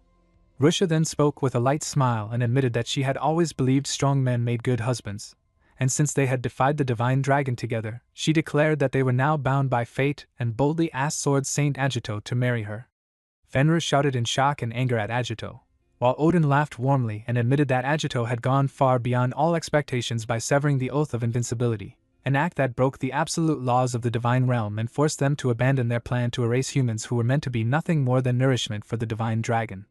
Phoenix calmly agreed to follow the rules but reminded everyone that the promise was only to reconsider how the human realm would be treated, stating that the details would be discussed later, and Odin nodded before asking Fenrir if he accepted this decision as well. Phoenix sharply remarked that things would have been easier if Fenrir's followers had been more reliable from the start. Fenrir then made his decision and stepped forward into the arena, causing the audience to erupt in awe at the sight of one of the three gods. Rusha apologized to her father for causing such a scene, and Fenrir embraced her with relief, expressing his happiness that she was safe as she smiled back at him. Fenrir then turned to Sword Saint Agito and sincerely thanked him for saving Rusha before addressing his followers, declaring that the Absolute Five were warriors worth 1,000 men and that the power of the human who defeated them was truly astonishing. He announced that the three gods, in accordance with the laws of the Divine Realm, had nullified the decree of the human world's annihilation, and he solemnly declared that Fenrir of the three gods would grant Sword Saint Agito's wish for the survival of the human world, pledging that his entire nation would stand beside him and offer its full support. The audience murmured in disbelief as they realized that Agito had managed to win over the three gods, and Udo reacted with excitement as he praised Agito, calling him an unbelievable charmer and admitting that this outcome was far beyond anything he had expected. Fenrir then warned Agito not to relax yet, explaining that Rusha had risked her life to challenge him and that there were still things he could not simply let go, admitting that under the current situation he could not completely abandon human sacrifice. Agito calmly replied that he finally understood Fenrir's position, realizing that the Divine Dragon had forced him to endure unbearable losses and that if the true goal of the Divine Realm was to completely erase the Divine Dragon, then it made sense to cut down those who were weak. Fenrir then made his proposal and suggested that Agito fight him, explaining that the three gods were perfectly balanced in power and that the current system existed because they restrained each other as equal deterrents. He declared that if Agito could display power equal to theirs, the three gods would change their stance without hesitation and Agito could become the fourth god, though he warned that such power was difficult to control and that the three gods alone were already more than enough of a challenge. Agito answered with a confident smile and accepted the proposal without hesitation. Agito declared with firm resolve that he could do it, and Fenrir sensed that Agito had been hiding something all along, responding with satisfaction that this was what he wanted to see. Phoenix shouted in anger, complaining that Fenrir had gone too far by pushing an alliance with the Sword Saint and even arranging another match, while Odin laughed and remarked that Fenrir truly had deep faith in Agito. The people murmured in confusion and shock as they wondered if the whole nation was really backing the Sword Saint and whether the other gods had agreed to this outcome. Fenrir announced that even if the three gods chose to side with a human, no one would easily accept it, so he declared that he and Sword Saint Agito would fight in a special match right there and then, believing that once everyone witnessed a human blade capable of reaching the gods, all complaints would fade away. The audience erupted in excitement at the thought of Fenrir fighting live, while Odin silently warned that Fenrir might see this as a way to win hearts. But a single mistake would cost both Fenrir and Agito their lives. The announcer excitedly declared that the Einherjar tournament had already been filled with shocking twists, and that an unexpected exhibition match was about to begin between Sword Saint Agito and one of the three gods, Fenrir. Udo stared in disbelief and shouted in frustration, wondering what Agito was thinking by facing Fenrir after everything had seemed to end peacefully, while Shin calmly told him to let Agito be and expressed his belief that Agito would never challenge the three gods without a plan, urging everyone to watch and see what hidden trump card he possessed. As Agito felt his stamina fully recover, Fenrir called for the match to begin properly, and Agito noted his surprise at Fenrir's fairness. Fenrir explained that defeating an exhausted opponent would prove nothing and that although he did not wish to kill Agito, holding back would fail to set a proper example for the other gods. Agito responded that if he fell there, a fourth god would never exist anyway, telling Fenrir not to worry and pointing out that Fenrir himself had been longing for a true fight. Fenrir agreed with a nod, and as he lowered into a battle stance, the entire arena fell into deep silence. Everyone present instinctively felt it at once, the overwhelming power of one of the three gods and the vast difference in rank that separated Fenrir from all others. Agito realized that if he failed to grasp even a small part of Fenrir's strength, death was certain, because in this world no one could surpass the divine wolf Fenrir in speed. Neither Rusha at her peak, nor the divine bird Phoenix, nor even Odin the god of war could match Fenrir when he moved at full speed, and Agito was no exception even with his eight-sword style. He understood that a direct clash would not even count as a fight, so against Fenrir's divine speed he chose the fastest technique within his style and activated his soul gear Dawn. Fenrir immediately saw its true form and understood that powerful soul gear normally drained stamina to maintain, but Agito had solved this by wrapping the soul gear around his sword, reducing the cost and turning the excess energy into pure combat power. This allowed Agito to focus on striking faster than anyone and delivering a slash meant to sever everything, revealing the ultimate form of his soul gear. Fenrir admitted that Agito would have earned full marks if his opponent had been anyone else, while Sakagami felt the terrifying pressure just from watching and Hattie sensed the overwhelming power of the gods who ruled the divine realm. Fenrir then charged forward and unleashed his god speed technique, while Agito answered with the flash of his flight sword style, and in that instant Fenrir realized that Agito's soul gear had evolved to a level capable of cutting even the three gods. Even so, against the fastest being in the divine realm, the divine wolf himself, Agito still fell short by a single move. Fenrir followed up with a devastating soul gear attack of countless thunderous slashes, and Phoenix declared that it was over, believing the outcome was decided. Yet Fenrir suddenly widened his eyes as he sensed the truth, realizing that Agito's real trump card was not speed or the soul gear itself. In the next moment Agito burst forth in brilliant golden mana and released his Dragon Slayer power in the Aurora form Susanoo. Aurora form was a technique that activated by burning the soul, and using it in the human world required an enormous sacrifice, but Agito was able to reach it temporarily by using the dense divine energy of the divine realm as fuel. Fenrir widened his eyes in shock as he realized what Agito had done, while Phoenix sensed danger and quickly acted together with Odin, releasing mana that shook the ground and formed a protective barrier just in time. When the shield faded, Udo admitted that it had been a close call and that everyone would have died if the three gods had not protected them, while Hattie stood in disbelief at witnessing such a battle, and Rusha anxiously called out to check if her father was safe. Fenrir smiled and admitted that Agito was impressive, praising him as the first human who had ever disturbed his soul gear. Phoenix reflected on Fenrir's signature style, which focused on instant annihilation through overwhelming speed where opponents usually died to the first strike or were finished by merciless follow-up attacks, and she realized that Agito had not only stopped those follow-ups but had also landed a direct blow. Odin reached the same conclusion and understood that someone had been guiding Agito from the shadows, finally recognizing Azura as the one behind it. Fenrir roared that he was still standing and that there was plenty of time left, urging Agito to continue the fight, but Agito calmly pointed out that Fenrir's legs were already outside the ring. Shock spread across Fenrir's face as the announcer confirmed that Fenrir of the three gods had stepped out of bounds and declared Sword Saint Agito the winner. Rusha cried out in joy that the Sword Saint had won, while Fenrir angrily protested and demanded a rematch, refusing to accept defeat. Agito apologized and explained that the rules allowed only one decisive exchange, yet he honestly praised Fenrir's strength and admitted that even his Aurora form had failed to finish him, then extended his hand with a smile and promised to fight him again someday. Fenrir struggled to accept that he had lost to a mere human, but the next day the chaotic Einherjar tournament officially came to an end, and the divine wolf Fenrir formed a pact with Sword Saint Agito. Phoenix reflected on the light she had felt and realized it was made from human souls, admitting that she had once seen humans as nothing more than fuel for the divine dragon, but now believed that a race with such hidden strength might even surpass the divine dragons, meaning their plans needed to be revised. The scene then shifted to a hall where Vala sensed a level of fury in Odin that he had never witnessed before despite serving him for many years, and Odin coldly ordered Vala to bring Agito to him immediately, declaring that they needed a statement from him at once. Later Odin welcomed Agito and smiled as he praised the final battle, admitting that while it was already shocking for humans to defeat the Absolute Five, watching a human overcome Fenrir forced him to rethink what humanity was truly capable of. Agito replied calmly and told Odin not to be overly polite, pointing out that what he really wanted was a private talk between the three of them.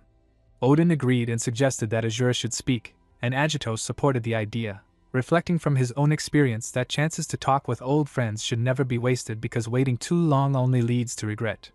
At that moment the god Slayer appeared and mockingly called Agito a noisy brat, greeting Odin and remarking that it had been 10,000 years since they last met like this. Odin noticed how weak Azura looked and wondered if the thin divine energy of the human realm could no longer sustain his body, then confessed that over those 10,000 years he had constantly questioned whether Azura had been right.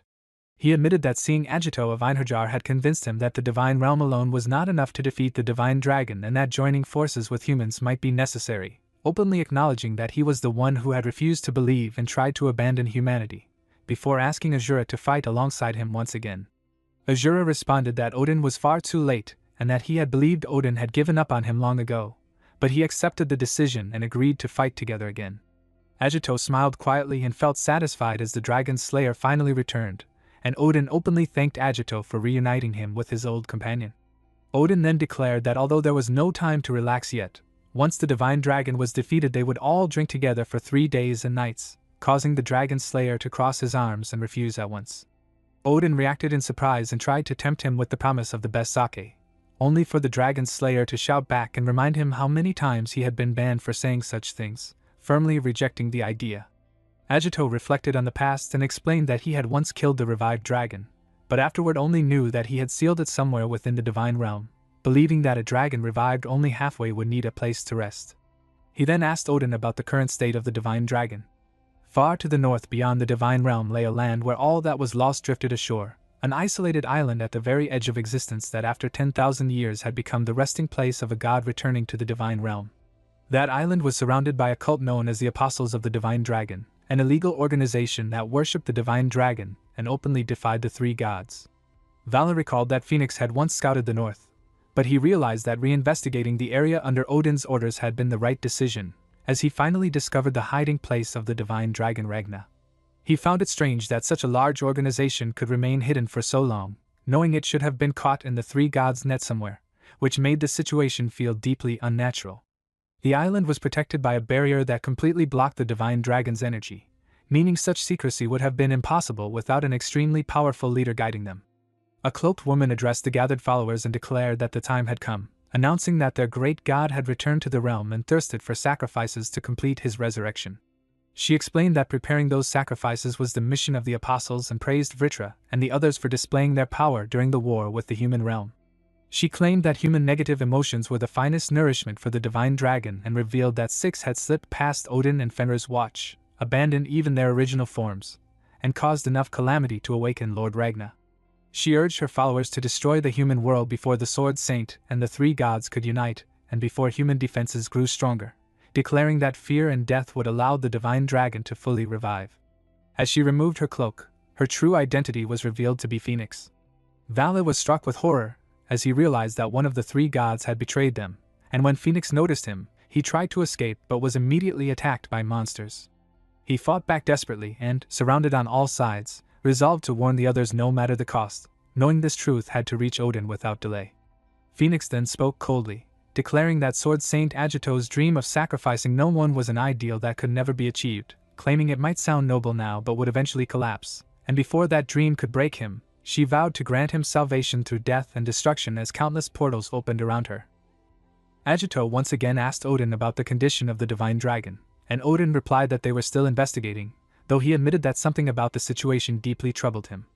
At that moment Vala suddenly tried to contact Odin in great urgency, causing Odin to shout his name in alarm.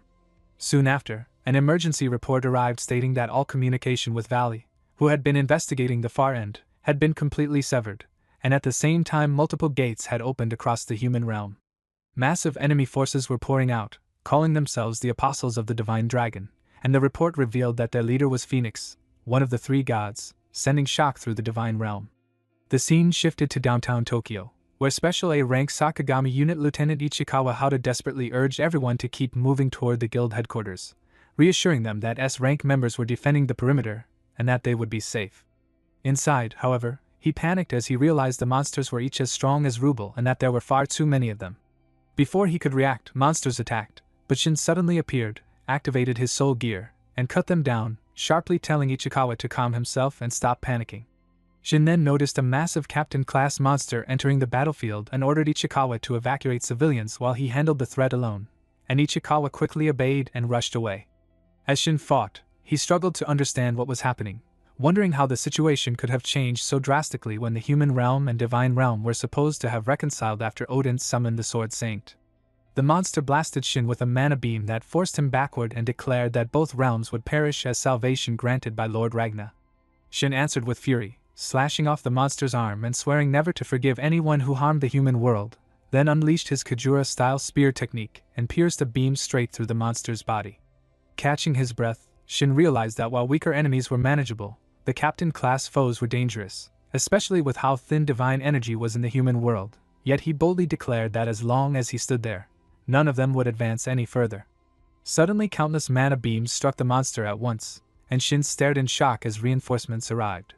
Rusha appeared and calmly mocked the enemies for thinking broken warriors could bring them down, while Hattie commented that their plan was far from clever. Shin stared in disbelief as Hattie snapped his fingers and opened numerous portals, releasing warriors onto the battlefield under Fenrir's command, with Vegna ordering everyone to move out and Skull shouting for the enemy's slaughter. When Shin asked why they were there, Rusha explained that they had received an urgent message and that further details should be taken from his commander. At that very moment another portal opened, and Agito stepped out onto the battlefield, apologizing for arriving late. Shin immediately bowed his head with respect and addressed him as commander, firmly stating that when it came to their leader, there was no doubt that it was Sword Saint Agito himself. Agito quickly checked on Shin and asked if he was alright, and Shin explained that monstrous creatures had suddenly appeared everywhere, realizing that these demons had invaded directly from the divine realm and demanding to know what was happening. Agito revealed that Phoenix had finally shown her true nature and explained that she was the true leader of Gloria, the cult that worshipped the divine dragon, and that she had always planned to offer humanity as food to the dragon while deceiving the other gods. Shin understood then that Phoenix had viewed humans as nothing more than nourishment from the very beginning. Agito unsheathed his sword and declared that their first priority was to break through the current situation, calling out to Odin to be ready, and Odin answered confidently that this was exactly why he had come to the human world in spirit form. Agito then released overwhelming mana and unleashed his 8-sword-style god of war combat technique Supernova, sending violent waves of power across the battlefield and blasting enemies away. The shock of the attack was felt far beyond, as members of the Magician Guild North American branch reacted in awe, realizing that half of the monsters had been erased in a single strike and that a strange power was now flowing into their bodies. At the Tokyo headquarters of the Magician Guild, the sudden surge of energy caused confusion and shock, with Nagi recognizing it as Odin's divine aura and Udo shouting in excitement that Odin had appeared just as expected in a crisis. Fueled by confidence, Udo charged forward and unleashed his maximum attack, convinced that with Odin and Mitsurugi on their side, victory was possible. Sakagami smiled as she sensed the Sword Saint's presence, and Shin felt the overwhelming power and confirmed that it belonged to Odin. Agito nodded and explained that the gods had lent him their strength, knowing that Odin's divine aura greatly enhanced all abilities and gave them some room to breathe. Still, he understood that the natural gap between the divine realm and the human world was far too great for this to be a true solution. With clear resolve, he concluded that the only way forward was to strike down the enemy leader, knowing it was the one path that could end everything. Shin sensed no fear or hesitation from Agito, and wondered if he truly believed he could face the divine Phoenix head-on. Agito ordered Shin to protect the civilians and told him to leave Phoenix to them, then turned his full attention toward her. Phoenix calmly declared that Agito would still stand in their way and claimed that Lord Ragnar's belief that destruction brought salvation was never meant to be understood by everyone. Agito firmly rejected that idea and stated that salvation through destruction could never be accepted, but Phoenix dismissed his words and said he could speak that way only because he had never seen the truth. Phoenix's power came from her vast divine energy, and her soul gear, forged from that energy, rivaled the combined might of Fenrir and Odin and was capable of wiping out entire nations. She unleashed her technique and sent waves of fire toward the city, revealing the terrifying scale of her strength. The three gods normally could not fully manifest in the human world due to a divine rule created to prevent reckless action, and it was Phoenix herself who had once proposed that rule. She mocked Odin by saying that only with Lord Ragnar's protection could she take physical form, while Odin had been forced to appear only as a spirit, questioning whether he truly believed he could stop her. The Dragon Slayer acknowledged Phoenix as a powerful enemy, and declared they would fight with everything they had, but Odin stopped him and insisted that as a member of the three gods, this was something he had to settle personally. Agito accepted this and offered his body to Odin, asking him to make Phoenix face the truth, and Odin agreed, determined to force her to explain why she had betrayed them and sided with the dragon god. Mana surged as Odin prepared, knowing that in spirit form alone he could not defeat a fully manifested Phoenix, so together with Agito he chose a pseudo-materialization through reflection. Agito and Odin merged through the god of war materialization technique, and Agito noted that the sensation was not unpleasant. Odin immediately countered Phoenix's flames with his god of war fighting technique and clashed violently with her power, shaking the ground as mana collided. He declared that he would question her betrayal later, but for now he would strike her down, charging forward with overwhelming force and attacking her without mercy. Long ago, the war god Odin had given a fragment of his divine essence to human heroes who had helped slay the divine dragon. This was a once-in-a-generation honor because ordinary humans could not use divine power effectively. Unexpectedly, Odin's divine essence had been passed down through a clan, and whether by instinct or choice, they believed their divine bloodline must never disappear. From this lineage, the Eight Swords Agito and the Sword Saint Agito were born, and the person in the clan who could manifest the god of war's power the strongest was called the Reflection. Phoenix revealed that in the end, they were just humans, and although she had realized this, she had let them live, but now admitted she should have finished them off earlier. Odin shouted that going rogue was forbidden among the three gods, and he accused her of waiting until a force strong enough had emerged to challenge her. He explained that the three gods system had always been a careful balance, with Fenrir able to target him, the strategic weapon, while his physical ability ensured that even Fenrir's speed could not overwhelm him.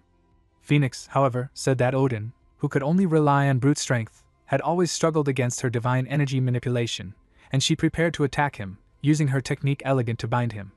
Odin realized that merely touching this technique made it harder for him to bind or destroy her, understanding that she had deliberately chosen a method he was weak against. Determined not to falter for the sake of those who looked up to him, mana flared around him as he launched his attack toward Quake. Phoenix responded immediately, blocking the attack with her own technique Chain Concerto, and the two powers clashed violently, shaking the battlefield. The Dragon Slayer watched in shock as Phoenix took the full force of Odin's attack and wondered if she had truly gained enough divine power from Ragnar's blessing to withstand the god of war's hammer. He realized that as long as Phoenix had Ragnar's blessing, this fight was no longer just a feud among the three gods, but a battle that would determine the future of both the divine realm and the human world. He urgently called to Odin to use him, trusting that Odin understood the situation better than anyone. Odin admitted that even after 10,000 years, the Dragon Slayer still spoke with the passion of a preacher. When Phoenix attacked him with fiery chains, He broke them with his technique Valhalla Reaper and accepted that he would follow the advice of his comrade in arms after all this time. He charged at Phoenix, demanding to know why she had changed from someone who once rejected human sacrifices to someone who now accepted them, asking what had caused her shift in thinking. Phoenix responded that even if he knew, he would not understand, and challenged him to force the answer from her, launching her ultimate attack Apocalyptic Soul Gear Requiem. Agito noticed the attack approaching and warned Odin about its danger. Odin explained that it was Phoenix's ultimate move, resembling the Soul Gear beasts used by Fegna and Sakaki, and that it could not be stopped even by killing Phoenix once activated. The attack included a barrier made from countless divine energies that automatically defended her body and soul beast with incredible precision. Agito analyzed the attack and saw that it was not entirely invincible. He noticed that for just a moment a gap appeared in the barrier, and he realized that if he timed his slash perfectly, he could strike at that exact moment. Odin admitted that he was not good at precise control and warned that if he tried to intercept Phoenix's ultimate attack himself, he might destroy the entire planet. He returned his body to Agito, telling him to somehow cut the attack down and asking if it was truly impossible. Agito's physical abilities were already extraordinary for a human, but with the soul of the god of war, his divine energy, attack speed, and perception went far beyond normal limits. It was like being forced to master a completely alien and powerful machine from day one, yet Agito remained determined. Agito smiled and declared that as the sword saint who inherited the god of war's soul, he would give it his best shot. The blast from Phoenix shook the ground, and maintaining her requiem required extreme concentration, leaving her almost completely immobile. Her auto-defense barrier made her nearly untouchable, but Agito realized that if the requiem was destroyed even for a moment, all the damage would rebound on her. Phoenix acknowledged him as a strange human, impressed that he understood the danger fully yet did not panic or give up, recalling that he had been the same at the Three Gods meeting. Agito explained that his mental fortitude came from regret. 100 years ago, he had killed Vritra with a mutual fatal blow, and tried to console himself that he had saved the world. After reincarnating, he realized he wanted more time with his friends, to see more of the world, help rebuild, relax, and grow old peacefully. He admitted he did not understand why Phoenix had betrayed Odin and the others, thinking she must have struggled with the decision herself. Still, he could not accept the destruction she was trying to bring. With that resolve, he attacked her with a sharp beam of mana using his 8 Swords Art X God of War style fighting technique, while Phoenix blocked it with her technique Burst Flare.